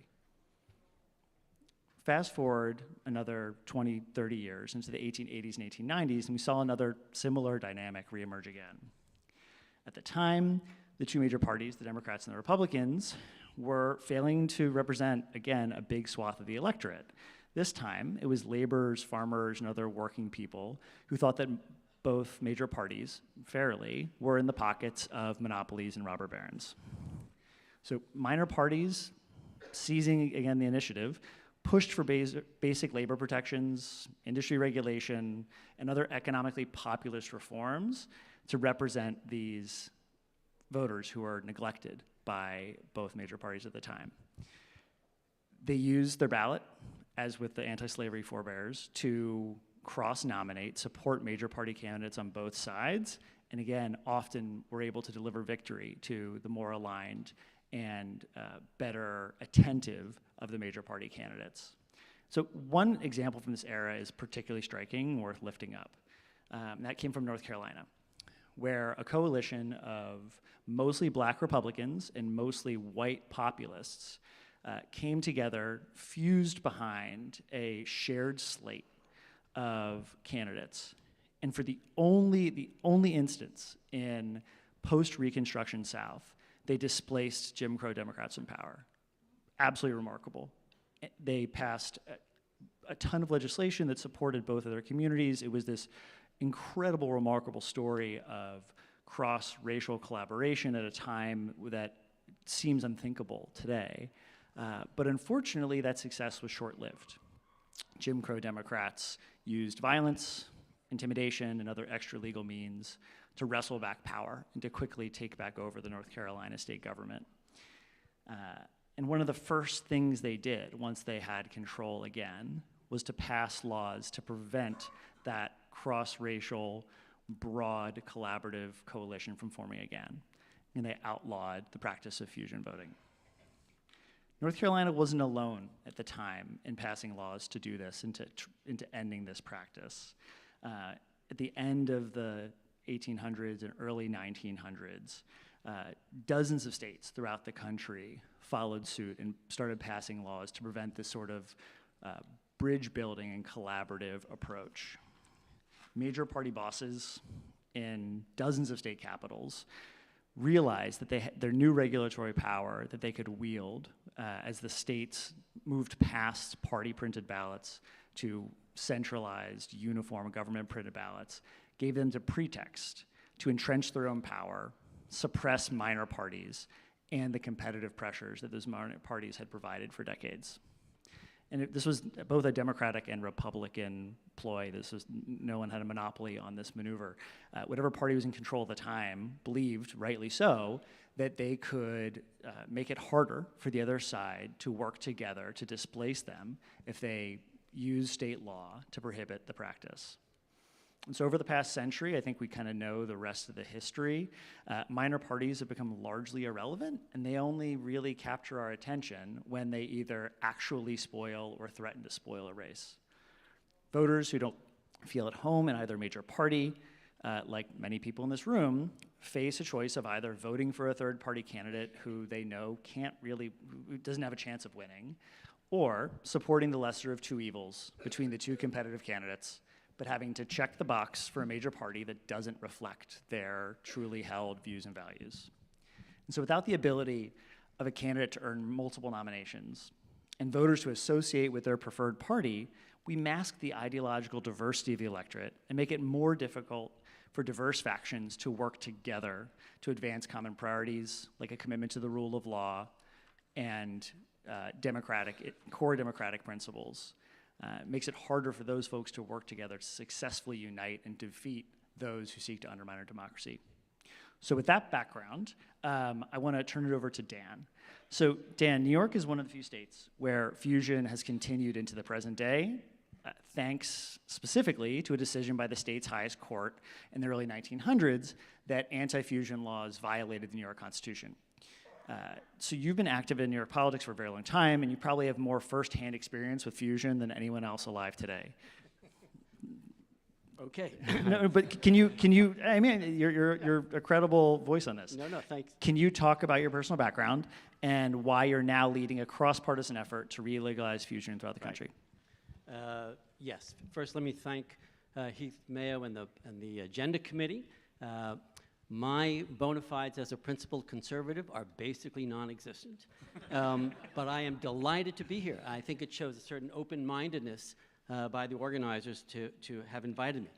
I was an Acorn organizer in the late 1970s. I was a union organizer. Then I worked for Reverend Jackson in both his 84 and 88 presidential campaigns. And then I got on board this third-party train, but third party of a different sort, right? Two-party system is failing, everybody knows it, and third parties are for fools, right? So there's like a market failure here, except in the states that still allow fusion voting. Connecticut and New York are the only two states where it's still legal and common, though it is legal in a kind of way in a few other places, but nobody knows it. So you're in on the ground floor of the revival of fusion voting, which by the time I'm done, you're going to be convinced this is the missing ingredient to take principles first to the next level. Because it solves, as Bo said, the wasted vote and spoiler dilemmas that make third parties somewhere between counterproductive and a complete waste of time. Neither of those are two very appetizing choices. But in New York, for the last 25 years, I was involved with the founding of something called the Working Families Party, which was trying to yank Democrats in what we took to be a sensible, progressive direction. It's like kind of garden variety social democracy. There was a conservative party. It was founded by William Buckley's brother-in-law in the early 60s. They were formed because they wanted to yank the Republican Party to the right, where they thought the Republicans were too liberal in New York. We have had a stable four-party system in New York for 60 years now. And fusion historically was always used by people on the flanks, on the left or on the right. But now we're at this moment, in about 2020, I had this realization, a revelation almost, that who needs fusion now is the homeless middle. The hard right doesn't need a third party, they own a second party. And, kind of left-leaning social democrats like me, we're pretty happy. We've got a fight inside the Democratic Party, Bernie, Hillary, but it's fine. It's within the bounds of normalcy. The people who are not really getting represented in American politics in a meaningful way are in this room. It's non-MAGA or anti-MAGA Republicans, some independents, some center-right Democrats. And the revelation I had was, well, if we legalized fusion in more states, that would give you a way to create an identity and a political home and exercise power. Because this is what we have learned in New York, right? Every year, WFP members around the state, and in Connecticut, in New York and Connecticut, they screen candidates, they from both parties sometimes. Lately, it's mostly just Democrats, but we screen in the primaries as well and say, we like this one. And we say, vote for so-and-so. He's a Democrat and we're working families, but vote for them on our line, under our ballot line. Vote for the candidate you prefer under the party label closest to your values and send a message. Now imagine what would happen if you had a fulcrum party of the center doing that, right? Not somebody on the left like we are or on the right like the conservatives, but a center party that says, we have interviewed the major party candidates running for Congress here in the 2nd District in Virginia. And the MAGA person, that's not our cup of tea. We're kind of pro-democracy, pro-rule of law, pro-peaceful transfer of power people. A lot of us are Republicans or ex-Republicans. Some are independents, a handful of Democrats. We've interviewed them, and we think we know she's a Democrat, but she's way better than the MAGA Republican. But vote for her under the center party label, common sense, whatever it's called, and let her know that you're not just a Democrat that's voting for her, you are somebody different. Election day rolls around, she gets 47% as a Democrat, the Republican gets 49%, and the last 4% rolls in on the center party label. The votes are tallied separately by party and then added together. She wins 51-49, and she owes you the margin of victory. You produce that last 4%. That's very meaningful in two ways. One is it has helped elect a non-authoritarian candidate in this current moment, but it also keeps that person honest to your values. They have to pay attention to you. When I walked around Albany or Hartford, I was a somebody because I represented, Joe Biden ran as a Democrat in New York, got 4.8 million votes, but he got 400,000 more votes on the working families line. So they pay attention to you when you deliver 400,000 votes. And that's what's available via the revival of fusion voting. Nobody knows about it. We're Americans. We like to forget our history, but not in this crowd, right? So I'll be quick because we're almost out of time. I want Jeff to talk, but this is for your consideration to kind of learn about this and figure out it's not impossible to re-legalize when you have people like this from Protect Democracy helping you, but it takes work. But then you have a tool. You hold meetings, you have people come to things, you interview candidates, you nominate them, you put them on the ballot, and you say to voters, vote for the candidate you prefer under the party label that best represents your values. Thanks, Dan. Let me ask you some questions. Just by a quick show of hands, how many people were or still consider themselves Republicans? All right. At any point, yeah. How many people in the last 4 elections have voted for a Democrat? All right. You're just like me. I spent 30 years helping elect Republicans at all levels of office all across the country. I ran a major Republican state party. I can't vote for most Republicans now. How many people in this upcoming election are going to have a choice in their states, not the presidential election, in their states, whether it's federal offices or legislative offices, between a MAGA Republican or a Democrat? Those are going to be your only real choices. Show of hands. What I've been doing is the same thing as that you've been doing for the last few elections, and that's fusing without really fusing. I'm not a Democrat, but I'm voting for Democrats because they're the only pro-democracy option in most cases. And so how do we take and stick to our principles, our values, and operationalize this angst that we've been feeling for the last, since 2016 as we've watched our party leave us? Our values, our policies, our ideologies haven't changed. How do we leverage that, whether it's 2% or 5% or 20%, and make it matter? And that's by actually forming smaller parties, third parties, but making them matter by using them to leverage who wins close races. In most states, there's going to be close races, whether it's statewide or for individual districts. When a candidate is running for president or U.S. Senate or governor, they're basically well known, and parties aren't so much the clearinghouse where people have to go, oh, I know that candidate is what they stand for because they're they know the candidates. But as you go down the ballot, especially legislative candidates, local candidates, where people look to the party as kind of the brand that they want to put their money behind. That's the brand I want to buy. You know, Chris Rusin from Michigan, who's running as a township trustee as a Republican, the Michigan Common Sense Party, if we're on the ballot and fusion were allowable, we could say, you know, we're nominating in this race, and if Chris wanted or his opponent wanted, they could come in and interview with our party and receive the nomination, and they could be on the ballot then as a Republican and a member of a nominee of the Common Sense Party. And that really gives the leverage to make the difference, to make whether it's your 2% or 5% or 10% or 20% matter. And it's taking this feeling of helplessness that as we watch the party leave us. We need to recognize that the party's not going to be coming back for a while. It's not just Donald Trump. If Donald Trump disappears from the face of the earth tomorrow, it's not like, you know, Mitt Romney is going to suddenly be leading the ticket and we're going to look like we did in 2012. This is a way to affect general election change. This doesn't fix the problem in primaries, except to the extent that if fusion votes, minor parties, especially centrist parties or moderate parties or whatever we want to call ourselves now. I never considered myself a centrist or a moderate until suddenly I was, but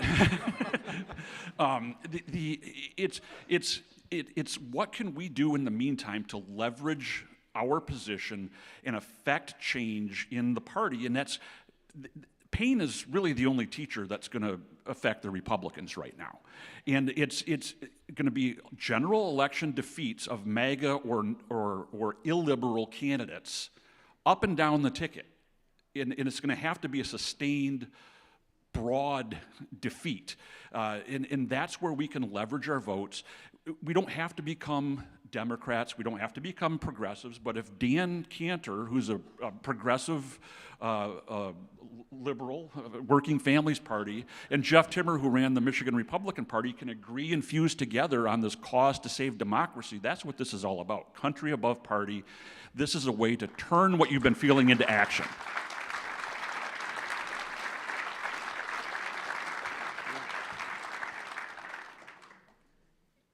It calls the question on the Republican Party, right? You risk defections to the Common Sense Party if you continue nominating people who are illiberal, authoritarian-minded people. And so there are two choices that the Republicans will face. Risk more defections or change and more defeats, or change what you're doing. And either of those, for me, it would be fine to have a normal center-right party again in America. My honest view is whether you favor a center-left government or a center-right government, you don't get either one if there's no center. And so we need some rules reform. There is a way in which a minor party actually affects the primaries of the major party as well, because the major party is mindful of, if we nominate this person and the Common Sense Party is going to flip to the Democrats, that's a giant problem for them. So this is very much about power politics. You have to not be afraid of that. You have to embrace it. But I'm telling you, it is a lot of fun. I was, for 20 years, denounced every month in the New York Post, party boss, party boss. It's like, we need party bosses, particularly ones who are in favor of democracy.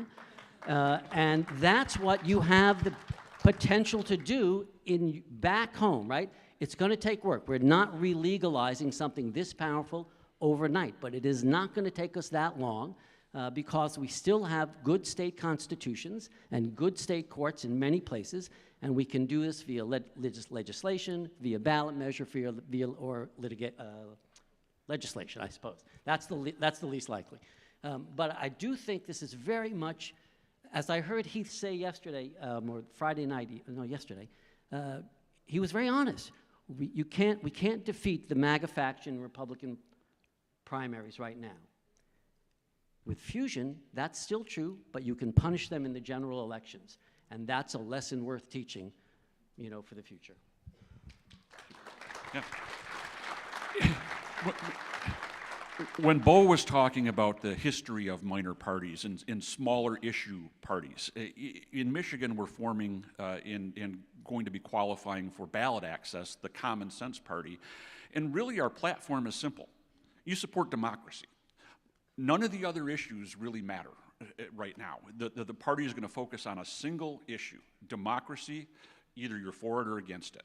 And so those candidates who will support Donald Trump or the MAGA Republicans aren't going to be nominated by the Michigan Common Sense Party. That's the way that we can leverage our principles, our ideals, and get that sanity back, someday establish a stable center-right faction in American politics again, like we had for a long time.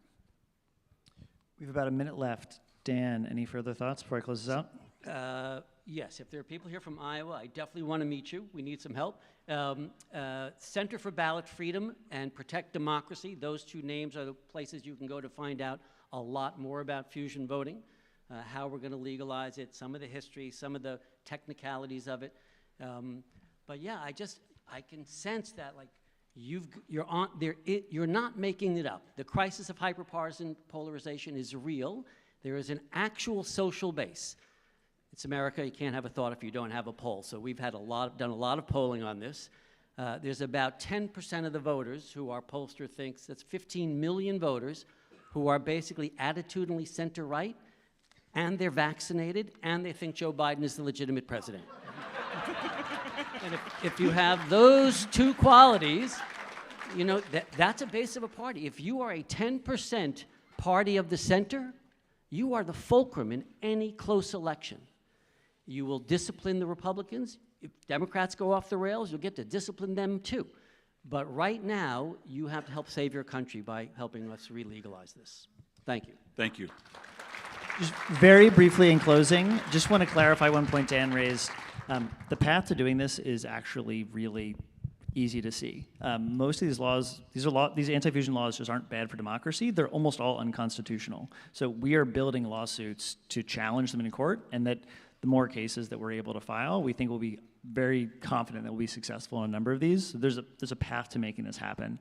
I know we covered a lot of information here. Our colleague Hannah over on the side, whose hand's raised right now, has a bunch of written materials kind of going into more detail if people want to learn more about this. Also, please don't hesitate to come up to us. We'd be thrilled to continue a dialogue today and after. And again, one more time, thank you to Heath and the rest of the Principles First team for putting this on and for inviting us to be a part of this conversation.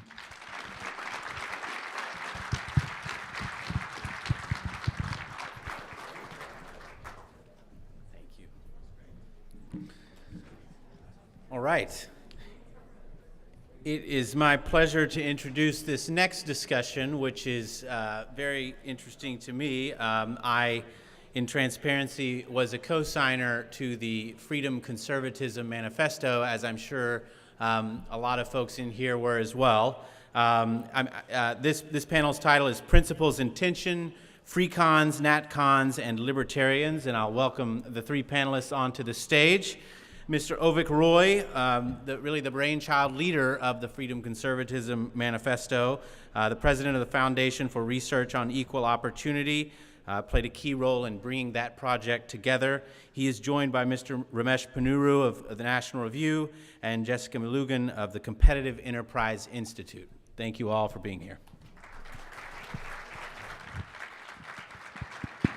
This is on, right? Okay, great. Welcome, everybody. I'm Avik Roy. Nice to be with you all. It's great to see so many friends and so many, hopefully, new friends here today. As Heath mentioned, I was involved, and the two other panelists are signatories of a document we put out last summer called the Freedom Conservatism Statement of Principles. And just to give you some background on it, so I run a think tank called the Foundation for Research on Equal Opportunity. We focus on how to use economic freedom to help lower and middle income Americans. And I and many others and the people in this room, we've all obviously watched with alarm, not only as the Republican Party has been transformed by recent events and changes to the leadership of the Republican Party, but there's been actually a deeper problem that we were concerned with, which is that there's a group of intellectuals who are trying to turn Trump into Trumpism, right? Who are trying to turn what Trump is doing into an ideology that hijacks or transforms what the conservative movement stands for and changes it in certain ways from what it has stood for since Bill Buckley and Ronald Reagan and Barry Goldwater built the conservative movement in the 20th century. And that's not to say that the conservative movement of the 20th century was perfect. that there weren't blind spots or ways to improve that movement. But the core idea that the thing that we are trying to conserve is constitutional government. The thing that we're trying to preserve is a country in which people are free to pursue their dreams. That was the thing that we really wanted to conserve and to rally together the group of people who still stood for those things. Because 2 years ago, there was an effort by a group called the National Conservatives, some of the people who are trying to evolve conservatism in a different way. They produced something called the National Conservatism Statement of Principles, which states a number of principles, many of which a lot of us would agree with, but some of which maybe we wouldn't. And they had kind of presented themselves as, hey, like if you are coming out of college, if you're joining Capitol Hill, if you're working on a campaign, this is now what conservatives are signing up for. And so the whole idea was to say, hey, wait a minute, we stand for some principles of our own, and we want to give people the choice. If you look at the National Conservative Statement and that's what you want and that's what you believe in, then go to town. But if it's the more traditional form of American conservatism that you support, then here's a menu that you can subscribe to. And we were very fortunate and honored to have a number of the people here sign on, a number of the people in the room, like Heath and others. You can learn more about it at freedomconservatism.org if you're interested in taking a look at what we've done. It's very similar, by the way, to the Principles First Declaration of Principles that's posted outside. A lot of overlap between those two documents. And so we have two panelists here along with myself. We have, of course, Ramesh, who's the editor of National Review, who is a signatory, who writes a lot about both politics and policy, and is also a senior fellow, is it at AEI? Resident fellow? I always get the terms. Something like that at the American Enterprise Institute. And Jessica Malugin, who is a tech policy scholar at the Competitive Enterprise Institute, which is also a libertarian, classical liberal think tank here in Washington. And so I thought what we could do is maybe talk about some of the, we all have slightly different backgrounds. I'm, both in the politics and policy world, but more on the policy side. Ramesh is probably a little bit the mirror image of that, a little bit more on the politics side.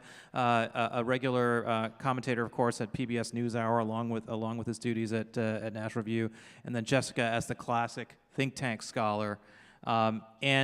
And there's a lot of things to talk about with this whole topic of freedom conservatism and the future of conservatism and where it differs from and what it has in common with these other strains of conservatism. And maybe I'll start with you, Ramesh, because we were talking prior to this event, and we had a kind of a dialogue at National Review when we launched the statement, and I was making pointed criticisms of the nationalists, and you were politely and gently tweaking me for that, saying I was being a little too tough on them, and that there's a coalition to be built there, or that there are a lot of things about national conservatism that are perfectly within the conservative tradition that we should try to preserve. So tell us a little bit about that. Tell us about your take on all this. Sure. Well, first of all, thank you all for having me. It is so nice to be at a conference where nobody is holding a straw poll that is won by Vivek Ramaswamy, tying with Kristi Noem. I suspect that if we were nominating either of those individuals for something, it would not be the vice presidency. So I guess the thing that I would say about the sort of National Conservative Manifesto, as Ovik was saying, there is much of it that I think a lot of us would agree with, and a lot of it I do agree with. I just think that national conservatism has been better in theory than in practice.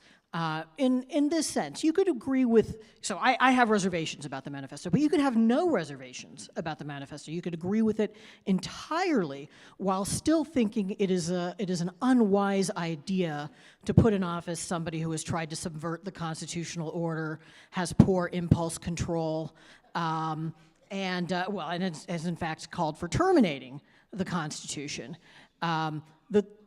The disagreements, the reasons that I reject Donald Trump go beyond things that the National Conservatives believe in.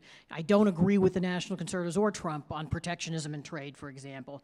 But I could live with a protectionist president. America has had plenty of protectionist presidents in its past. A president who tries to overturn an election, that's a different thing entirely. And so I think it's important to keep that in mind. Yeah, I think you're hitting on something, Ramesh, there that's really important, which is a lot of the commentary about national conservatism versus freedom conservatism is about literally comparing the two statements line by line and saying, oh, well, the two statements have a lot of overlap. These two groups must not be that different. And what you're alluding to is that there's a lot more to a political movement than a bunch of words you put on paper. Especially, I would argue, for the National Conservatives, where a large part of why they put that statement on paper is because they were getting a lot of flack for some of the extremist things that nationalists were saying, and they wanted to kind of put out this statement to say, hey, we're not all crazy racist extremists, we also have like normal views. Whereas I think for us, at least this is my biased view, perhaps, is that for us, the things we put on paper were very important to us. We're trying to say, hey, this is what we stand for. The federal debt is a really important problem we have to solve. Freedom is an important principle to uphold, and that is the thing that has made America great. Individual liberty is the thing that has made America great. We have to address the economic challenges that lower middle income Americans have using economic freedom. And that's something that we who believe in freedom have to do. We can't simply say Trump is a bad guy or that free trade is good. We have to actually show how these policies are relevant to ordinary people. Because if you don't do that, they're going to go to the people who are claiming that their ideas are relevant. So, yeah, I think, well, look, the friends and foes of national conservatism have a tendency to flatten the history of conservatism, of Reaganite or traditional conservatism, and make it out to be just kind of libertarian extremism plus warmongering. And look, the mainstream conservative tradition has always had a great appreciation of markets and decentralization, but it's certainly also been concerned with national sovereignty and cultural cohesion and the maintenance of an ethical tradition. And so sometimes you see national conservatives sort of caricaturing the past of conservatism, but sometimes you also see conservatives who reject national conservatism going to the other extreme and thinking, well, if I don't like national conservatism, I don't like any of that either. What would you say, as somebody who's involved in these conversations, what's your best advice for those of us who believe in these principles? What are the things that we should be doing to advance these principles? Well, you've done a great job of organizing a manifesto to start with, and this conference, I'm sure, has done a lot to talk about some of the challenges before our country. I really do think that a lot of that part of what happened to conservatism is that we grew a little bit rigid. We started deciding that the solutions of 1981 were not just the solutions to the challenges of 1981, but good at all times and all places. And conservatism really does have to renew itself constantly by applying old principles to new circumstances. That's something that you were just talking about, but I think it's vitally important. And one of the things that happened to conservatism that left this door open for a kind of noxious neoliberal politics was that we had stopped doing that for too long. That's a great segue to your work, Jessica. Sadly so. Yeah, I mean, because in so many ways, first of all, you work on technology policy, which is a great example of something that's different today than 1981. But also, it's an area where the nationalists have had a critique. The nationalists argue that, for example, you have Google, you have Twitter, you have these big tech companies that have been captured by left-wing interests and are advancing, particularly on the cultural side, left-wing culture and imposing that on our kids. And unless we basically regulate those companies or have some way for the government to tell them what to do and what not to do, we will lose these rising generations to left-wing philosophy. Yeah, they've been really effective, I think, at convincing people of that narrative. And because sadly I spend all week doing it, I will just impart to you a few other things to think of. Certainly there are things you can have a problem with these companies doing, and you can not agree with their political opinions, but I will remind you that 8 of the top 10 global tech companies are US companies. There's not one in Europe, not one. And not only is that just awesome, because we're amazing in America, but it's also important to getting there first, being there first, setting the standards. Again, these companies aren't perfect, but if you go across the pond and you look at what the they don't have a First Amendment. If you look at what speech looks like there and what these companies are subjecting themselves and their users to, it really is some healthy perspective on what's happening in the US. We are so much better off that US companies lead the world, not just economically, and all your 401ks are better off for it. The Magnificent Seven is no joke. But culturally, it's a better default than what might be coming out of China.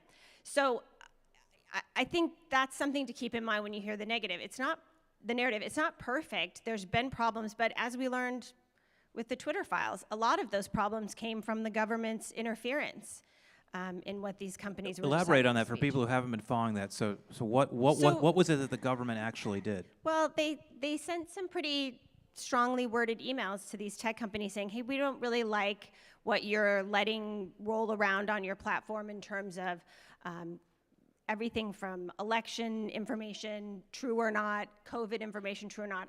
I don't want to risk my organization's 50C3 status, so I won't get into if they're true or not, let you decide for yourself. But there was government pressure for these companies to hide or remove content. And what was really encouraging about it when you got into those exchanges that I believe were FOIA'd and are now the source of a lawsuit, is that the companies actually pushed back a lot harder than you may think. They really said, we don't really need to take that down. We feel fine about that.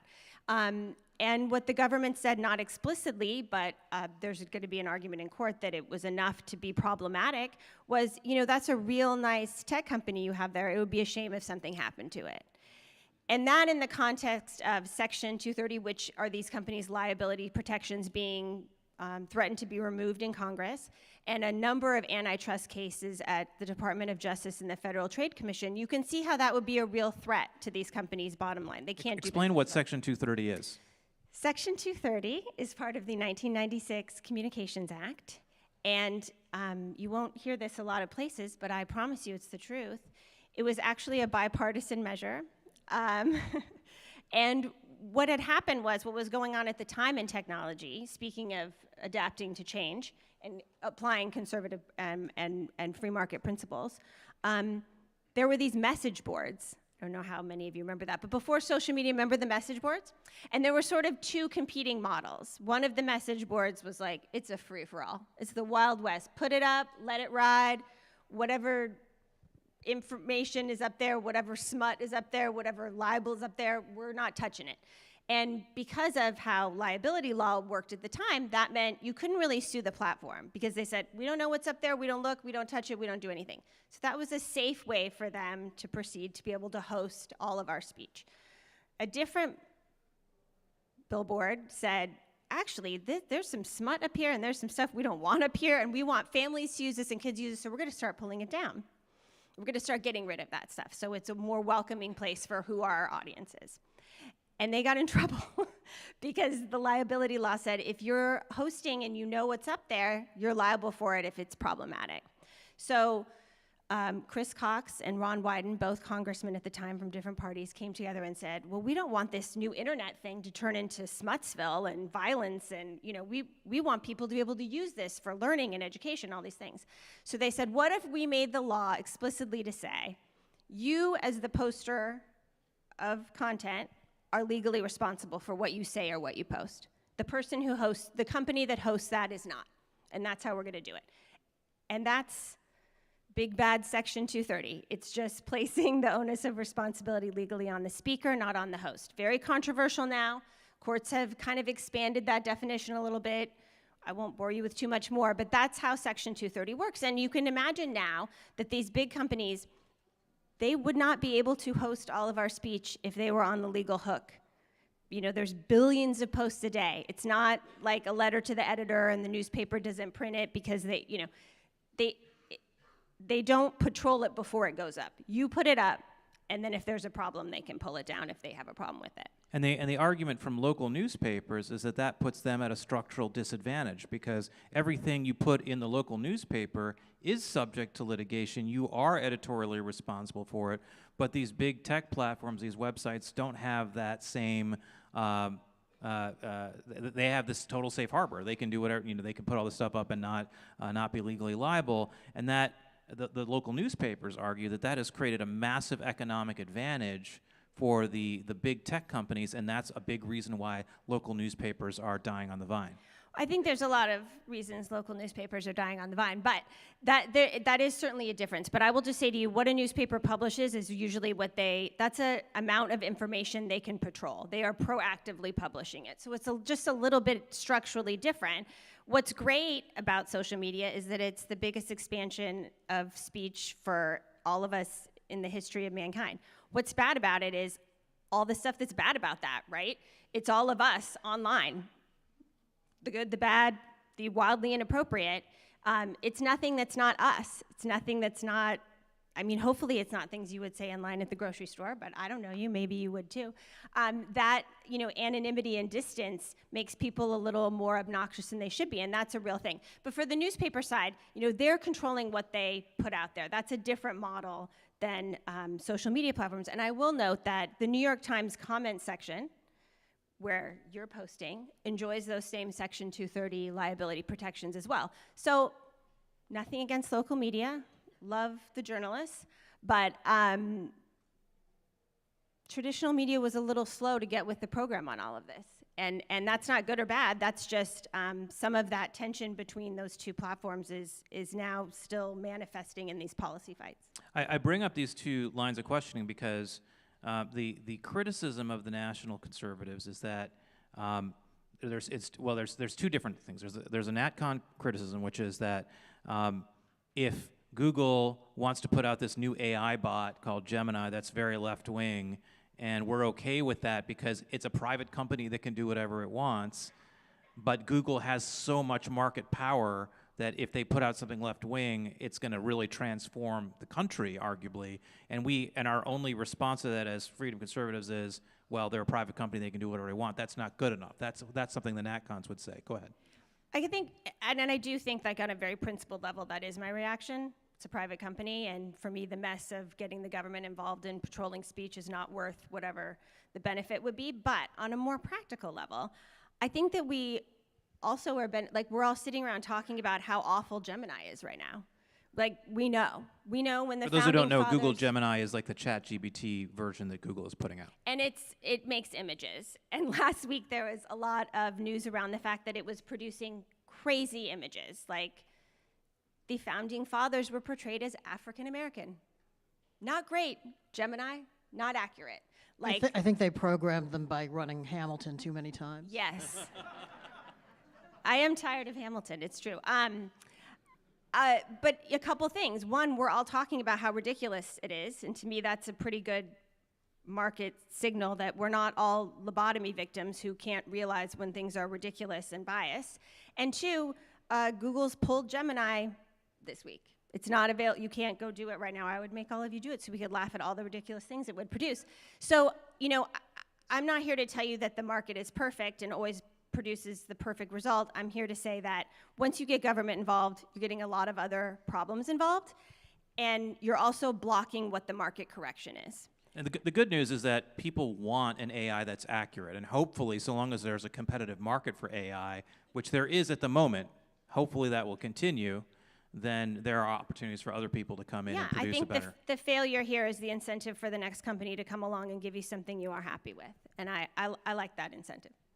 And the other thing I just want to make sure I emphasize or point out is the reason I brought up the point about the local papers is that there is a line of thinking, which I am sympathetic to, that a big reason why our politics is so polarized now is because local papers, which were kind of a bulwark of non-polarized coverage, are gone. Like, people used to hate, the national coverage, but they would like their local paper. And the local papers tend to cover things like what's going on in the schools and what's going on in the parks that weekend. And it was just a lot less political. And we've lost a lot of that journalism in this environment that we're in. And somehow we have to find a way to get it back.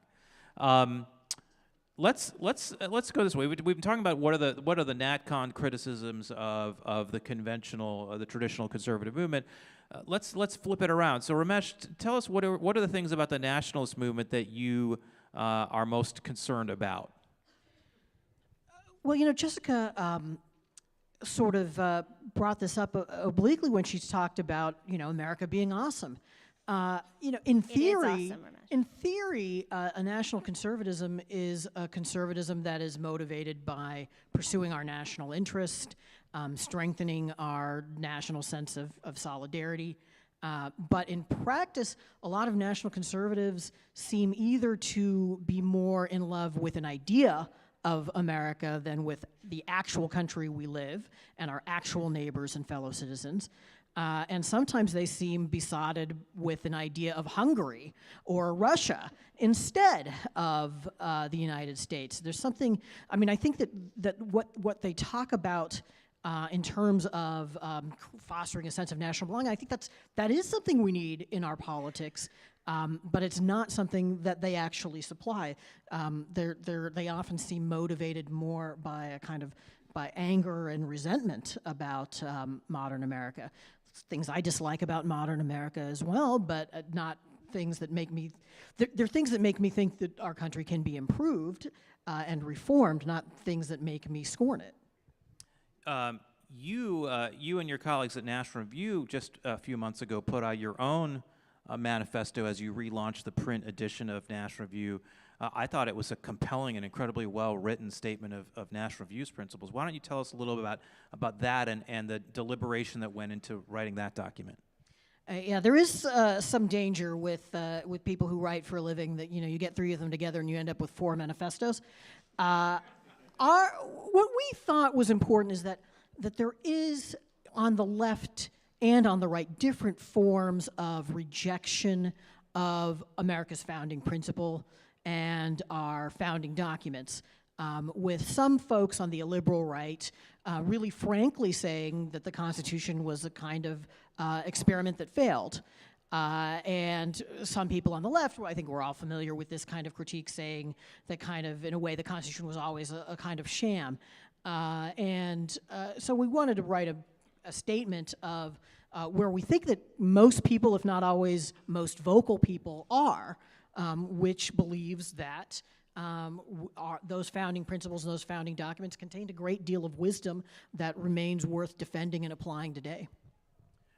What's your assessment, Ramesh, of this point about what Trump will eventually lead the scene, one assumes, right? I mean, in theory, he could lose in 24, run again in 28, lose in 28, run again in 30. It could be like literally we're on Medicare and Trump is still running for president. But my base case is coming around to the idea that when Trump is gone, the most important thing is how many of these ideological debates, how that plays out after Trump has left the stage. How do you feel? Do you feel that that's true? Do you feel like that debate is still an open question? I mean, how do you feel like what is the future of nationalism and Trumpism once Trump is not the main character in the play?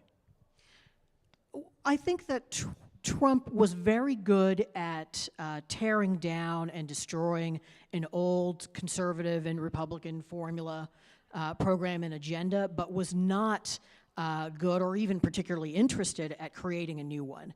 And so I think a lot of things remain up for grabs.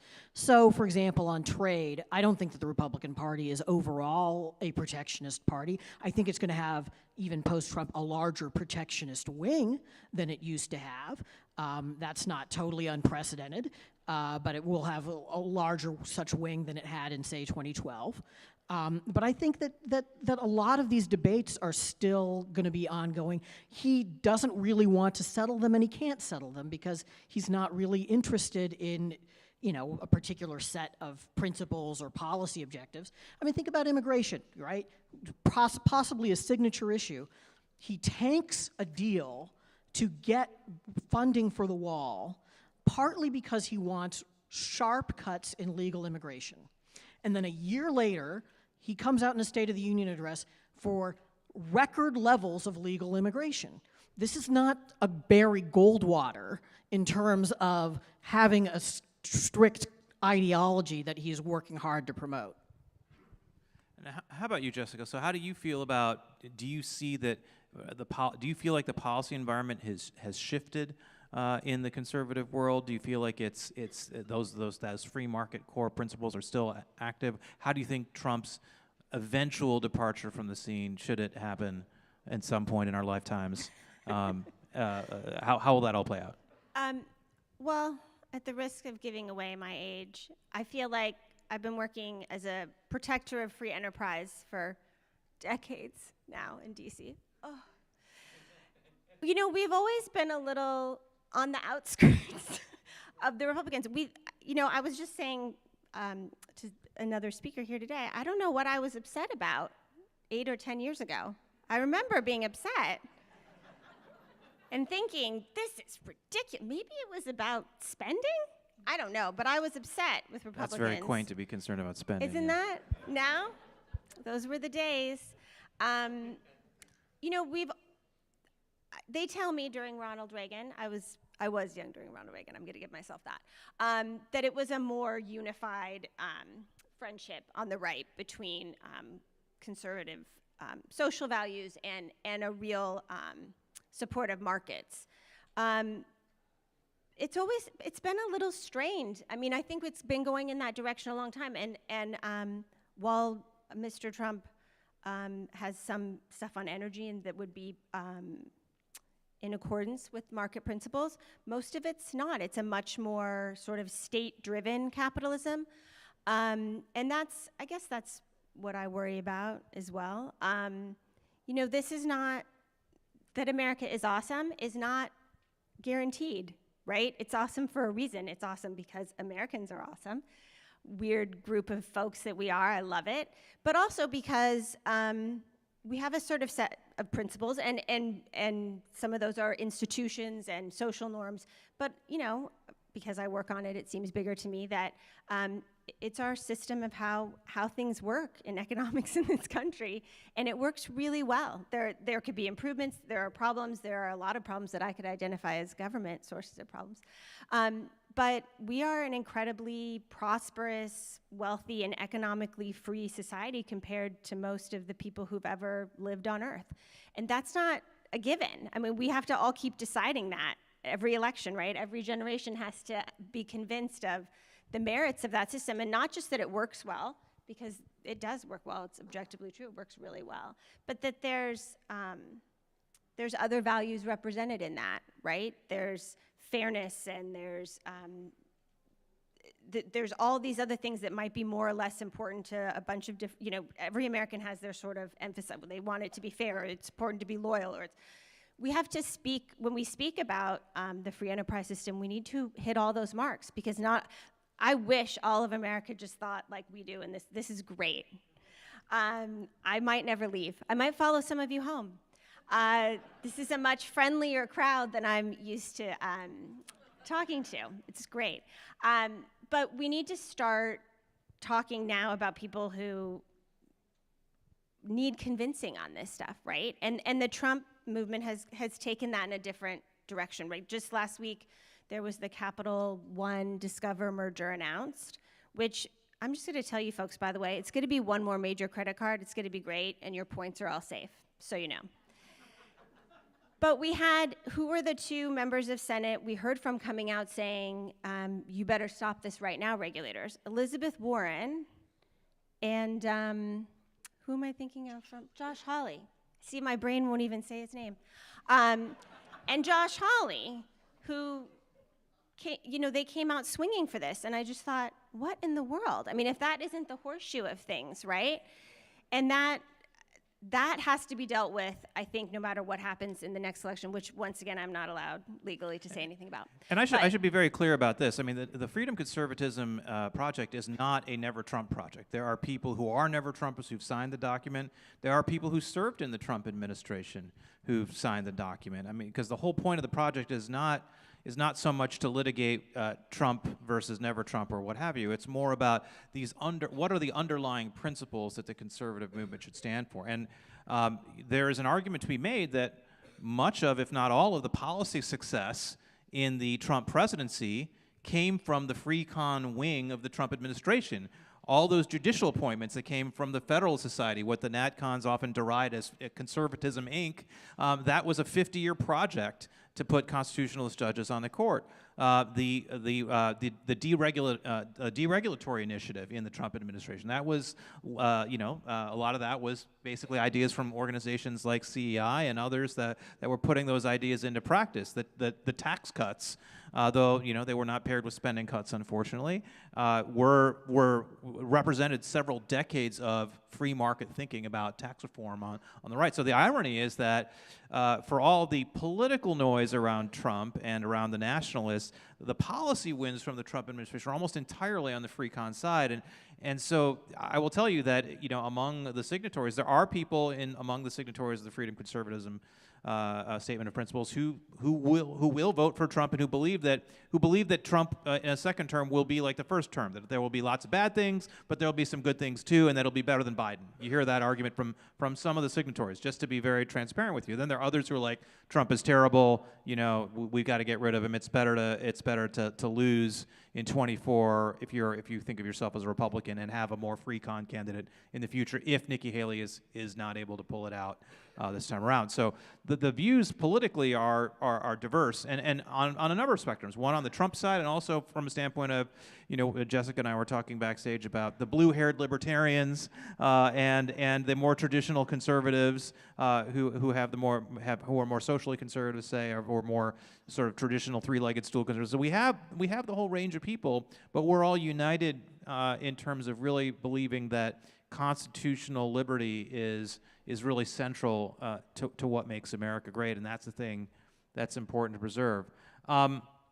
What we should talk about the presidential race a little bit, and not just, the current one, but if we look throughout history, and National Review knows this better than almost anyone, if you look at whether it's Goldwater and Reagan in the 60s and 80s or 70s, 60s through 80s, or whether it's Bill Clinton on the Democratic side, when the Democratic Leadership Council came along and said, we're tired of losing to Republicans, let's have a more moderate, centrist Democratic Party.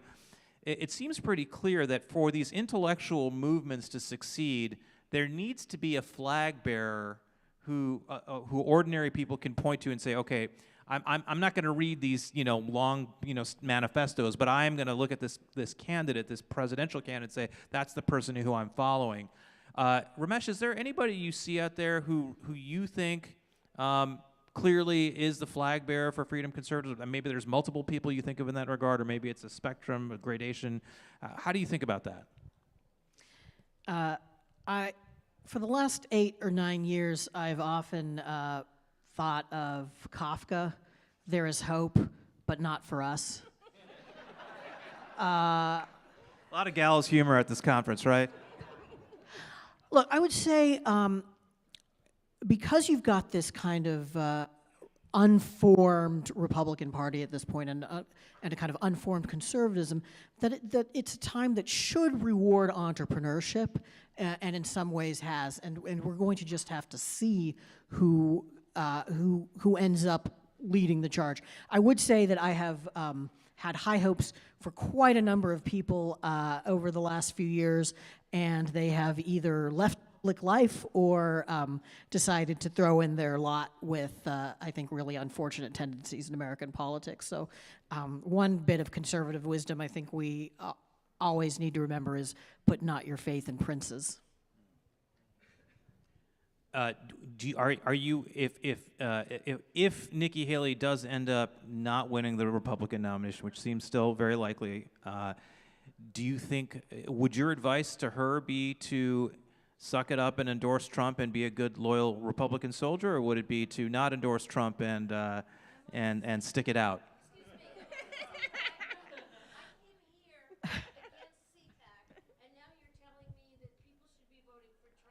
I'm just asking I'm asking the question. I'm asking the question. Yeah. Right. Well, let's let Ramesh. We're here to hear Ramesh talk. Let's hear what his point of view on this is. What's his political advice? Sure. I appreciate the feedback. Thank you. I would say I don't see how you can say that somebody is not just mistaken, not just flawed, but unhinged. Right. That is the word she has used recently. Correctly, and then go on and endorse that person for president. Now, I have seen plenty of Republicans performed that kind of maneuver before. But it is certainly one that is hard to respect. All I can say is I don't have it within my power to choose who is going to be the next president, but I can decide who I'm not going to endorse. Yeah. Bill Buckley wrote a book once, Cancel Your Own Goddamn Subscription, dealing with all the people who would complain about his editorials that they didn't like.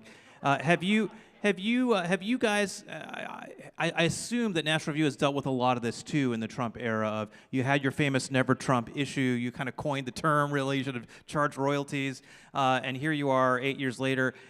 How, institutionally, what has that been like as a leader of National Review, and how do you feel you've navigated that? It's been tons of fun. Look, a lot of readers were unhappy in 2016 with our opposition to Trump. And I think at this point, our readers are, if they either agree with us or they're resigned to, are continuing to disagree about Trump. Although there's a range of opinion. We certainly had people who voted for him in 2016 and 2020. We ran debates on this subject. Andy McCarthy was, for example, making the case in 2020 for voting for Trump. I made the case for not doing that. Andy eventually came around after January 6th. He said, okay, Ramesh, you were right. And it takes a big man to admit that I'm right. Look,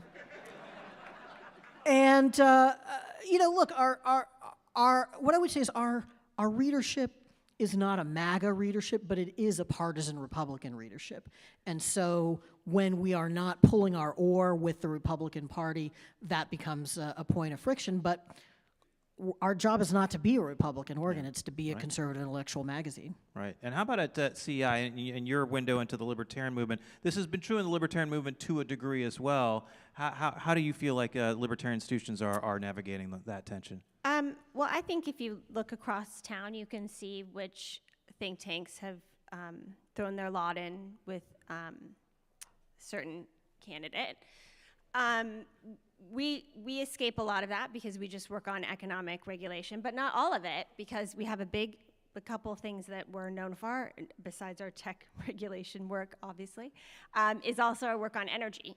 And we're very free market on energy. And I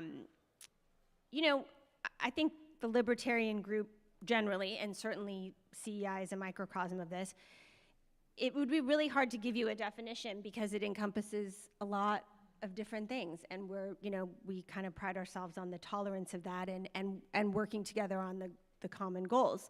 But even in that, there's a little bit of a division, right? The progressive right is very interested in interfering with the marketplace on tech issues and very pro-market on energy. So there were a few awkward moments in the kitchenette early on, but that's just the way it goes. I mean, again, your job is to tell your truth, to make your argument, to present your set of facts. And that does not involve thinking that people who disagree with you are bad people. That just says we disagree. And as long as we can keep having those conversations, that's, I think, what we're all here to do. If I can't persuade you with my reason, then, I've lost fair and square. So. That's a great segue to my last question here. We got 3 minutes, which is to each of you, and if either you can go first. What are the one or two things you think that the freedom conservative movement, defined loosely, not merely the signatories, but the broader ecosystem, what are the top one or two things you think we should do to expand our constituency, and particularly to regain and re-attract the people who've been taken by Trump and the nationalists? Sure.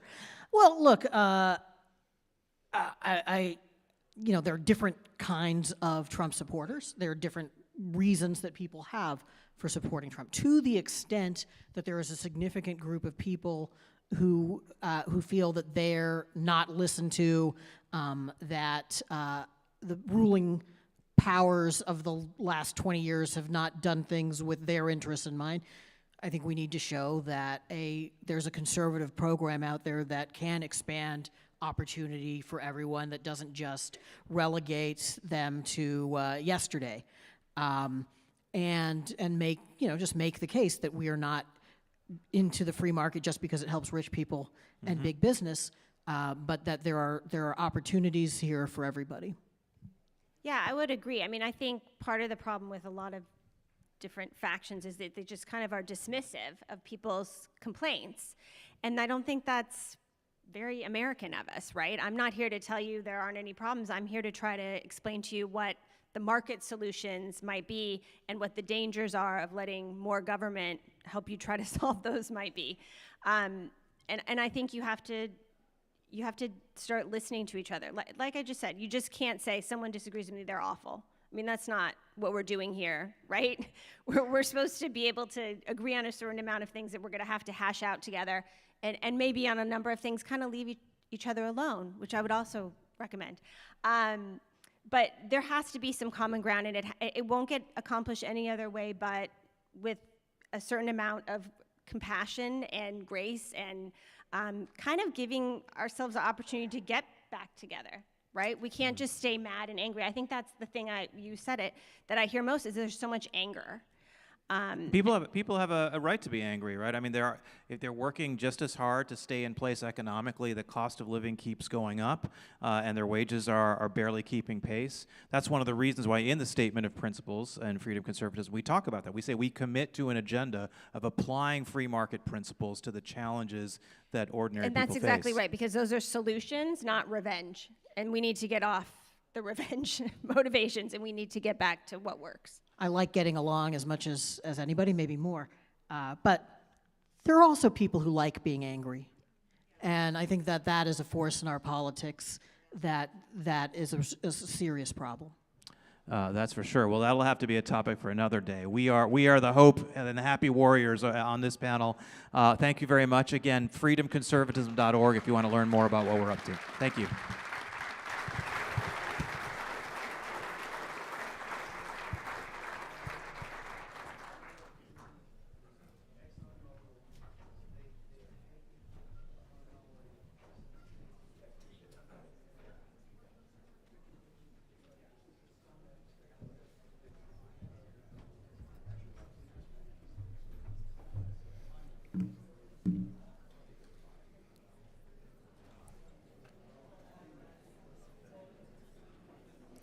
All right, we will continue here. It is my privilege to welcome our next guest, who finally made it after some flight delays, but we were able to move around the schedule, and we're thrilled to have him here. The title of the conversation is The American City and Principles for Urban Prosperity, a conversation with Mayor David Holt of Oklahoma City. I'll give you just a little background here, but Mr. Holt is doing obviously a lot of innovative things in Oklahoma City. He's leading with principle. He holds a nonpartisan office, and so we'll talk more about that in a second. David Holt was elected mayor of Oklahoma City in 2018 with 78% of the vote and re-elected in 2022 with the second highest number of votes for mayoral candidate in Oklahoma City history. A member of the Osage Nation, he is Oklahoma City's first Native American mayor. Oklahoma City has continued to enjoy an economic and cultural renaissance under Mayor Holt's leadership and is now the 20th largest city in the United States with over 700,000 residents. When Oklahoma City first moved to 20th in 2021, it did so by leapfrogging both Nashville and Washington, D.C. Mayor Holt is one of only 3 mayors of top 30 cities who are registered Republicans. So, welcome to the stage, Mr. Mayor.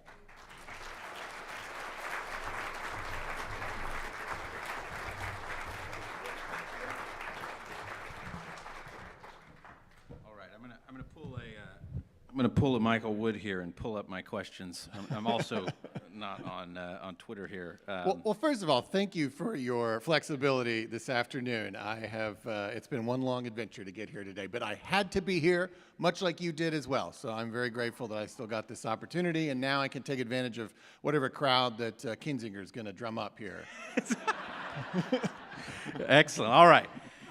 So being a mayor, I wanted to have this discussion in the agenda. I think our agenda committee did as well, because our cities are so important, and I think a lot of the challenges that we see that flare up in our national discourse, crime, even infrastructure to some extent, are really local problems, and they're confronted at a local level. So, being a mayor is sort of the polar opposite of being an elected official in Washington, D.C. You have to actually get things done for people and make their lives better.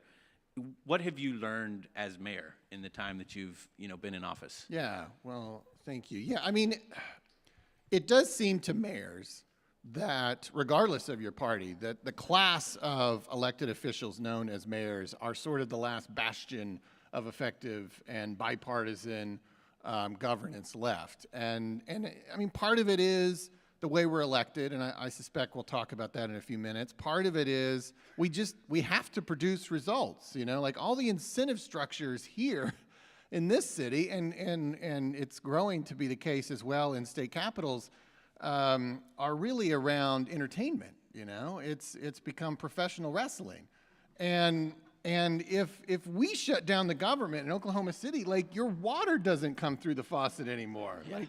Like you're dead within 2 to 3 days without our government. So like we have to take this seriously, and we have to produce outcomes. And as it turns out, in American, democracy, like outcomes have to be produced through some level of consensus. I mean, not 100%, but like you have to work with people, you have to be pragmatic, you have to compromise. So anyways, I think mayors practice politics as it was essentially practiced in this country for 2 centuries. It is just in recent years that it seems like we're more of an outlier, but I think really we're quite conventional in the way that we ultimately get things done, and I have learned to love that very much. I worked in the White House for President Bush, I worked in the U.S. Capitol for a speaker, I worked in the state capitol, I've done it all.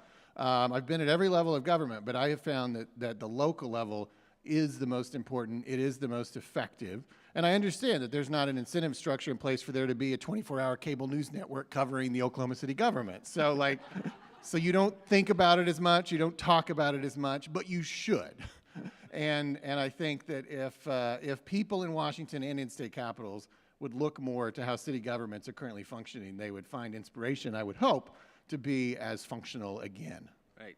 So Oklahoma City, I'm originally from East Texas. My family's from there, so I'm a little bit more familiar with the Oklahoma City story. I'm a Mavs fan, in transparency, know about the Thunder.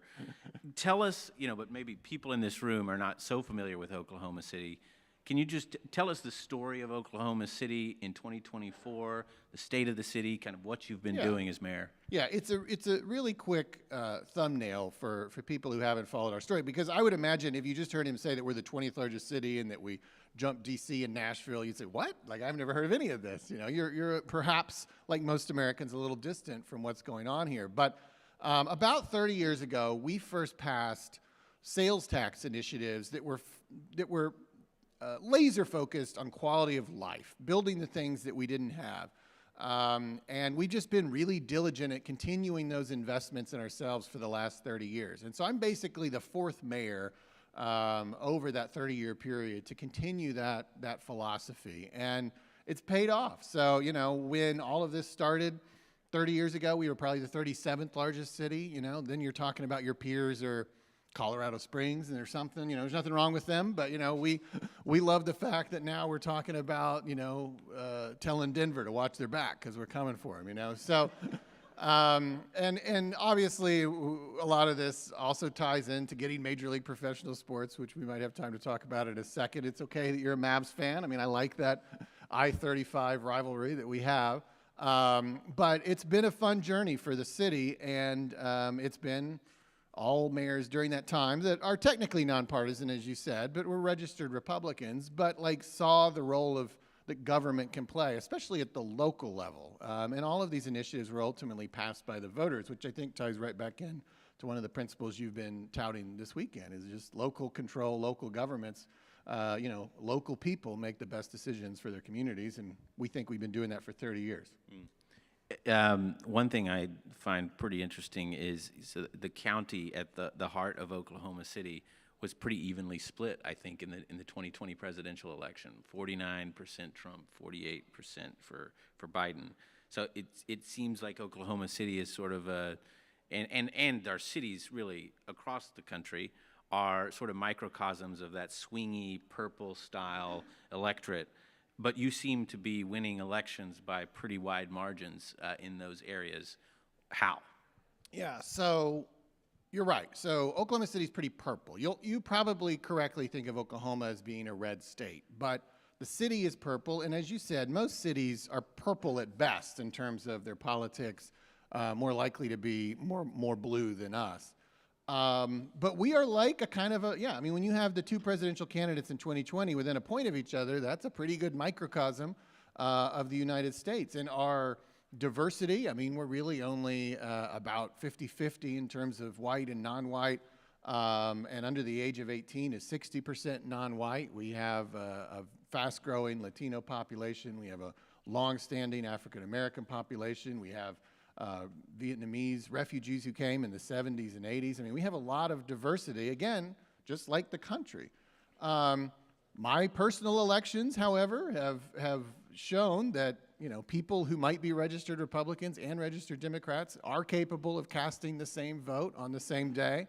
But even more importantly, so too have our initiatives passed by wide margins. So in 2019, I led the charge on MAPS 4. So MAPS is our brand name for that sales tax initiative I mentioned earlier that we've been passing for the last 30 years that's focused on quality of life. This is a $1.1 billion initiative, 16 projects, and it passed with 72%. Now, I have been in politics essentially my whole adult life. Like 60% is a landslide. We don't have words for 70%. Like they don't, those outcomes don't happen, but they're happening in Oklahoma City. And then just last month, or 2 months ago, we had an election for a new arena. Then we went through a long 2-year conversation about that, and this was a vote of the people, and it got 71%. So obviously, if you're in a city that's 50-50 in the presidential, but you know, other candidates and initiatives are getting 70%, people are voting the same way. They are finding some sort of common ground. I'm very proud of that, and I talk about it a lot as mayor because I think it's like a unique political culture that at one time the country was capable of, right? Like Ronald Reagan won 49 states. Like we're capable of all coming together around a consensus. It just hasn't happened in so long we forget that it's possible. But we're doing it right now in Oklahoma City. But we cultivate it and we protect it. So where Cecilia and I live in Hoboken, our mayor, Ravi Bala, the initiative in the city, the big thing that everyone is focused on is getting the rats out of the street. There's a lot of rats in the trash, and there's like this rat campaign, and there's flyers on our door every week about we got to get rid of the rats. So I think his political stock rises and falls like every time a rat scurries across the street. So that's the story of Hoboken. But I know Ravi. We went to Israel together. He's a great guy, by the way. He's learned a lot about extermination, I'm sure. But how do you think about your objectives as mayor, and what is the ideal outcome, you know, start to finish of, you know, for a conservative mayor? What are the objectives you're really trying to focus the city on? Yeah. Well, though, as I've said, I mean, I come to the position trying to build consensus, you know, across party lines, ethnic lines, gender lines, geographic lines. I mean, every city's got their different sides of the city, right? You know, like every city's got, oh, that person's from the south side or that person's from the east side. Like, you know, building all that is really important.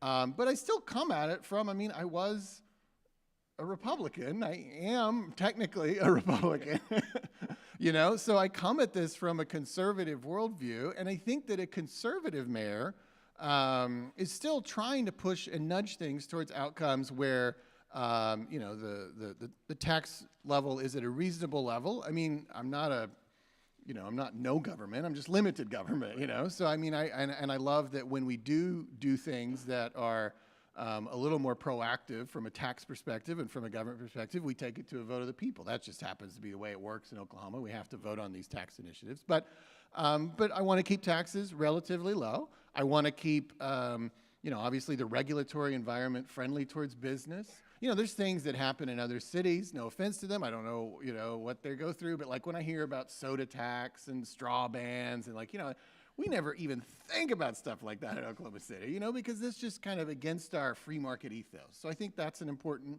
indicator of a more sort of conservative city government. And obviously staying focused on the basics. I mean, it's fun to talk about the thunder, but at the same time, you got to have, you know, strong public safety commitment. You got to be doing everything you possibly can to keep crime low, and that's a multifaceted effort. But, you know, I think that's essentially what it looks like. The irony is, to me, as you said earlier, I mean, 27 of the 30 mayors of the top 30 cities are registered Democrats. The irony is many of them are governing really from sort of a kind of center-right position. You know, they often leave office sort of hated by their far left because they had to do what they had to do, and you can't really govern a city from the far left. And so it's sort of the tragedy of Republican politics for many decades that we're basically letting, you know, another party run cities, which we should have a better foothold in, because that's where people live, using our philosophies. But we've failed in other ways, you know, to meet that moment for things we can delve into if you'd like. Yeah, I think that's you know, the identification of cities with the Democratic Party is just it's an interesting and sort of bizarre thing in a country that is democratic and where you have to get votes to win, and a lot of people live in cities.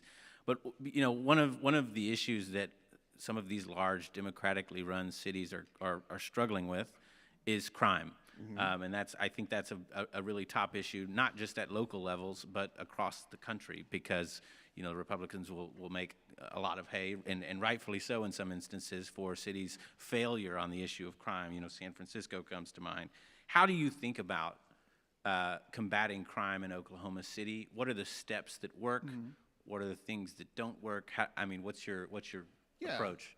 You know, well, look, I mean, I'm a layperson. Most people who are going to be mayors and city council members are lay people, and public safety and law enforcement is a specialization, you know, right? So first of all, you should listen to experts. But I think that the thing that I've taken away from this experience of observing it now for years is you got to think of it at least in two ways. The first is, yes, of course you have to have police. You have to have a strong commitment to public safety. You have to fund your police officers. You have to have as many of them as you can afford. You have to give them the best equipment, and you have to respect them and show appreciation to them so people want to do those jobs. I mean, we have a lot of vacancies for police officers in Oklahoma City right now, and that's true around the country. So, like, we have to work on that. But that's only half of it, because one thing I have learned is you can't be everywhere. You know, the police officers can't be in every living room, right? I kind of an obscure reference, but it's set in this city. One of my favorite movies is Minority Report, you know, and the precogs, they predict where the crime will be. And if you had that, maybe you could just get by with police officers. But the reality is, you know, I get an email every single time that someone is murdered in Oklahoma City. And it is striking to me, after nearly 6 years of getting those emails, how often these are domestic murders, right? These are incidents that happen between people who knew each other. They were not random crimes out in the streets of the city. They happened in somebody's living room. So police can't do much there, right? I mean, not at that moment. So what are you doing to interrupt violence? What are you doing about the core causes of violence and crime?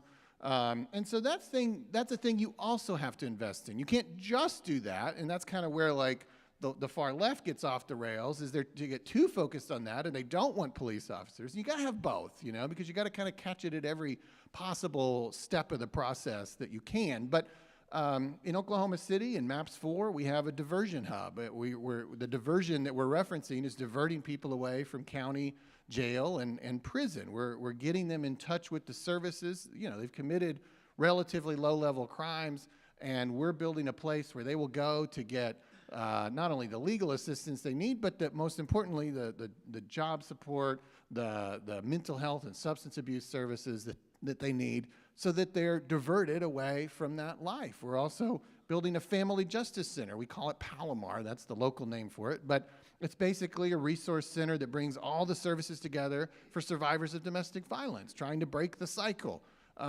These are just a couple of examples of how you also have to think about crime, not just in terms of more police officers. You need that, but I've just seen too many incidents, especially in certain districts and things, where you couldn't have possibly enough police officers. You had them practically every 5 feet, and something still happened. So what else are you going to do to stay ahead of it? So that's where I think like maybe a purple city is well positioned, because we have enough people kind of who see both of those perspectives, and you got to do both of those things.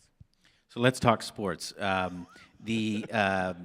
Obviously, one of the things that has really elevated Oklahoma City was the arrival of the NBA in 2008. You're a big Thunder fan, obviously. I don't know if you could have gotten elected if you were a fan of any other team. But how have you kept the Thunder in Oklahoma City? You know, we hear a lot about these public-private partnerships. I know in Dallas they built a new Ranger Stadium, and it's always a topic of intense debate among citizens. How have you navigated that policy question? Yeah, and I've followed here in D.C. Like they're talking about moving the team 5 miles away, but it's a pretty significant 5 miles to the different jurisdictions. You know, so in Oklahoma City, we're the 20th largest city, but we're the 42nd largest market. So that's pulling in like all your suburbs and kind of the whole MSA. And that's ultimately what matters to the NBA. Mayors care about who lives in your city, but the NBA cares about who lives in your market.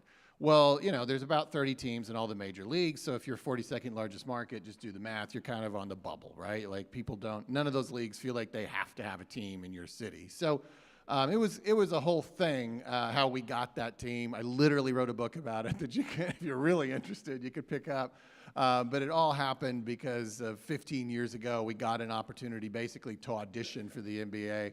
And ultimately that resulted in the Sonics relocating to Oklahoma City. And I apologize if anyone here is from Washington State. I know that's still a sore subject even 2 decades later. But because it's a sore subject and because there is a hyper-competitive environment amongst all the cities that don't have NBA teams, some of which are bigger than ours, we have to stay competitive. And every city's going to have their own story. And maybe this is hearkening back to an earlier point. It's like, you got to do what you got to do. You got to decide what's best for you. But if you can have it go to a vote of the people, like you have to live with that outcome. And that's what we did. We had a vote.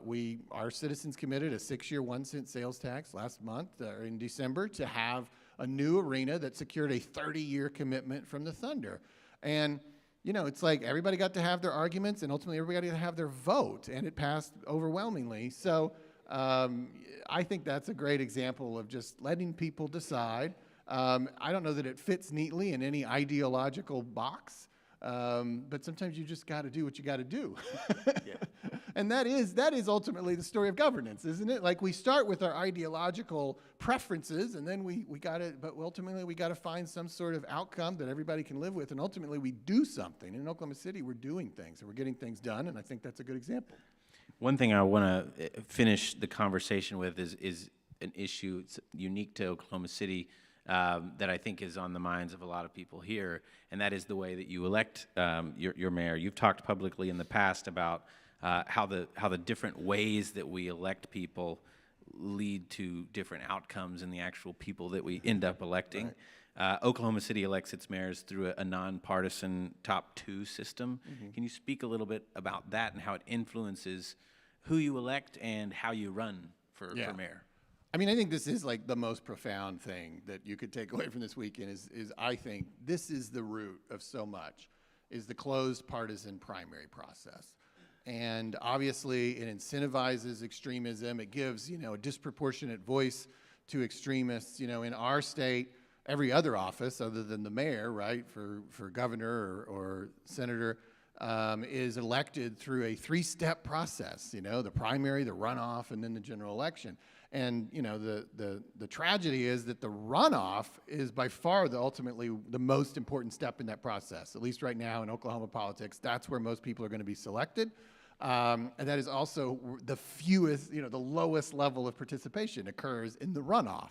And you have to have an almost superhuman interest in this whole thing to even know that, like, you're eligible, that your party's voting that day, that there's an election on that day, and some third week in August. I mean, and yet that's where the decisions are made. So contrast that with, and you can imagine, you know how that ends, you know how that elevates, the extreme voices. Contrast that with how we elect Oklahoma City mayors, and for whatever historic reason, how we elect most mayors around the United States. Not all, but most. Everybody is invited to come that day, regardless of their party registration, and all the candidates put their name on the ballot, and you pick your favorite. And there's variations of that, but that's basically it. And if you ask a high school kid, they say that's how democracy works. But we've not actually run it that way for a long time. But it incentivizes you completely different. Like, I don't really have to worry about the communists or the MAGA people, I build a coalition of the 70% of normal people in the middle who just want to work together and get things done. And I think it's a myth in this country that we're so polarized. The communists and the MAGAs are, but like the rest of us, we're Democrats and Republicans, and we have some principles, but like we're willing to work together and compromise and do what Americans did for 200 years. So that's what incentivizes mayors. It's why I think we're more effective. Ultimately, we don't have to worry about the extremists. I was challenged in my re-election in 2022 by 2 funded MAGA candidates, and I beat them by 40 points. I understand it. Yeah, thank you. But might have been a different dynamic, right, if it had been a Republican primary. But I have different rewards in my system. And so I'm certainly hopeful that Oklahoma and many other states will look at that. And ultimately, there's so many variations on electoral systems, but the 2 principles you need is that all the candidates have to face all the voters, and all the voters get to see all the candidates. And you're going to have different outcomes. And we would never be talking about Donald Trump if we'd had a system like that. Well, thank you. Thank you. We're out of time. Thank you so much for being with us. Thanks. Thank you all very much.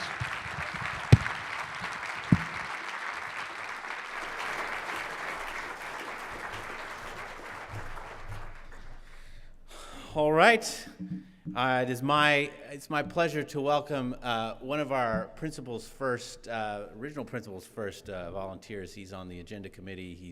He's excellent. He's from Illinois. To introduce our next guest, Mr. Andy Eastman.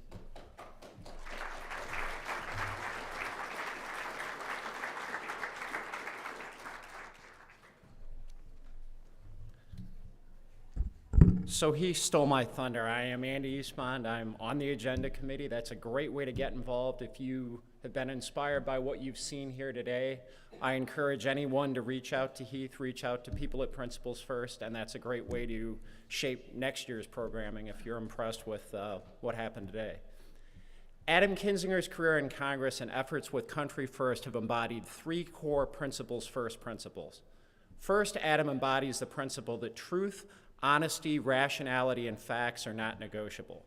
He implores Americans to stand for truth, to reject the lies wherever we confront them, in our towns and our capitals, and our friendships and our families, and at the ballot box, and within our own minds and hearts. Second, Adam embodies the principle that the Constitution and the rule of law are paramount. He states that there is a difference between breaking the law and rejecting the rule of law, between a crime, even grave crimes, and a coup. This principle will be tested soon as Donald Trump potentially faces criminal and civil trials stemming from his role in the attack on the U.S. Capitol. Finally, Adam embodies the principle that America's role in the world is unique and important. He suggests that America helps stabilize the world in a way isolationists don't appreciate. Through treaties, foreign aid, and trade, we help others develop solid and prosperous societies. Our direct military aid was vital in Afghanistan. Our withdrawal was bad for the people of Afghanistan and for the world. We must not make a similar mistake with Ukraine funding. Speaker Johnson, are you listening?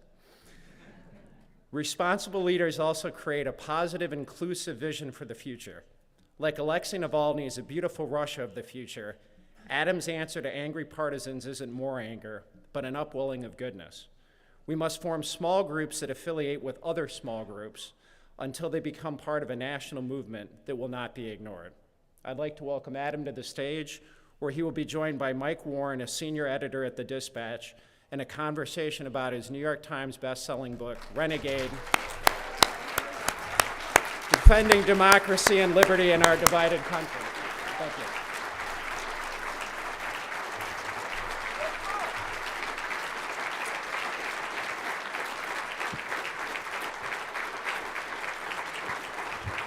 Thank you, everybody. Thank you. All right, am I just like pulling this off now? Is it just me? Is Michael Warren in the house? Is Michael Warren here? All right, well, now Okay, I'm going well, to sit and lecture you guys then. I'll sit here with you. Hey, before we get started, I want to introduce a friend I brought. So, as I hope you guys know, I am really passionate about Ukraine, and there is...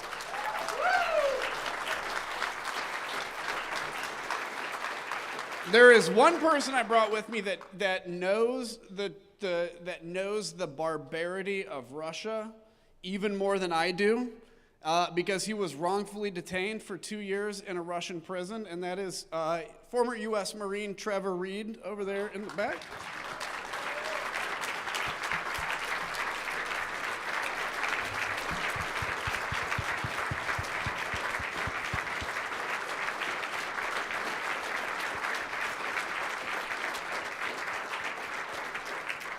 So I wanted to introduce him because he knows even more than all of us about how important this fight is and how important it is that we push back. So good to be with you, my friend.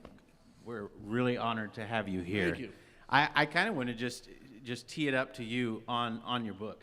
I think it tells the story of your time in Congress, obviously, your time in the Republican Party.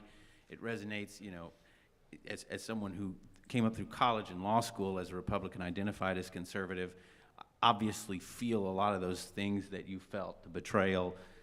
Just speak what drove you to write the book, what drove you to take the stands, and just your chief takeaway from the times in Congress. Yeah, I mean, look, somebody had told me at one point, I never thought I'd write a book, by the way. I honestly, I'm like, why would I write a book? But, because somebody had told me, they said, it's an inherently kind of arrogant experience to write a book, because you're basically saying, here's a story about me that you're going to like, right? And but what I realized is I kind of lived through this, from 2010, this kind of early Tea Party, when the Tea Party really wasn't at all like what the Tea Party is today. The early Tea Party was like, hey, we want to cut spending. We had Tea Party rallies where 10,000 people showed up because they were basically just a bunch of Republicans at the time. But I can look back and say, okay, from 2010 to today, here are the different markers I've seen where the Republican Party has become something completely different. And from the party of Ronald Reagan, as we all know, to the party of Vladimir Putin, like how quickly that happened in reality. And so that's why I wrote it, was not really to tell my story, although my story comes out in it, but to tell the story of the broader party so we can see the trends. Because now I have the ability to be able to look back and say, yeah, these are some things I should have seen.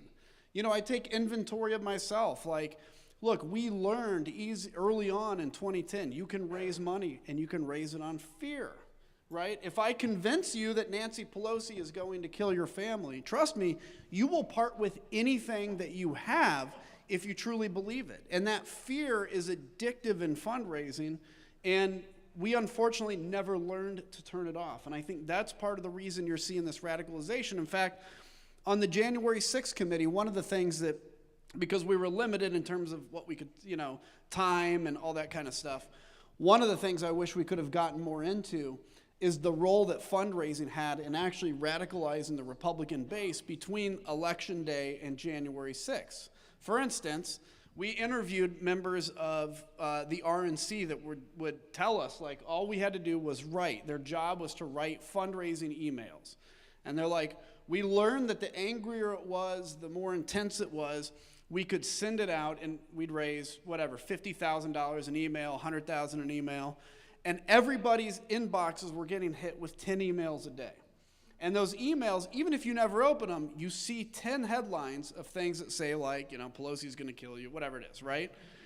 And that radicalized the base in a very short amount of time. And so I wanted to be able to present that, not as because I have the solution, I don't. The solution is us, but because we have to know what the problem is before I think we can find the solution. So did I enjoy writing it? Yes. I talk obviously a lot about my military service and some other stuff, but I just hope if you've read it or if you're going to read it that you see it as like not just me telling my story, but telling the broader story of what's happened to this party that I loved and now I don't recognize. Well, I'm going to hand my role off here to a professional. Okay. And Mr. Okay. Mike, You did a great job, we though. finally tracked down Mr. Mike Warren of the Dispatch. Right. You did a we great found job. him here, so I will switch places with him. Yeah. Yeah, you too. He was at the bar. I will neither confirm nor deny where I was. Oh my goodness! You know, it's when a source calls, you just got to take it. Well, thank you for doing this, and thanks for letting me come here at the last minute here. So I wanted to talk a little bit and ask you about 14 months ago is about when you left Congress, and I wrote down a list of everything that has happened in Congress since then. So I want to go through it here. There was, since you left, a protracted fight over the speakership in which Kevin McCarthy basically gave the House away to the Freedom Caucus. There was an ugly fight internally about the debt limit. It stretched on for weeks. Another fight over spending levels, which found McCarthy ousted, and then another protracted fight over the speaker. Then you had an impeachment inquiry that doesn't seem to be going anywhere. You had this guy, George Santos, ousted from Congress by his own members. So the obvious question is, don't you miss it? Well, I know one thing. I leave and the whole place goes to hell, so I don't... Before Adam, no worthless impeachment. After Adam, worthless, you know. No, you know, it's funny, and I'm glad you actually asked it. I don't miss it, obviously, at all. I really don't. And, you know, people will, obviously, you know, they'll say, like, well, Kinzinger didn't run again because he wouldn't have won a primary, which is probably true, or he was redistricted, which was true. But truthfully, I had been in 12 years. And I would, without any of the January 6th stuff, without any of the redistricting, I think it was approaching time where it's like, okay, I need to walk away. 12 years is a long time. When you started when you're 32. But I don't miss it at all right now because I watch what's going on and I'm like, we are the greatest country in the world. I believe that. And we deserve so much better than this. Like, we deserve so much better than this.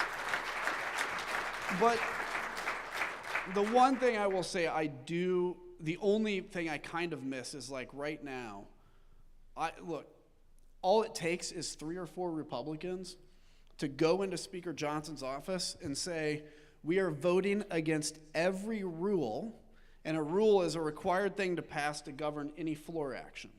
And you never vote against rules if you're in the majority. If 3 or 4 Republicans walked in and said, we're voting against any rule until you agree to put Ukraine aid on the floor, he would do it in a week. I guarantee you that. I kind of wish I was there to do that right now. Well, you know, that actually leads me to a question I wanted to ask, which is, you've made the decisions that you've made, and I would safely say ostracized you from your party a little bit.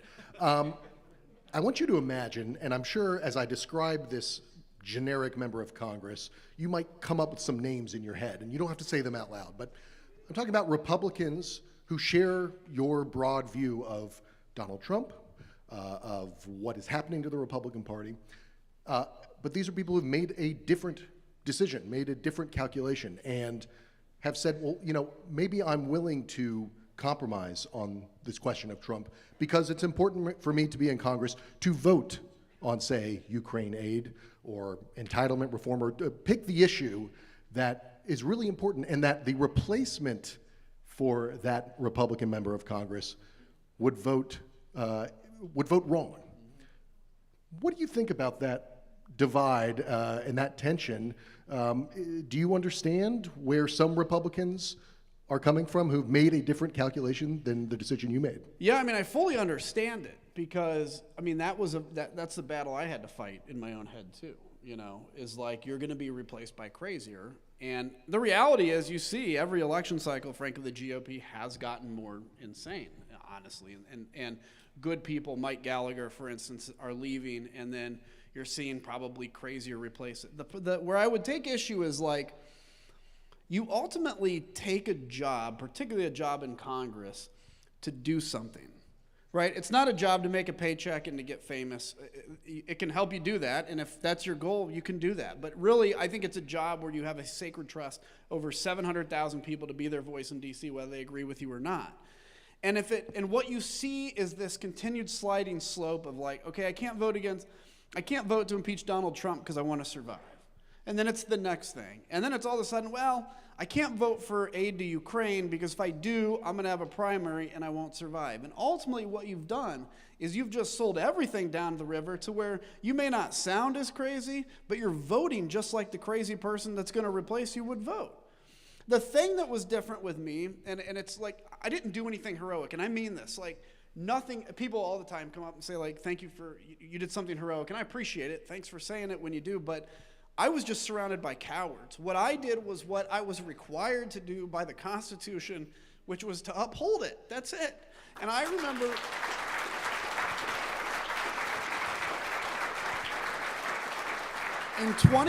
in 2009, I got back from Iraq and made the announcement that I was running for Congress. And I remember saying in an audience, I mean, we had people that would turn out like this much because it was the Tea Party time. And I remember saying, if we're going to ask young people to sign on the dotted line to die for the country, we have to have members of Congress that are willing to give up their career for the same cause, right? I thought it would be like a vote for Social Security reform or something. I didn't know it would be like January 6th. But like, if we're going to have people in those positions that will, salute the casket at Dover when it comes off and talk about how important it is that we have young people that are willing to die for the country, but they are unwilling to do the right thing for the country when that very country is at stake, they don't have a right to be there. They are totally unqualified for that position.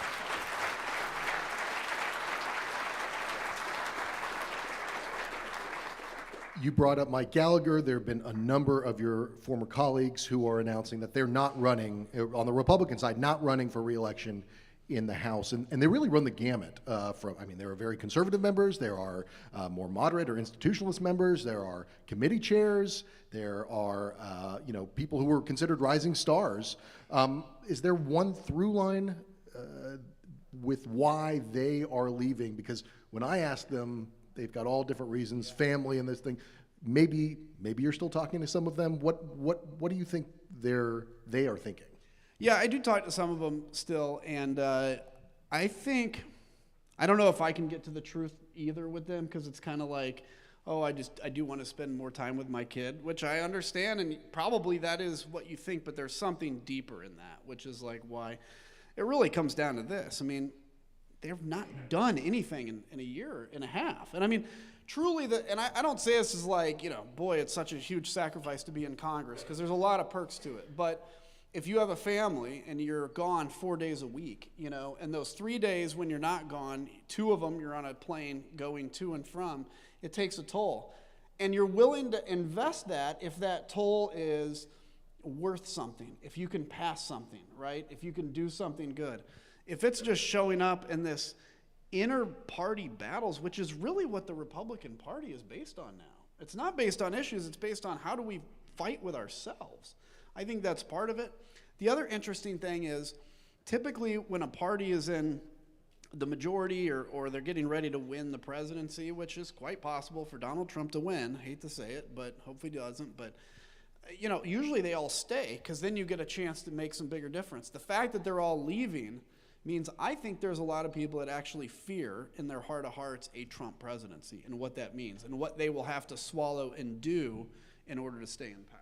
Something specifically that I've heard, and I know you've touched on it, and I've heard from other former members wondering what you're hearing about this as well, which is the general threat of political violence toward members. I mean, it feels like it's the kind of thing that a sitting member doesn't want to talk about, but I know that a lot of former members are concerned that the heightened level of sort of political outrage could lead to kind of mass violence, but also specific violence targeting members of Congress. What can you speak to what's happening, and either what your experience is or what you've heard from others? Yeah, I mean, it's very real.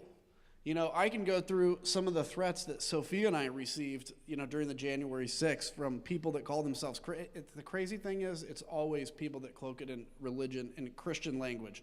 And as a Christian, that's not the God I follow, okay? And, you know, like some of the threats, like wanting my 6-year-old son to wander out into traffic and get killed, right? Saying I'm part of the devil's army, that was family that sent that one. And so, like, they have the brain worms, some of them. My immediate family's good, but this was extended family. But real threats, and I'm going to tell you the interesting thing, these threats all came, always, when Tucker Carlson would go after me, and you can time it to that moment.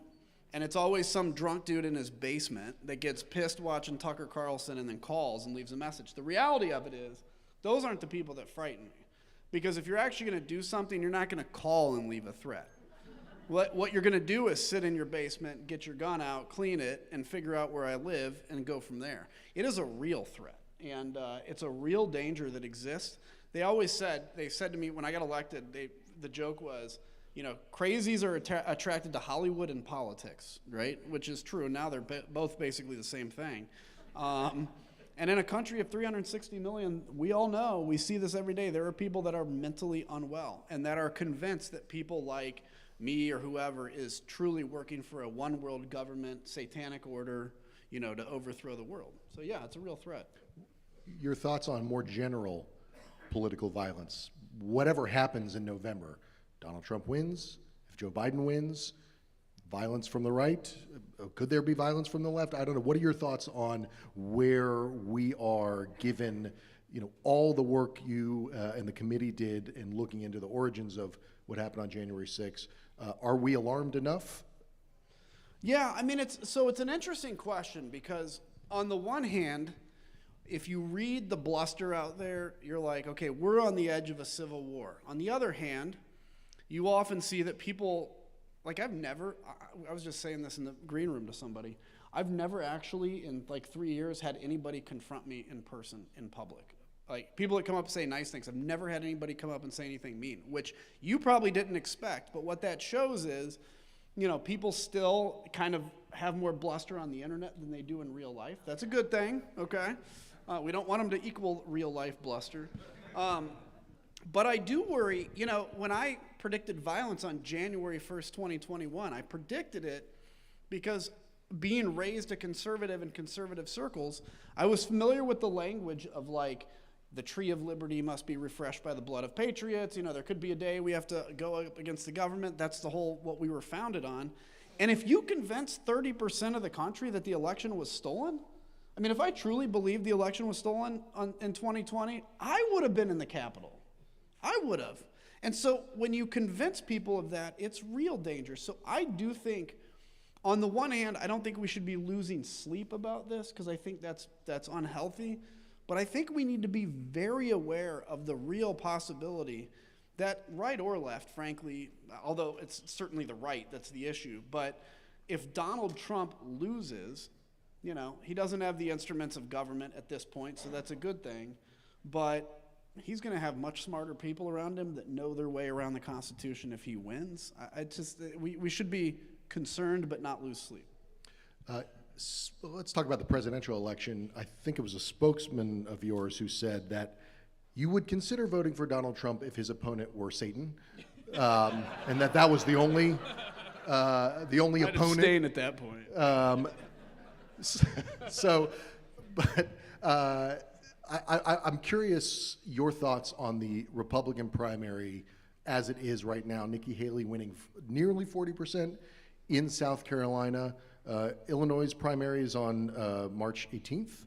If she's still on the ballot and still running, would you vote for her? Well, I'm a Texan now, actually. Oh, I didn't realize. Yeah, we moved. Okay, yeah. so for the Texas primary. I went to Texas. That doesn't make, yeah. Well, hey, Texas, what's up? At least there's 3 of us that are normal there. Just kidding. All right, perfect. Perfect. I live in the Woodlands now, so. But okay.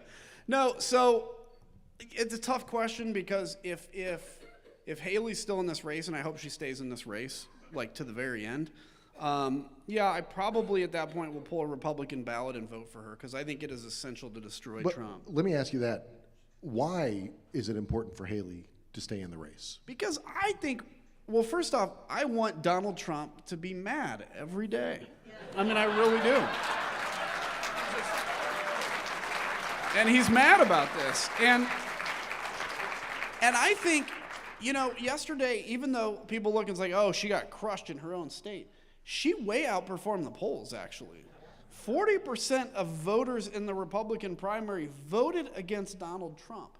And as somebody that still wants to see the Republican Party come back, I think it is essential that people have a choice.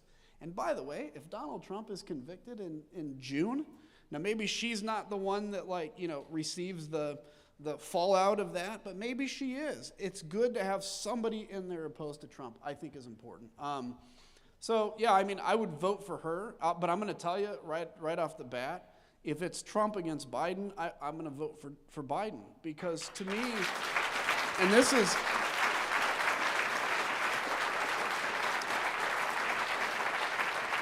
what I think is important, is like, I can disagree with a lot of stuff, but like, democracy is truly at stake here. And it's like, we can disagree, we're going to disagree for the next 100 years if we make it there, right?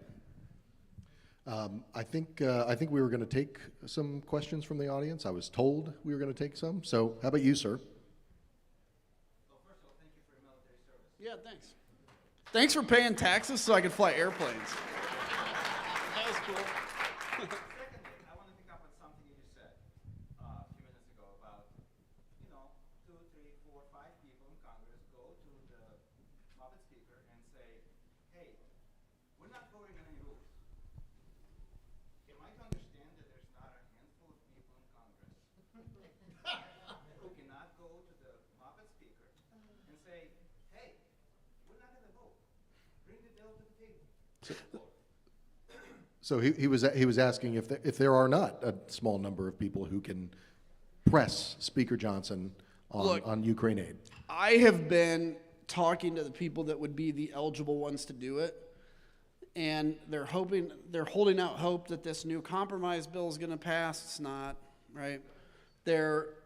I think the next option, I actually was part of leading a successful discharge petition once on a thing called Export-Import Bank. It's a nuanced thing. And their last successful one was like in the 80s before this one, like 2015 or whenever we did it. So I think they're hoping a discharge petition might work, but then you run into an issue on the left where if the Israel aid's in it, you're going to lose some on the far left, and you have to have more. Anyway, I don't know why there are not 4 or 5 people that would just march into his office and do that. Here's the thing. The Freedom Caucus does that. The Freedom Caucus goes in and tanks rules, and that's how they get so much power. And until the quote-unquote normals are willing to play with the same set of rules sometimes, they're always going to get walked over. If I passed out a box of hand grenades and it gave everybody one, we would all be equally powerful, okay? All of us. But whoever's willing to pull the pen is now the most powerful person. So you have to be willing to pull the pen, metaphorically, of course. So I don't know.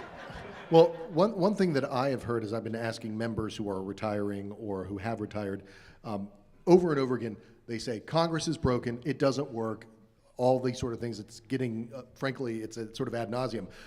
I'm wondering if, when you look back to your time in Congress, what is something that you now think you should have done differently or better or more of or less of to have changed, as you, individual Congressman Adam Kinzinger, to change all these problems that are going on in Congress? Honestly, like, there's 2 things. First off, just generally, I kind of, although I wouldn't have survived to the second impeachment, I kind of wish I'd have voted for the first one, because, I mean, now, I think that for me was a political survival vote. But generally on the tactics, like, honestly, I wish I would have been willing to do more things like what we're talking about, like tanking rules. Because you go in, I was a team player, and you go in, it's like you never vote against a rule, and that is true until the Freedom Caucus started doing it. But generally, that is true. I wish I had been willing to play that game a little more then. Is breaking, I mean, they sort of broke the norm, the Freedom Caucus did. I mean, I do think that there's a tension here. I'm curious your thoughts. Because at the time, people would have said that's breaking norms, and this is how Congress works, or this is how government is supposed to work. So is breaking the norm okay if you're doing it for the right reasons?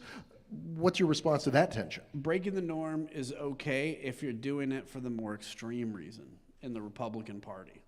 I mean, if it's like we're going to be the true conservatives, right? You know, the true whatever, then they do it. If you're breaking the rules because you want to fund Ukraine, and you know Tucker's against that, he's going to excoriate you. And those 3 or 4 people that will do it will be icons on the right-wing media, not in a good way.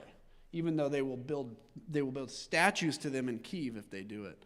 But I think that's part of the problem. Is it's just like if it's for a more extreme reason, you can break the rules. If you're doing it for good governance, then you know you're a rhino or whatever. I don't know. Let's have I saw your hand up. I'm sorry, I saw your hand up earlier. Do we want to get a microphone?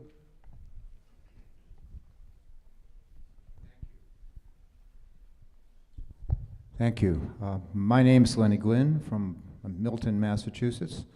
I want to first thank you for your service, not just your military service, but your moral service, your political service. Thank you.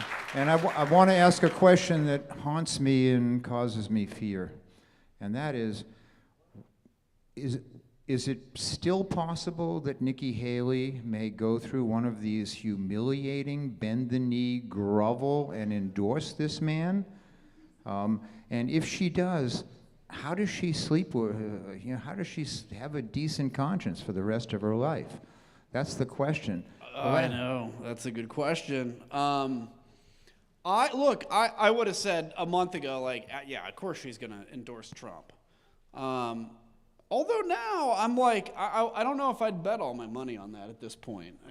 Because in my mind, it's like she's been actually saying like Liz Cheney things, right? Or like Adam Kinzinger things. And so she may end up staying in just long enough that she doesn't have to make that decision. I don't know. I actually don't think she's going to stay in through the convention or anything. Maybe another race or two. But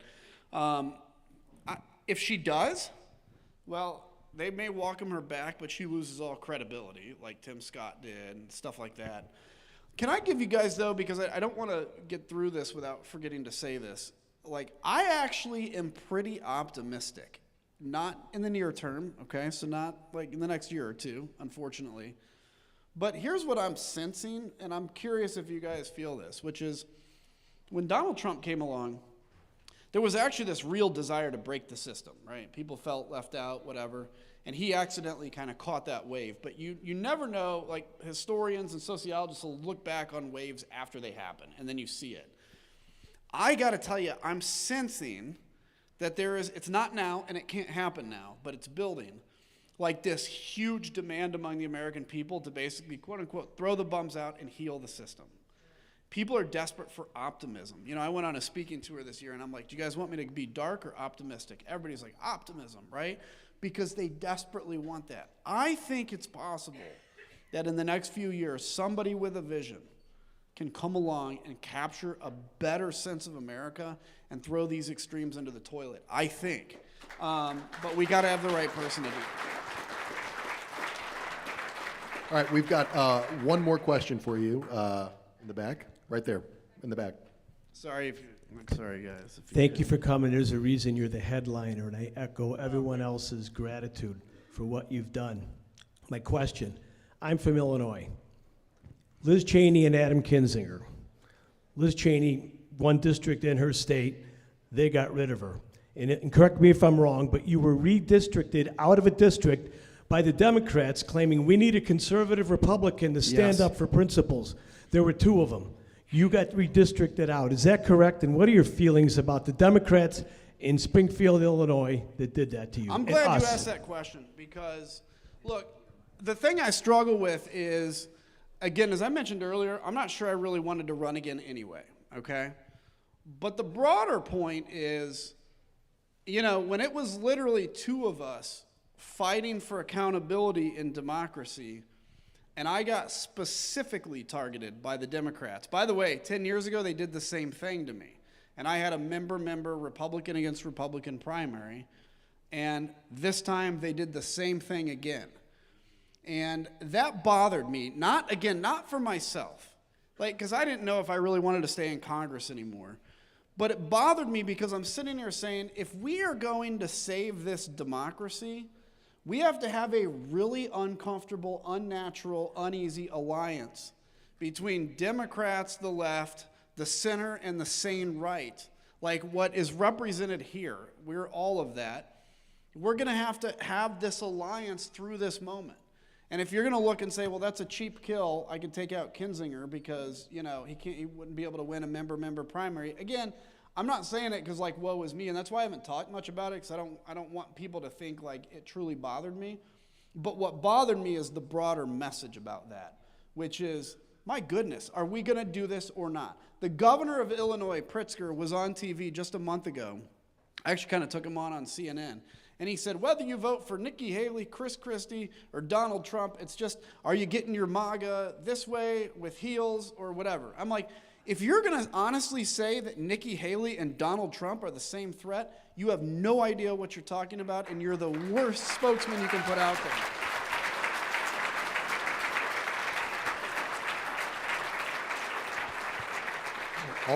Always good to end on a round of applause. So thank you very much for answering questions here. Thank you very much for listening. Thank you.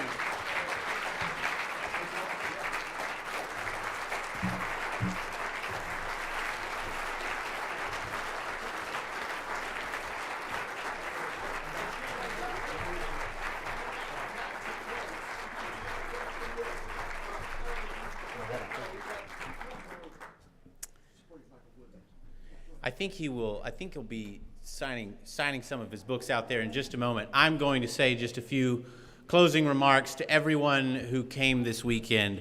Did you have a good time?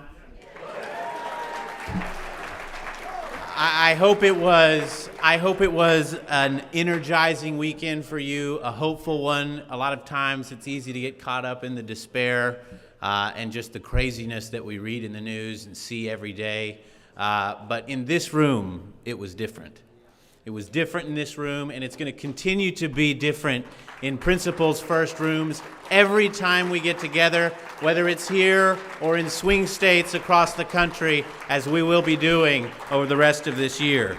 You know, you've heard a lot about the work that we need to do to reaffirm our commitment and conserve the liberal traditions and principles that already make America great. There's a lot to be done. Like I said, it's not going to be easy. It's going to be hard, but that sometimes makes things all the more worth doing, and we will do that work. But before we all travel back home, I did want to just underscore the work that we've already done just by showing up here this weekend in a room, coming together, meeting each other, understanding that we aren't alone, filling more seats than CPAC did. So that is important. That work is important, and we're going to continue to convene, not just here, but all around the country, so that people understand that there are Principles First voters in this country still, and they're going to vote in November, and we're going to vote our principles, not our party, and we're not going to just pull the lever because someone has an R next to their name. You have to earn our votes, and you're not going to be president unless you can win the votes in this room.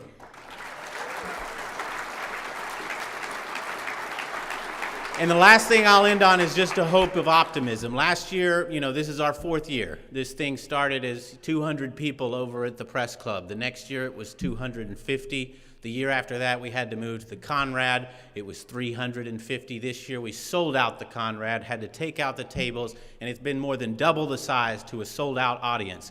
Principles First is growing. If we put our head down and we keep doing this work, we are going to grow because we have the right answers to the problems that we face as a country. Don't give up. The tide is turning. History will look at what we are doing fondly and will remember us well, and we will eventually win. Thank you. God bless you. And thank you for an excellent Principles First Summit. Thank you.